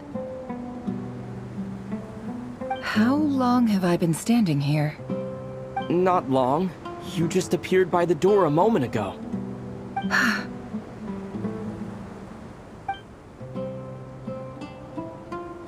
Boss, what's wrong? You look like you've seen a ghost. We've been tricked. We never left at all. Somehow I hallucinated that whole scene back inside the office. Hallucinated? But how? How indeed. This place should heed my will alone. All thoughts and actions that occur in here are just a result of pawns moving across the chessboard in a carefully calculated manner. And nobody has access to this chess set but me. So you control everything in here? More or less. But yes, it's a special technique of mine. Has anything like this ever happened before? Only once. It was the first time I used the chess set. Is there any similarity between what happened then and what's happening now? I suppose my thoughts are a little turbulent, which was also the case my first time. Is there anything I can do to help? The first clause of your contract clearly states that I only need your help with things that I'm too lazy to do myself. Meaning, you're not feeling lazy right now? Meaning, this is not something Yehoda can help with. The chess set is a personal treasure that I alone understand. I must be the one to find our way out of here. Boss, it's fine. Really. Let me do something useful. Oh, listen to you. Whatever would I do without you, Yehoda? What? Really? Yes, really. Where would I ever find another employee as obedient and servile as you? God forbid anything ever happens to you. Oh, okay. Well, anyway, I was thinking of fetching some water. There's gotta be a source around here somewhere. I suggest everyone finds someplace comfortable to take a rest. We gotta conserve our energy. Even though all this chess malarkey doesn't exist in a physical sense, mentally speaking, it's all real. And so is our tiredness and fatigue. You don't want to dismiss mental fatigue. Just because it isn't physical doesn't mean it's any less serious. But anyway, I got your backs, so don't worry about a thing. Don't I have the best employees? Jealous much?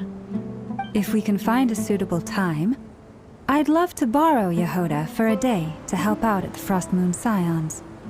Would you be amenable to that, Boss Nefer?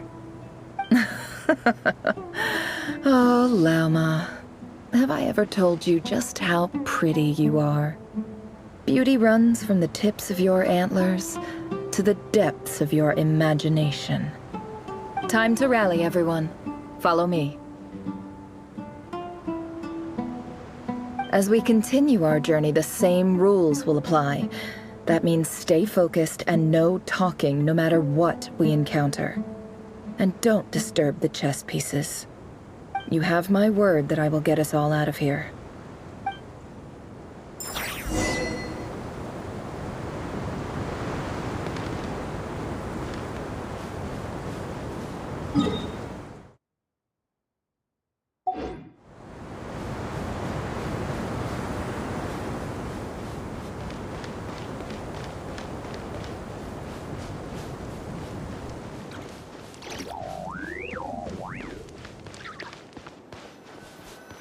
This place looks familiar.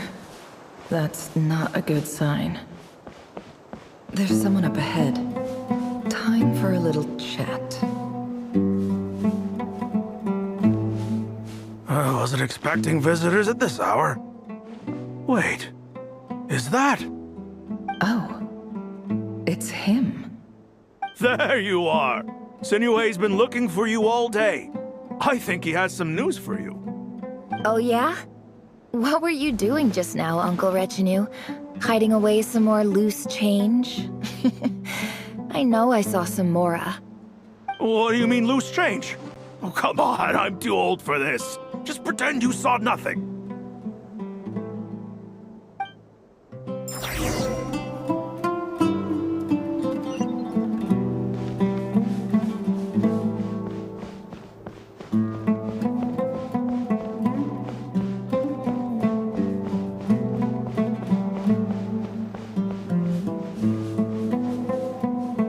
Hey, kid.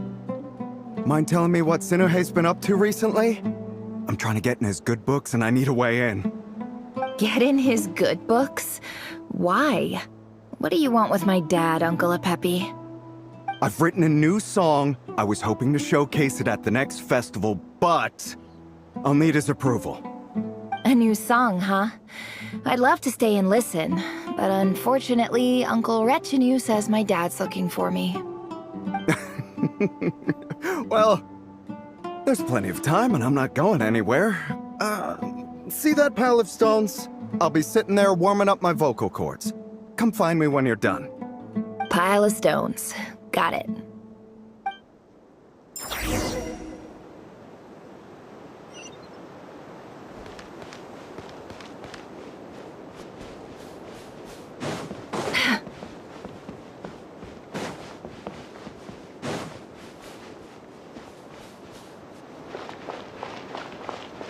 Hi, Dad. Uncle Retinue said you were looking for me. Ah, there's my little princess. If you'd gotten back just a little sooner, you could have shared the spoils of war with me. Spoils of war? Who were you fighting against, Dad? It was just a figure of speech. The aftermath of a sandstorm is no time to be waging war. I was talking about our war against thirst. I went out to fix our water supply problem, and now I'm back. Which means... We have a well again! That's right. I found a new one and brought back as much water as I could carry. It should last us for a good while. If it wasn't for these blasted sandstorms, our wells wouldn't be caving in. You wouldn't be spending all your time out searching for new water sources. As the chief of our tribe, I'm supposed to be leading us out of hard to better things. You know how prosperous our ancestors were. I've told you all the stories. And look at us now. Squeezed into these hovels. No one would choose this, if it wasn't for the endless wars over the years. But things are looking up. I started working with some folks from the academia a few months back. They gave me some contacts in return for my assistance in the desert. So you're the academia's helper now? Special ambassador, they call it. Think of it as a partnership. It's nothing bad, okay? We've been isolated here in the desert for too long. Seeking opportunities elsewhere is the best thing for us, and the fastest way to progress. So, do you get anything good out of being a special ambassador? Of course. My luck's improving all the time. One day, I swear I'm gonna lead us out of this place. We'll find somewhere new. Somewhere better.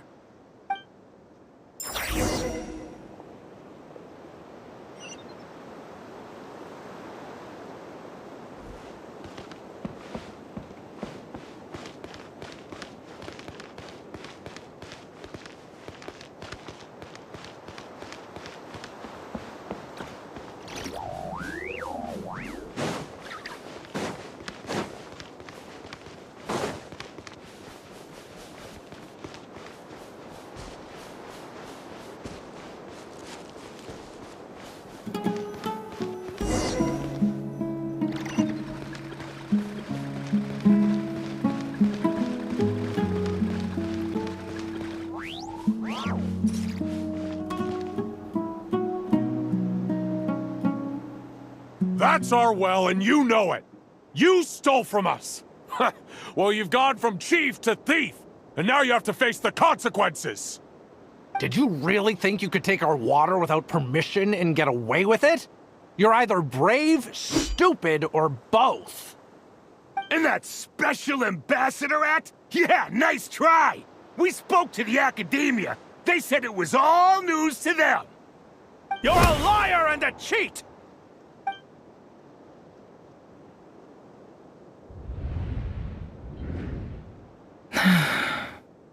I heard Yehuda gasp, but I don't blame her. Most people are terrified by the sight of blood. Corpses strewn across the ground. The wounds are clearly from scimitars and daggers. The desert dwellers' weapons of choice.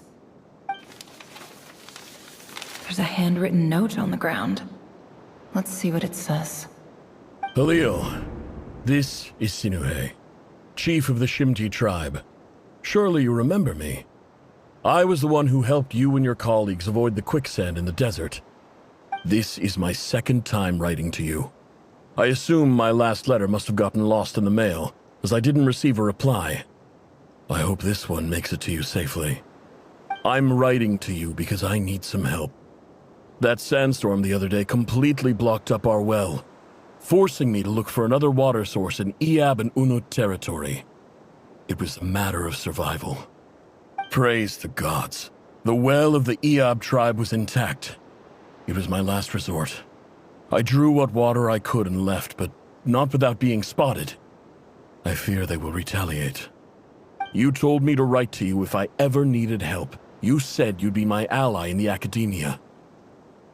I urgently need you to formally recognize my title of Special Ambassador and send some of your people to assist me for a few days. It's the only way I can convince them that this was the academia's decision and prevent them from retaliating. This is an emergency. Please send help as soon as possible. Looks like this letter never got sent. The writer died a grisly death, and the letter was trampled into the ground. It's badly defaced. Some parts are barely legible. What a ridiculous lie the surviving Shimti tell. Their whole village was butchered over a sip of water.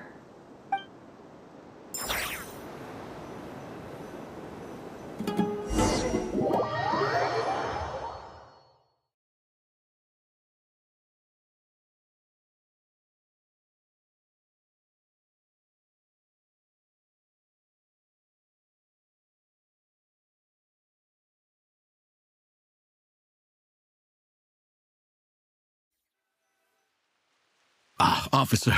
Welcome. Welcome to our humble village. I thought you would at least have the courtesy to provide some respectable libations. This is the finest wine our village has to offer. I promise.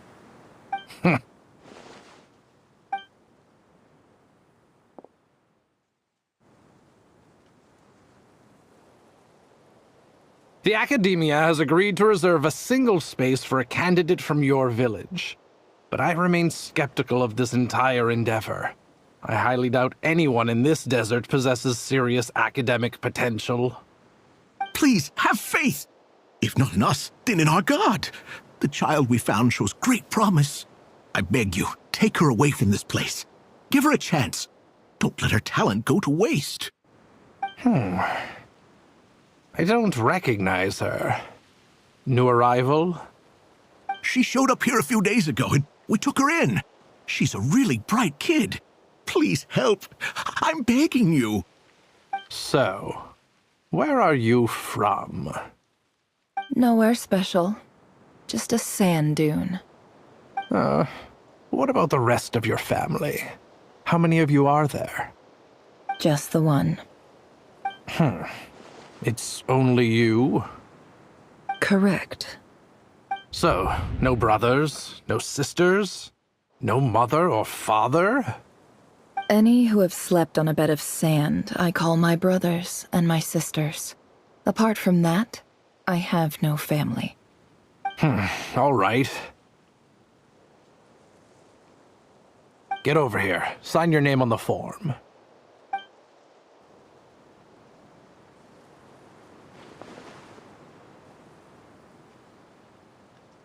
Never?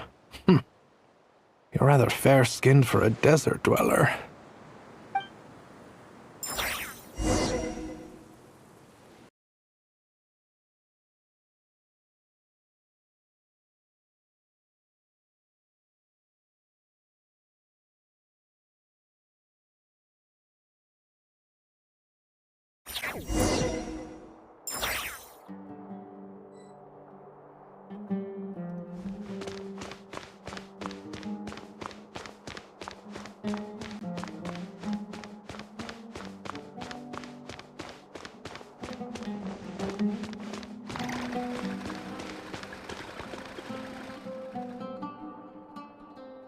Nefer, this term's assignments have been issued already. Please read through the materials thoroughly, conduct your own additional research, and then write an essay on the topic. Yes, Professor, I'm aware. I just had a couple more questions I wanted to get your perspective on. Oh? Please ask away. Well, I saw the other students' problem sheets, and I couldn't help but notice that my assignment is much easier than theirs. Do you really think I'm a weak student? A weak student? Goodness, no. Quite the opposite. You have a sharp mind, almost too sharp. I think what you're saying is, a weak student wouldn't have noticed the discrepancy. And if they did, they certainly wouldn't complain about the lighter workload. You see, sharp as they come. You see things the way they are, and I'm sure you know why they're like that. Because of where I come from. Because I'm different.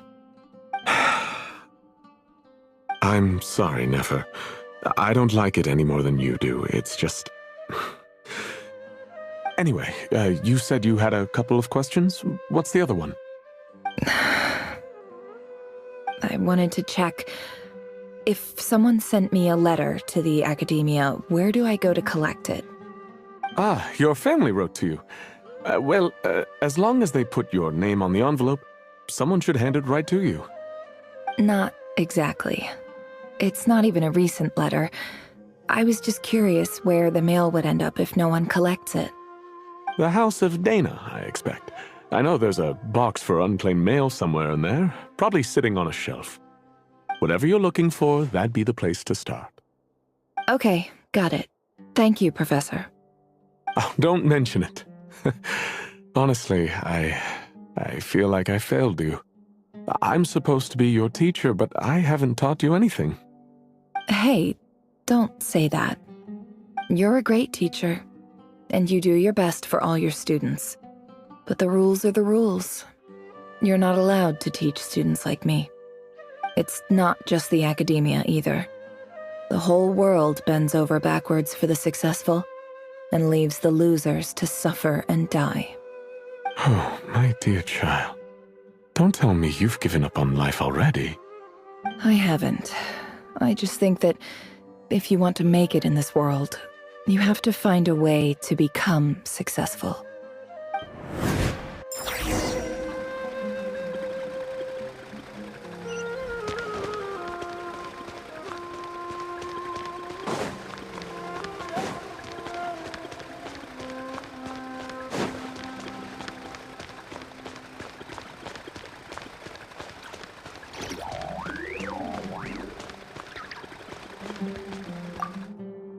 This must be it. A big cardboard box full of unclaimed mail. And probably some letters that ended up here by mistake, too. Let's take a look.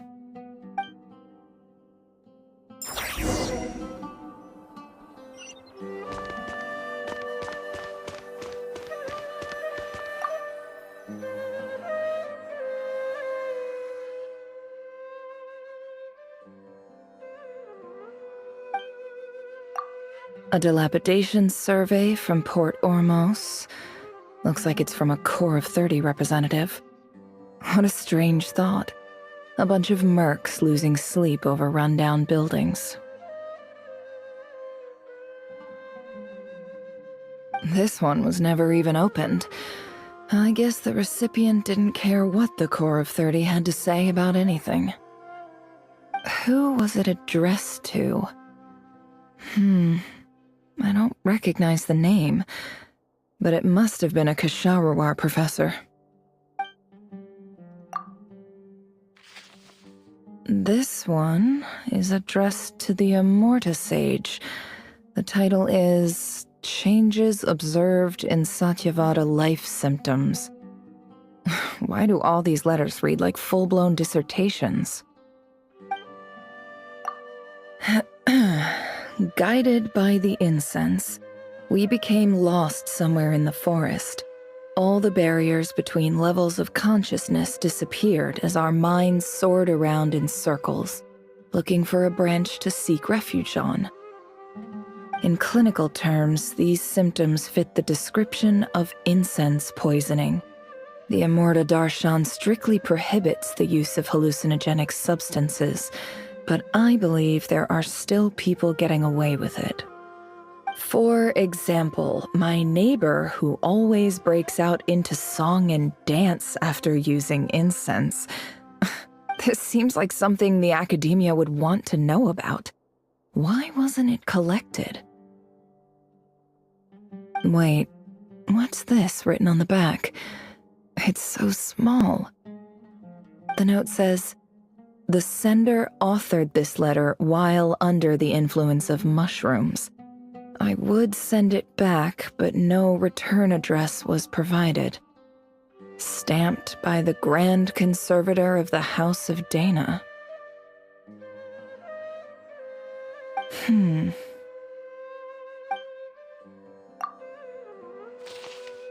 This next one is addressed to Grand Sage Azar. A few words of protest regarding recent changes in Sumeru's educational policy.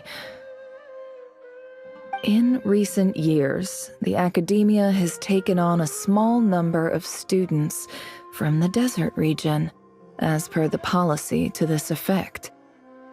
However, it appears to me that these students have not, in fact, been provided with educational opportunities that are, in any meaningful sense, equal to those enjoyed by their peers.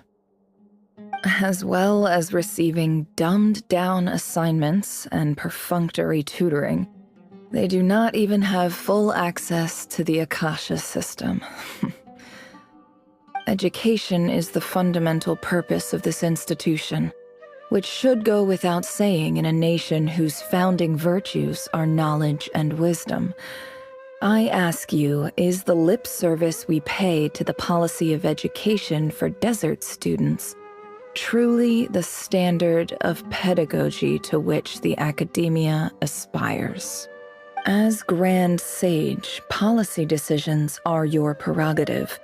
But do not forget your roots. You and I were once students too, as was everyone else in this institution. I do hope you will give some serious attention to this matter. I encourage you to discuss issues like this with myself and others, and listen to some alternative opinions. Great letter. Shame it didn't get to where it needed to go. And the sender is... Huh? Sage Cyrus of Spontamod. I didn't realize anyone else even knew how bad students like me have it in this place. So this is where letters from the Sage of Spontamod end up? Nice one, Grand Sage. Really enlightened leadership. Whatever. This isn't what I came here for. Moving on. I'm not exactly holding out hope that a letter sent from the desert would even make it here. But if it did, where else would it end up if not in this box? I can't believe how much discarded mail there is. Must have been years since someone last went through it all. And this is just one box. The whole House of Dana is boxes on shelves. I don't believe for 1 second that any human being has sat down and read through all the documents in this place. Who has that much free time on their hands?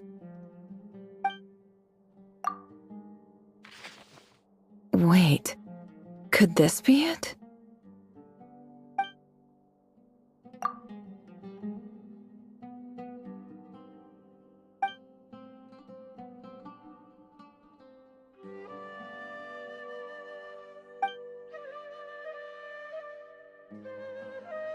Greetings, Halil. My name is Sinuhe, chief of the Shimti tribe. I was the one who came to you and your colleague's aid when you ran into trouble in the Great Red Sand. I don't know how well you remember it now, but I brought you to safety and gave you some water and other supplies. You seemed very pleased and told me your name. In my tribe, learning a person's true name is serious business, and I therefore see you all as friends. You were kind enough to leave your contact details so we could stay in touch. The Shimti tribe lives a harsh, nomadic existence in the desert. You were sympathetic towards my plight, promising to make me a special ambassador of the Academia and help us find a way to make a better living. This brings me to my reason for writing. Our tribe has fallen on particularly hard times, and I would like to ask for your assistance. There was a terrible sandstorm a few days ago, which blocked up the well in our land. To ensure my people's survival, I had no choice but to venture into Iyab and Unut territory in search of an alternate water source. The Iyab and Unut are descended from the Thamudians, while we trace our ancestry to Tulatula. We worship the Lord of Flowers and have had relatively good relations with our fellow tribes up until now. I found a well belonging to the Iyab tribe. They declined to help us, but I really had no other option. So I took some water to keep me and my tribe alive. My actions are certain to incur their wrath. When we met, you assured me that you would be my ally in the Academia. I would like to take you up on that offer, because I really need your help. I wonder if you could send an Academia representative to meet with me. That aside, the last time you were here, you mentioned that the Academia had started accepting students from the desert, and I told you a little about my daughter, Nefer. We have next to no resources here in the desert, and my power and influence are limited. Would you consider enrolling my daughter at the Academia? She is a smart girl. I know she won't disappoint you. From the outset, the Academia never took you seriously. Those things they promised were just empty words. I doubt they even remember the name Sinuhe. And you were so emphatic that your luck had finally changed for the better. You swore you'd lead us to a better place one day. You spoke with such conviction, like you were the most powerful chief in the whole desert. You liar. You lied about everything. You promised the world and delivered on none of it. And who fell for it? Just me, by the looks of it. Despite your best efforts. Which makes you a pathetic liar. You weren't even any good at it. I think I'll take over from here. Let me show you how it's done.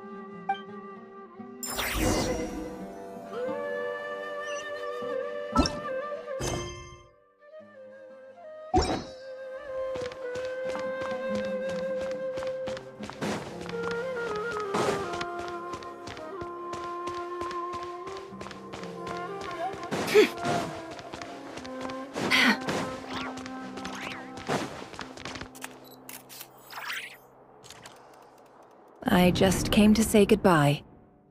Thanks for everything you've done for me in my time here. Nefer? You packed your bags. Where are you going? I'm quitting.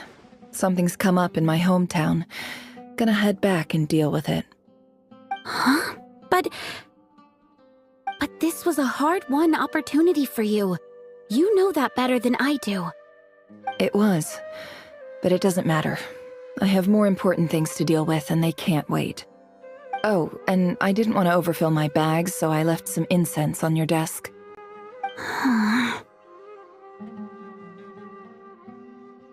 What's wrong? I thought you liked incense. Although, I did read somewhere in the House of Dana that it has hallucinogenic effects. Don't use it all at once, all right? Isn't this the stuff you brought from your hometown? You're just letting me have it? But you said it's a rare and valuable commodity. Yeah, about that. I lied. It's not rare at all. There's this bunch of ruins near my hometown that are practically overgrown with this plant. It's not worth much. Keep it, it's fine. But never... All right, that's all from me. You take care.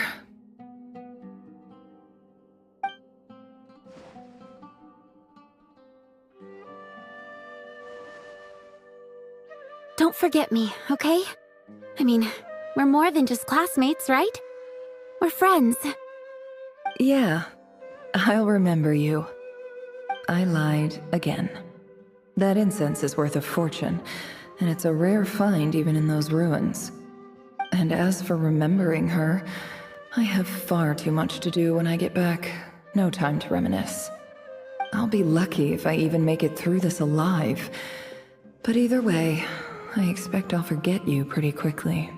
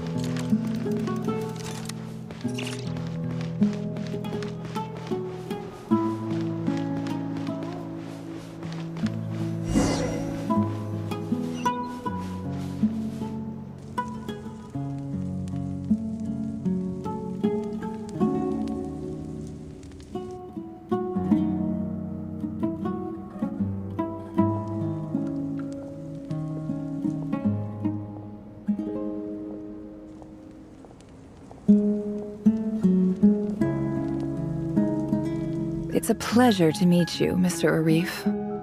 So, what does the Academia want? Since they've sent their special ambassador, I assume there's a big business deal to be made. If not, I'd be very disappointed. Please, sir, lower your blade. You're lucky I'm the one they sent. Not all special ambassadors share my admiration for the Iab people. The ever-shifting balance of power in the desert reduced the once great civilizations of this region to rubble and sand. But the story of the Iab has a very different trajectory.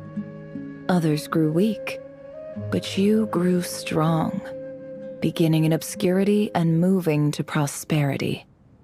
You're the only ones who defied the trend. Huh.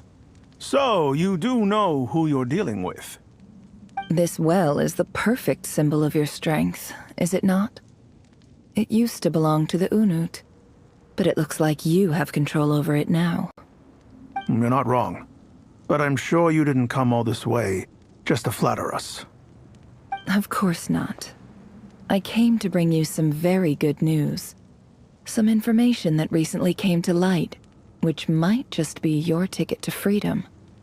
Records uncovered by the Vahumana Darshan show that a certain well currently under Iab control is built on top of some ancient ruins. These ruins are of great archaeological interest to the Academia. I checked the map carefully on my way over here, and I'm confident that this is the well in question. The Academia is offering 50 million mora in return for excavation rights. 50 million? No, wait.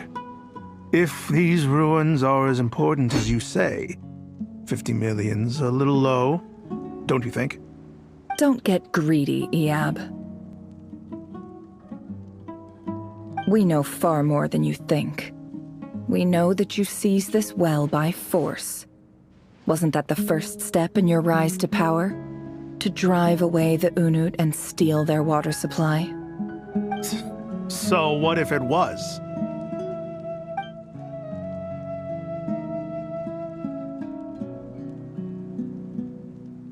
Don't worry.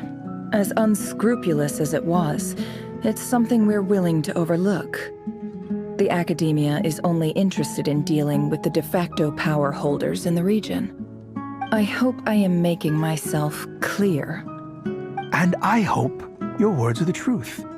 If I find out the Academia is trying to play me, I'll hunt down every one of your people and make you watch as I cut their heads off one by one. I assure you, Chief, that would not be in your long-term interests. You don't want to make an enemy of the Academia. You see how I'm dressed, don't you? I appreciate that you've never been to the rainforest, but surely even you recognize an ambassador's attire when you see it.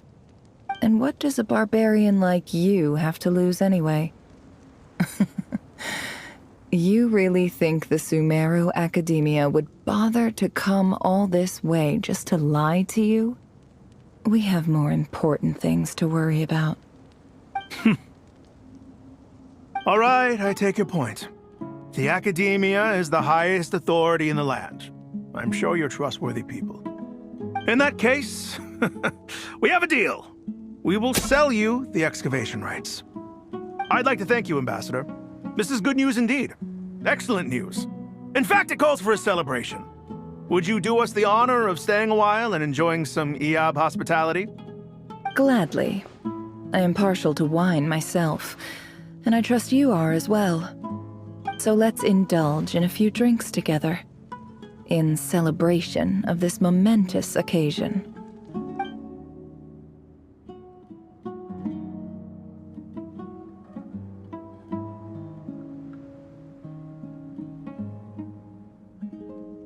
Chief! Chief, it's an emergency! It's the Unut. They've taken the well. What? Well, don't just stand there. Take it back. Yes, Chief. I have every confidence in the Eob's military superiority, and yet... What is it? The Unut's response was alarmingly fast. The day after we reach a deal, they seize the well. This can't be a coincidence. Perhaps there is a traitor in your midst. I don't think so. I am obliged to remind you, Chief, that the Academia will only deal with the de facto power holders. If you cannot regain control over the well, I'm afraid you won't see a single mora of that 50 million. No! Please, Ambassador, just give me some time. I swear the Unut will not get away with this. That well is ours, and so is the Mora. Glad to hear it. I will wait here for an update. If there is a traitor, I will find them. In the meantime, make yourself at home. I'll report back as soon as I have an update. Much obliged.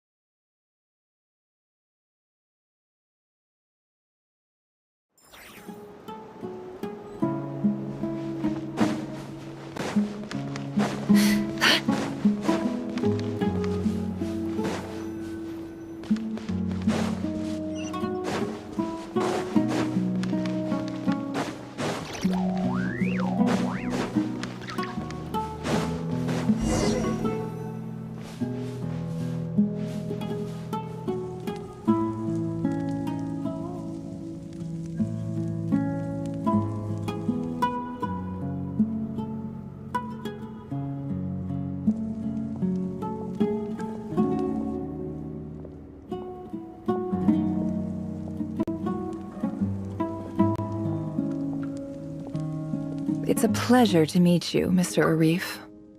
So, what does the Academia want? Since they've sent their special ambassador, I assume there's a big business deal to be made. If not, I'd be very disappointed. Please, sir, lower your blade. You're lucky I'm the one they sent. Not all special ambassadors share my admiration for the Eab people. The ever-shifting balance of power in the desert reduced the once great civilizations of this region to rubble and sand. But the story of the Eab has a very different trajectory. Others grew weak, but you grew strong, beginning in obscurity and moving to prosperity. You're the only ones who defied the trend. Huh. So, you do know who you're dealing with? This well is the perfect symbol of your strength, is it not? It used to belong to the Unut, but it looks like you have control over it now. You're not wrong. But I'm sure you didn't come all this way just to flatter us. Of course not. I came to bring you some very good news. Some information that recently came to light, which might just be your ticket to freedom. Records uncovered by the Vahumana Darshan show that a certain well currently under Eab control is built on top of some ancient ruins. These ruins are of great archaeological interest to the Academia. I checked the map carefully on my way over here, and I'm confident that this is the well in question. The Academia is offering 50 million mora in return for excavation rights. 50 million? No, wait. If these ruins are as important as you say, 50 million's a little low, don't you think? Don't get greedy, Eab. We know far more than you think. We know that you seized this well by force. Wasn't that the first step in your rise to power? To drive away the Unut and steal their water supply? So what if it was?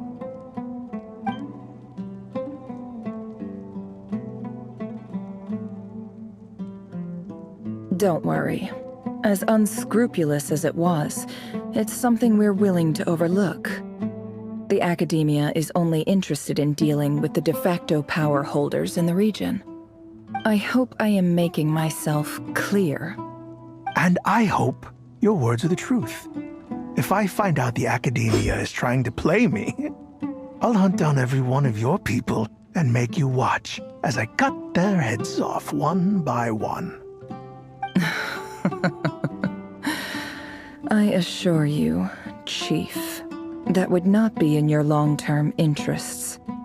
You don't want to make an enemy of the Academia. You see how I'm dressed, don't you? I appreciate that you've never been to the rainforest, but surely even you recognize an ambassador's attire when you see it. And what does a barbarian like you have to lose anyway? You really think the Sumeru Academia would bother to come all this way just to lie to you? We have more important things to worry about. All right, I take your point. The Academia is the highest authority in the land. I'm sure you're trustworthy people. In that case, we have a deal. We will sell you the excavation rights. I'd like to thank you, Ambassador. This is good news indeed.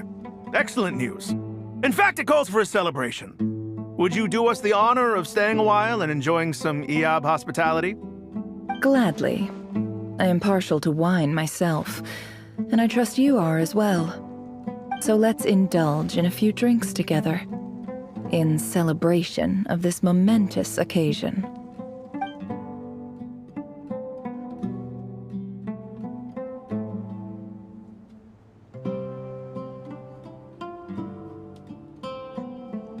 Chief! Chief, it's an emergency! It's the Unut. They've taken the well. What? Well, don't just stand there. Take it back. Yes, Chief. I have every confidence in the Eab's military superiority, and yet...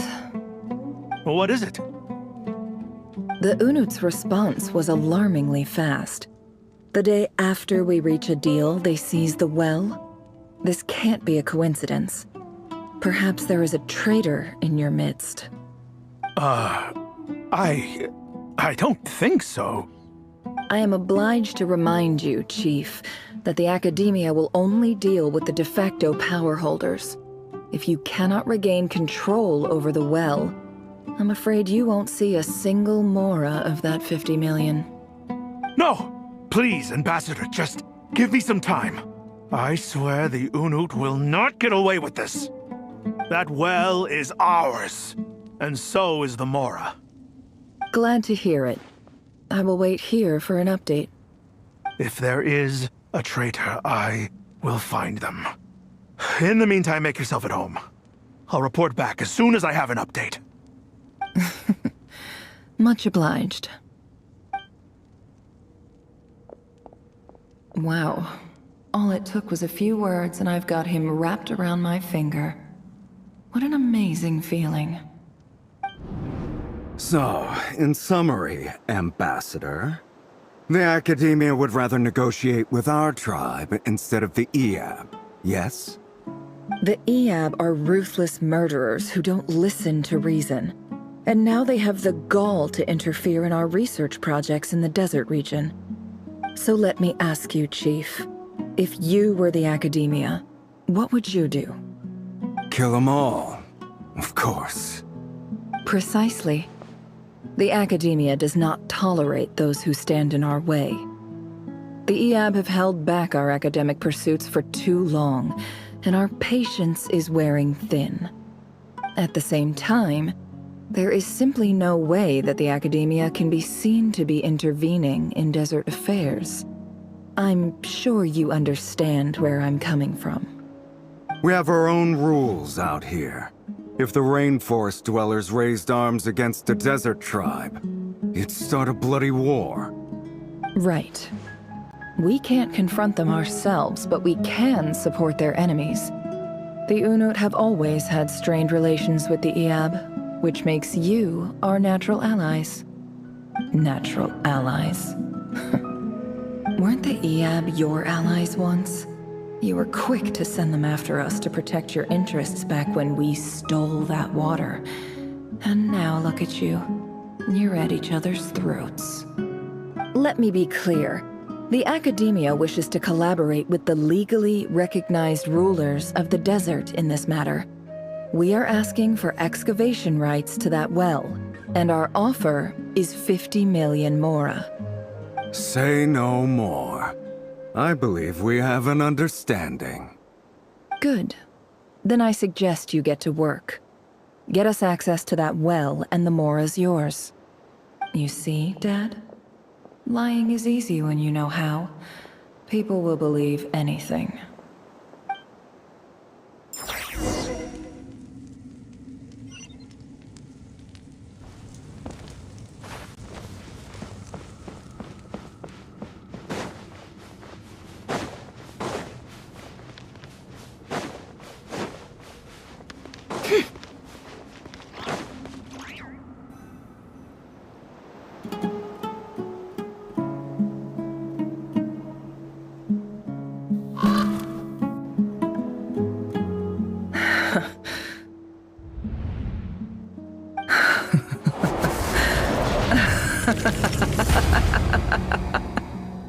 Look at yourselves. You may be vile, savage monsters, but your butchered bodies bleed like any others. You're no different. You're nothing special at all.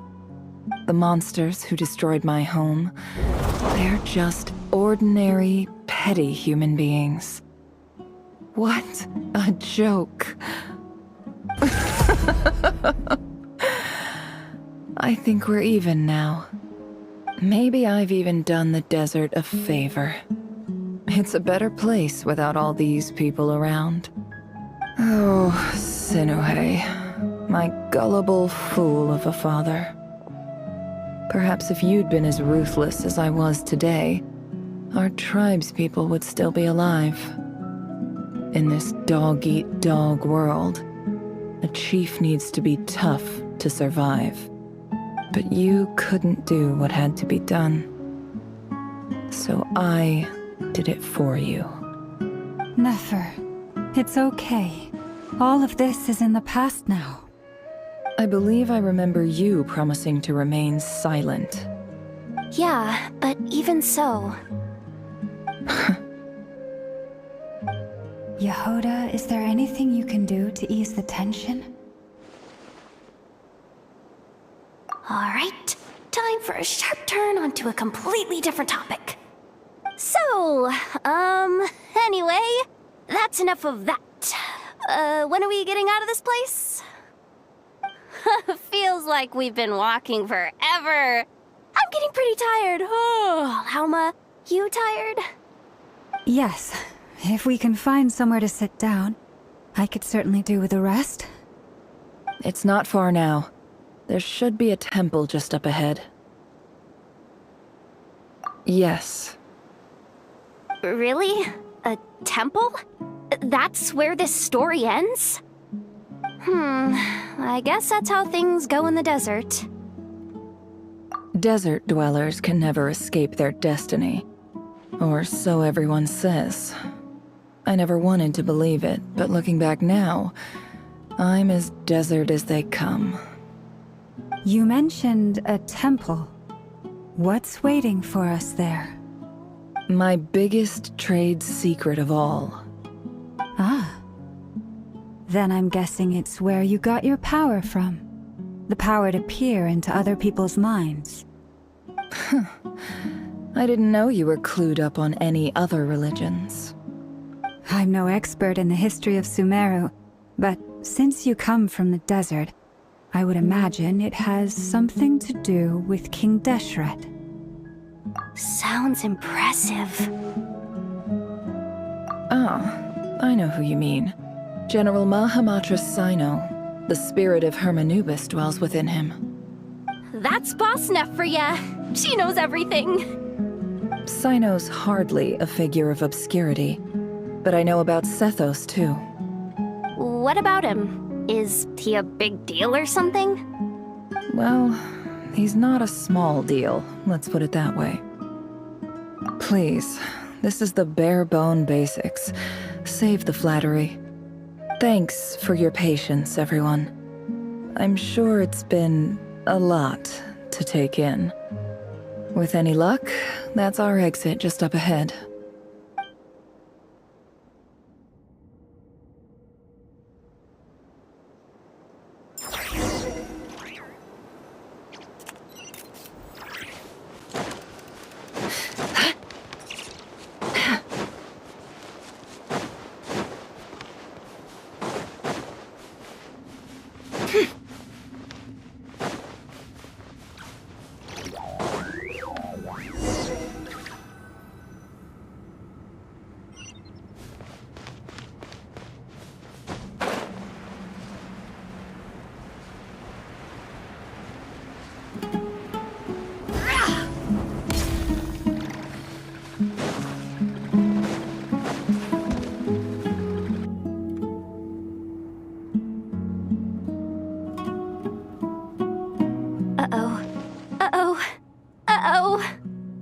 I'm totally out of my depth here.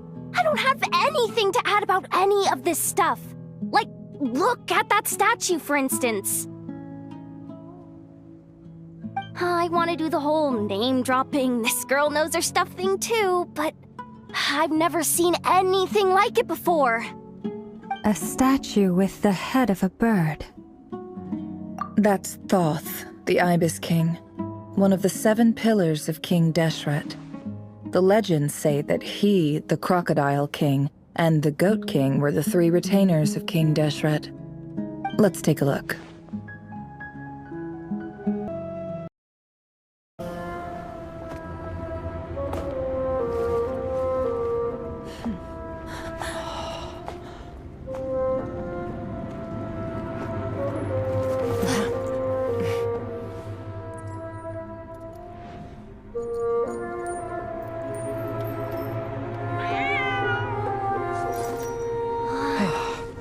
It's just Ashru.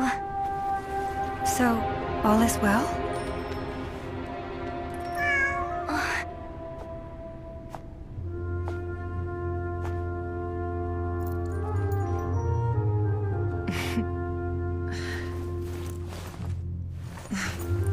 Typically speaking, at this point, the world disintegrates.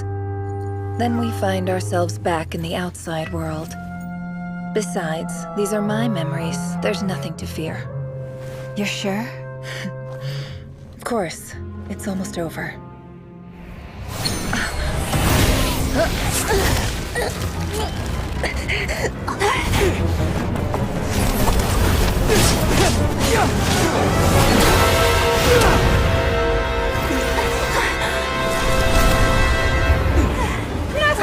Hold on!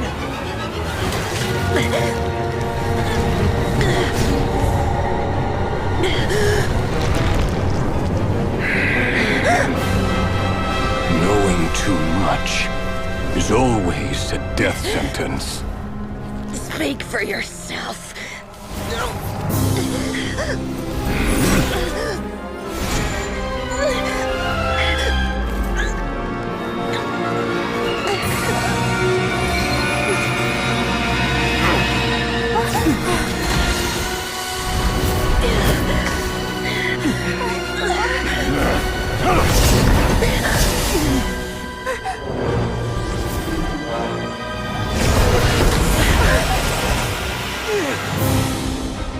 How repulsive.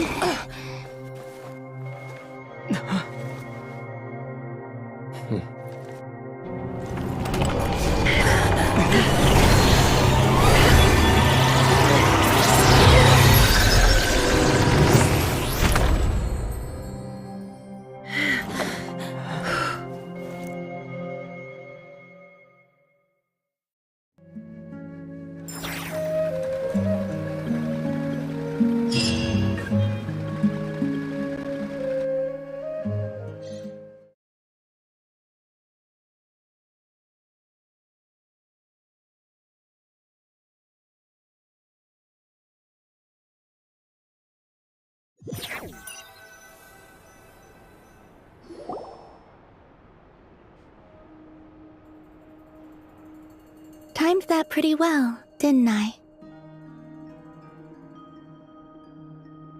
It's okay. I'm just glad no one was hurt. Paimon noticed you doing something too, Dainsleif. Were you helping get them out? Of course. When I asked Nefer to conduct this investigation, I was not naive to the dangers involved. I had a duty to ensure your safety. Good to know your sense of justice is still intact after all these years. I take that to mean that you saw the truth. That comes as a great relief. I certainly did. And thanks to your help, I also managed to trap Rerir inside the chess set.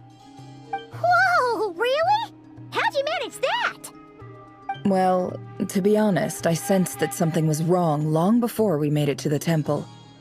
By using this fragment to probe into Rerir's past, well, the monster formerly known as Rerir, it seems I alerted him. I was tracking him, then he caught on and started tracking me too. Can't say I'm surprised. But how did he track you through your thoughts alone? That shouldn't be possible. Rerir was a secret agent who reported directly to the Vinster King. He is an expert at finding a trail and hunting down his pursuers. No wonder. He infiltrated the chess set, read my thoughts, and built a new virtual chess set inside of it. That's why we weren't able to leave at first. Speaking of your chess set, it's quite a remarkable item. Would I be right in thinking you have some connection to King Deshret? You overestimate me. I only have a connection with one of his underlings, the Ibis King. You all saw how this came to be. A long time ago, The Eab massacred my tribe, the Shimti, in our home village. A few years later, I enrolled in the academia, where some new information came to light. The Unut and the Eab fought a bitter battle over the rights to a well, all for the sake of a non-existent 50 million mora. The Eab ultimately won that confrontation, but their victory came at the cost of almost every warrior in the tribe. The final blow to the Eab came at the victory feast, when an Unut assassin beheaded their chief right before my eyes. The remaining Eab fled and have been scattered to the winds ever since. Having gotten my revenge, I returned to my hometown, where to my surprise, the nearby temple was still standing. There it was, seemingly immune to the relentless hostility of the desert, while my tribal home lay in ruins. As I stood there gazing at the temple, I noticed a cat just outside. This cat, as it turned out, was home to the spirit of the Ibis King. He led me to a gate deep inside the temple, and there he made a deal with me. This chess set is my gift from the Ibis King. The chessboard within is made to the same specifications as the one in the mausoleum of King Deshret, and represents his power of piercing analysis. With this chessboard in its container, I gained a certain ability to perceive hidden secrets. Now, you could conclude that the Ibis King simply wanted to give the people of this world the power to seek the truth, but I don't believe that's the full story. Every god plays favorites. Their hearts are as fickle as any human's, full of secrets, perversions, egotistical tendencies. But precious few gods are willing to admit this. It is the same with all powerful forces, including fate itself. Their gaze falls preferentially upon a select few. As you rightly point out, this is an act of favoritism. If you're alluding to the Abyss, then yes, I agree. Gather the others. It's time to share everything I've learned.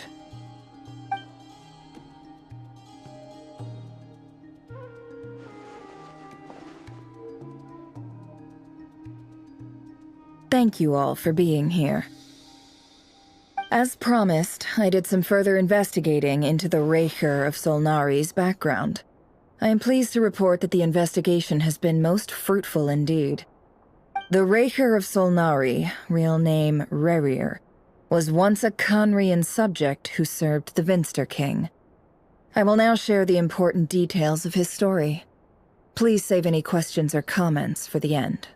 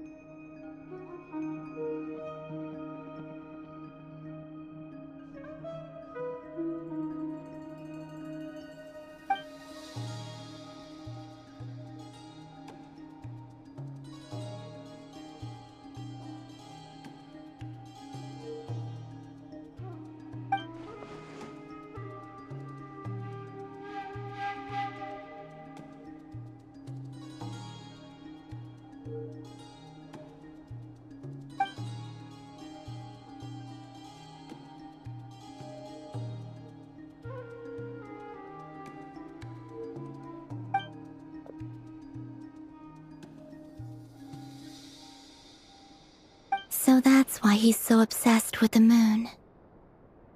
A tragic tale, to be sure. But it does not excuse his many transgressions.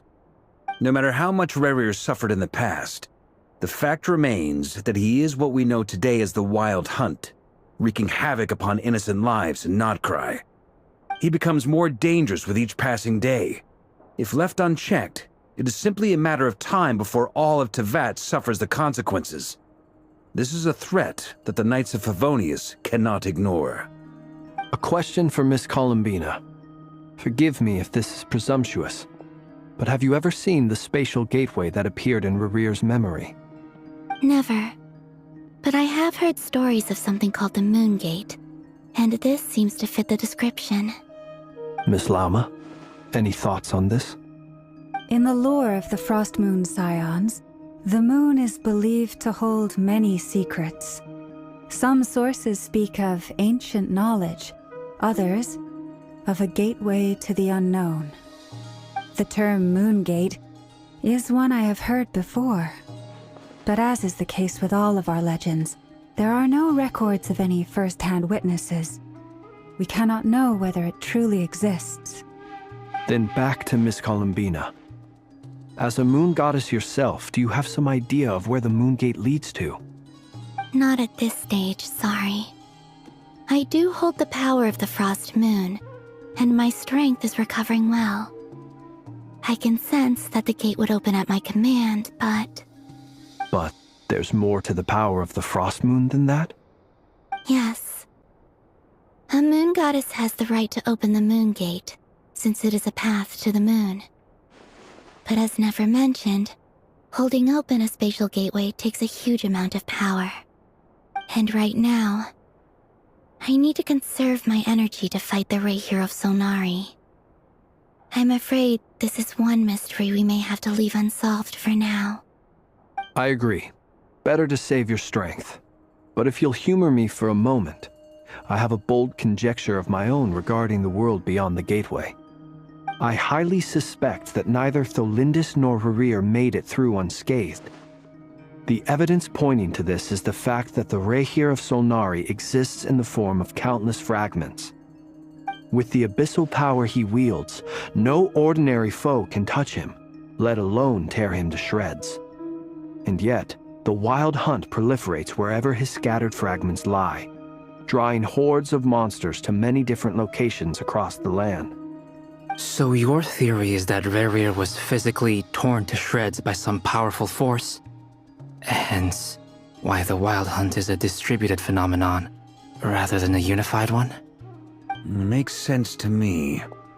Explains why the Wild Hunt is so pervasive, and why he's been trying to piece himself back together. He was whole to begin with, and he wants to be whole again. Without the power of the Abyss on his side, he almost certainly would have perished the moment he was torn apart. But the Abyss, much like a curse, has kept him alive. I could not agree more. The power of the Abyss is most surely a curse. It is a compelling explanation, and one that accords with my present understanding of Abyss creatures. Whether the life form in question is primitive or advanced, if a curse has extended its lifespan unnaturally, it will continue to survive in spite of everything. This raises some interesting questions. I will run some experiments and see if there is any validity to my suspicions. That being said, regardless of whether my research bears fruit, I would like to thank Miss Nefer for conducting such a thorough investigation. Already, it has greatly enriched my understanding of the entity we face. My pleasure, Mr. Albedo. I too hope that the information I have shared today proves useful as we look to formulate the next stage of our plan. Hey! What is it, Dainsleif? You look really upset! It's just... when I think of the man I once knew as Rerear, I struggle to understand why things had to turn out like this. The two of you used to be friends, didn't you? I don't know if these words will bring any comfort, but my heart goes out to you. Mine too. We can never know all the hows and whys of the way things are. The moon and stars are full of untold secrets and lies, and the skies are host to many more mysteries than these alone. Yet, none of that can begin to compare with the complexity of human life. Those are the first comforting words I've heard in a long time. Thank you, both. Well, I think this is a good place to end today's meeting. I'm sure Nefer needs some time to recover. She's been through an awful lot today. That's very thoughtful of you, Lama. Of course. Sounds good to me. Take some time to rest and digest before we reconvene to nail down a plan.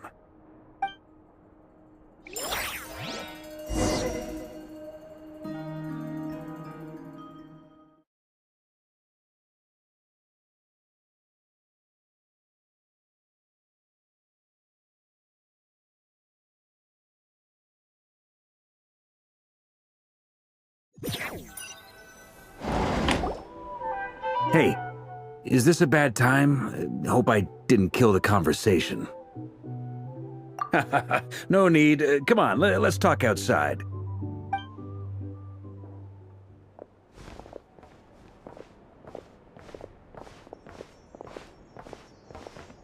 Anyway, Nefer went back to the curatorium to get some rest. But before she left, she shared some things with me that I thought you should be aware of.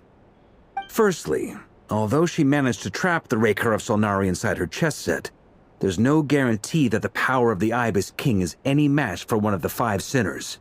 Their powers are beyond our comprehension. It's only a matter of time before he finds a way to break out. We have to come up with a plan and take care of him before that happens. Honestly, my mom figured that might be the case. So, how long have we got? Well, I asked her that same question. She talked for a long time, but for the most part, it seemed like she was trying to convince me how precious her chess set is. What a long and storied history it has. It felt like some kind of sales pitch, you know? The kind where you end up handing over Mora against your will? Anyway, after all that, she finally answered the question. 2 days, at most. 2 days? Holy moly! Can we even recruit enough help in that time? That remains to be seen. Which brings me to the second issue. Dainsleif is obviously conflicted about this whole thing. But given how little time we have, there's no way we can pull this off without his help. You have some history with him, right? Do you think maybe you could talk to him for us? Great. I appreciate it. All right, on to item 3. So, Albedo, Durin, and I put our heads together and came up with a plan. Can't promise it's gonna work yet, but at least it's a start. We figured we'd bounce the idea off you first. We'll explore it further once everyone's recovered. Oh, Paimon's dying to hear this. All right, so here's what we're thinking.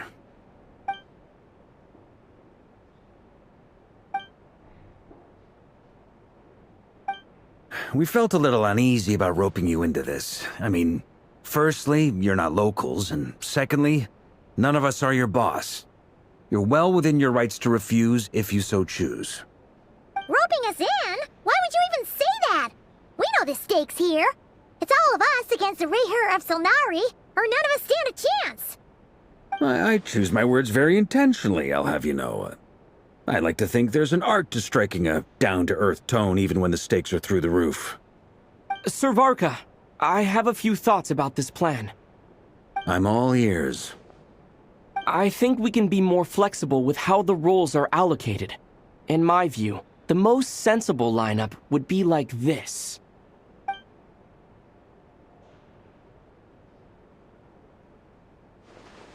I see your point, yeah.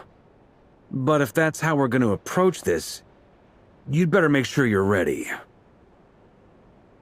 To be clear, I don't doubt your abilities. Far from it. I just want to make sure. Are you really willing to take all this on? I want to do everything within my power. The Reher of Solnari is a truly fearsome opponent, and if I do my part, it'll greatly reduce the risk for everyone else involved. Well, that tracks with what I've heard. Jean's mentioned in her letters that you're so diligent it's almost abnormal. As in, most people weigh up the risks and rewards in situations like this. But you seem to just march towards danger without a moment's hesitation. Of course, everyone appreciates a fearless pioneer. But all that aside, I'm the Grand Master of the Knights of Favonius, and you're our honorary knight. I want to make sure your courage doesn't come at the expense of your safety. Thank you, Sir Varka. Well, I should be the one thanking you. It means a lot to have you on board. I'll give some serious thought to your suggestions.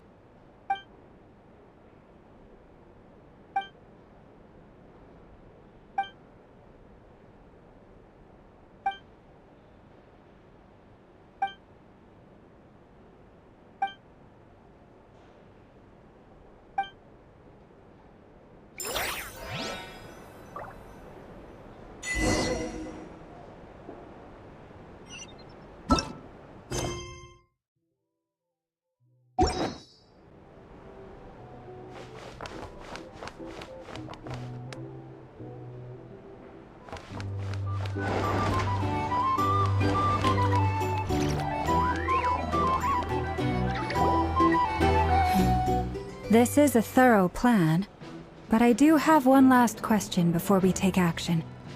How can we be sure that our enemy won't leave the designated area? Great question. Albedo's been hard at work analyzing Rarer and the Wild Hunt's behavioral patterns. His conclusions are as follows. Firstly, from the earliest known confrontation until now, Rarer has never displayed any ability to manipulate the dimension of space. So it's unlikely he has any power in that domain. Secondly, he seems to have a particularly strong vendetta against our group. If we put him in a fight-or-flight situation, he'll choose to fight every time. Thirdly, finally, and most importantly, he is consumed by hatred, both for the moon and for his enemies. Turns out, we tick both of those boxes. We have a reincarnated moon in our ranks, and a spy who accessed his private memories without permission. He'll be baying for blood, not looking to escape. As someone who's had their fair share of interactions with the Wild Hunt, those all seem like valid observations to me. Understood. Then I will defer to the verdict of the group. Well, everyone, that's the plan in full detail. Albedo and Durin are carrying out their part as we speak. Plan approved. Scheduling. Okay, any firepower you need, I got you covered. Let's light this baby up. The Frost Moon Scions are behind you as well. And the rest of you?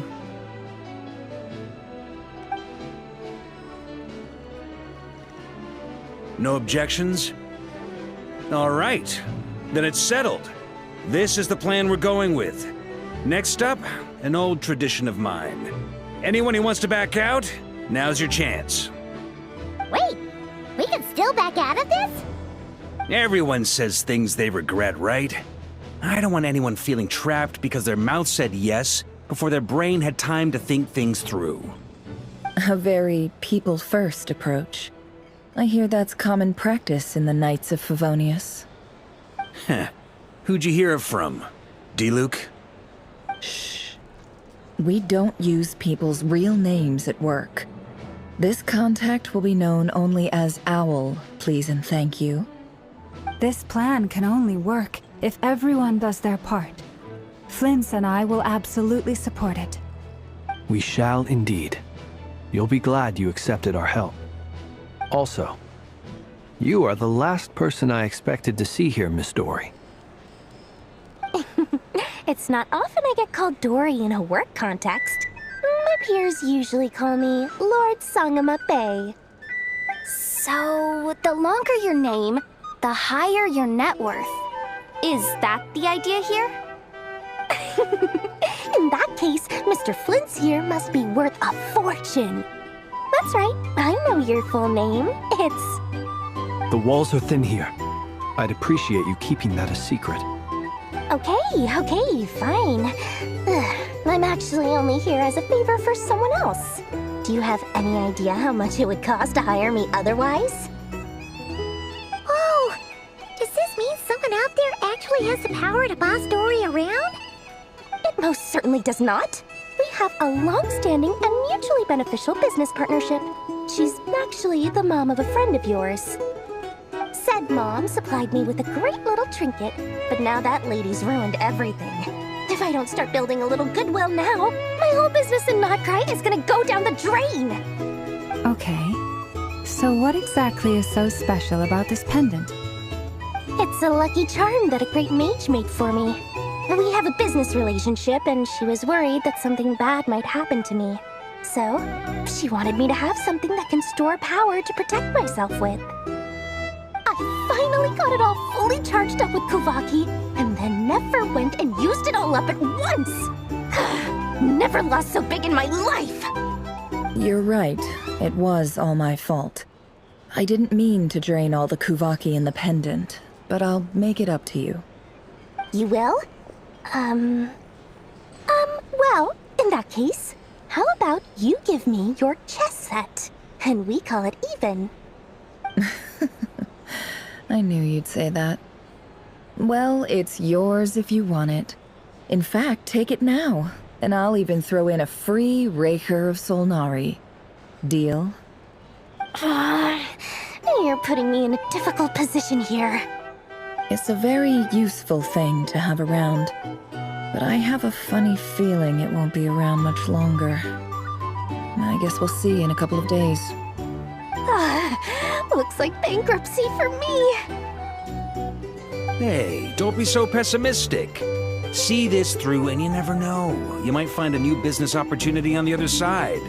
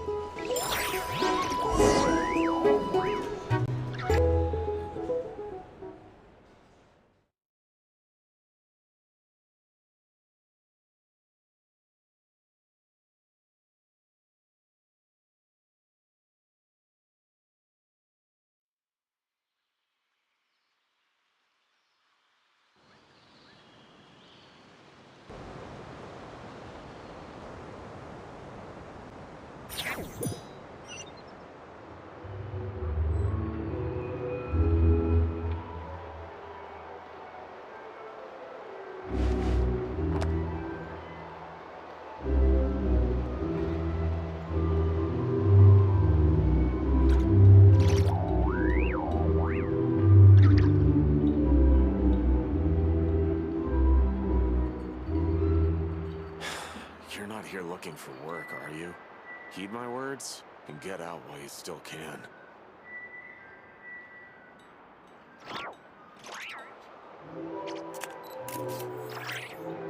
Where do we come from? And where are we going?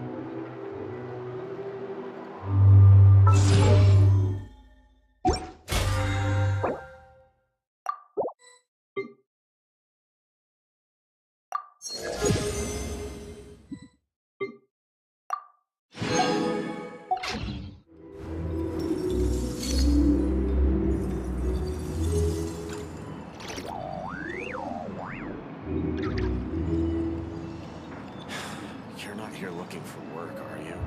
Heed my words and get out while you still can.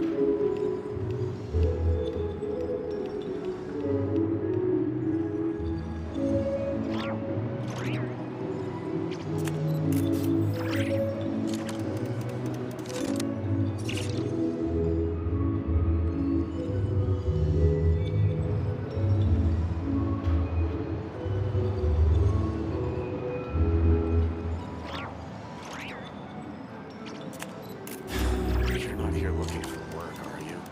Heed my words and get out while you still can.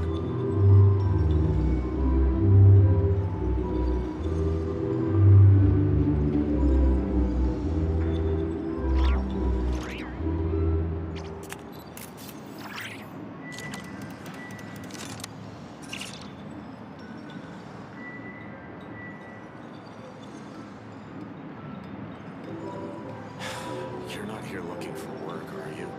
Heed my words and get out while you still can.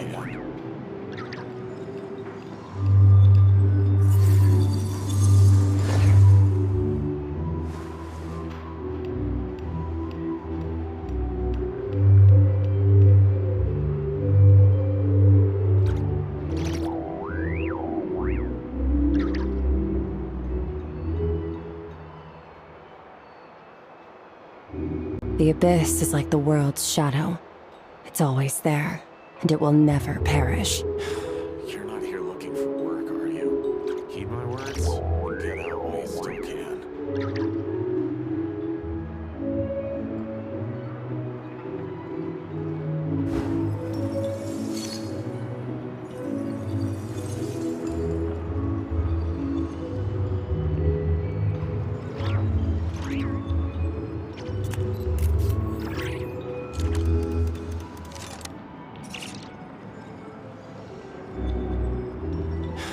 You're not here looking for work, are you? Heed my words and get out while you still can.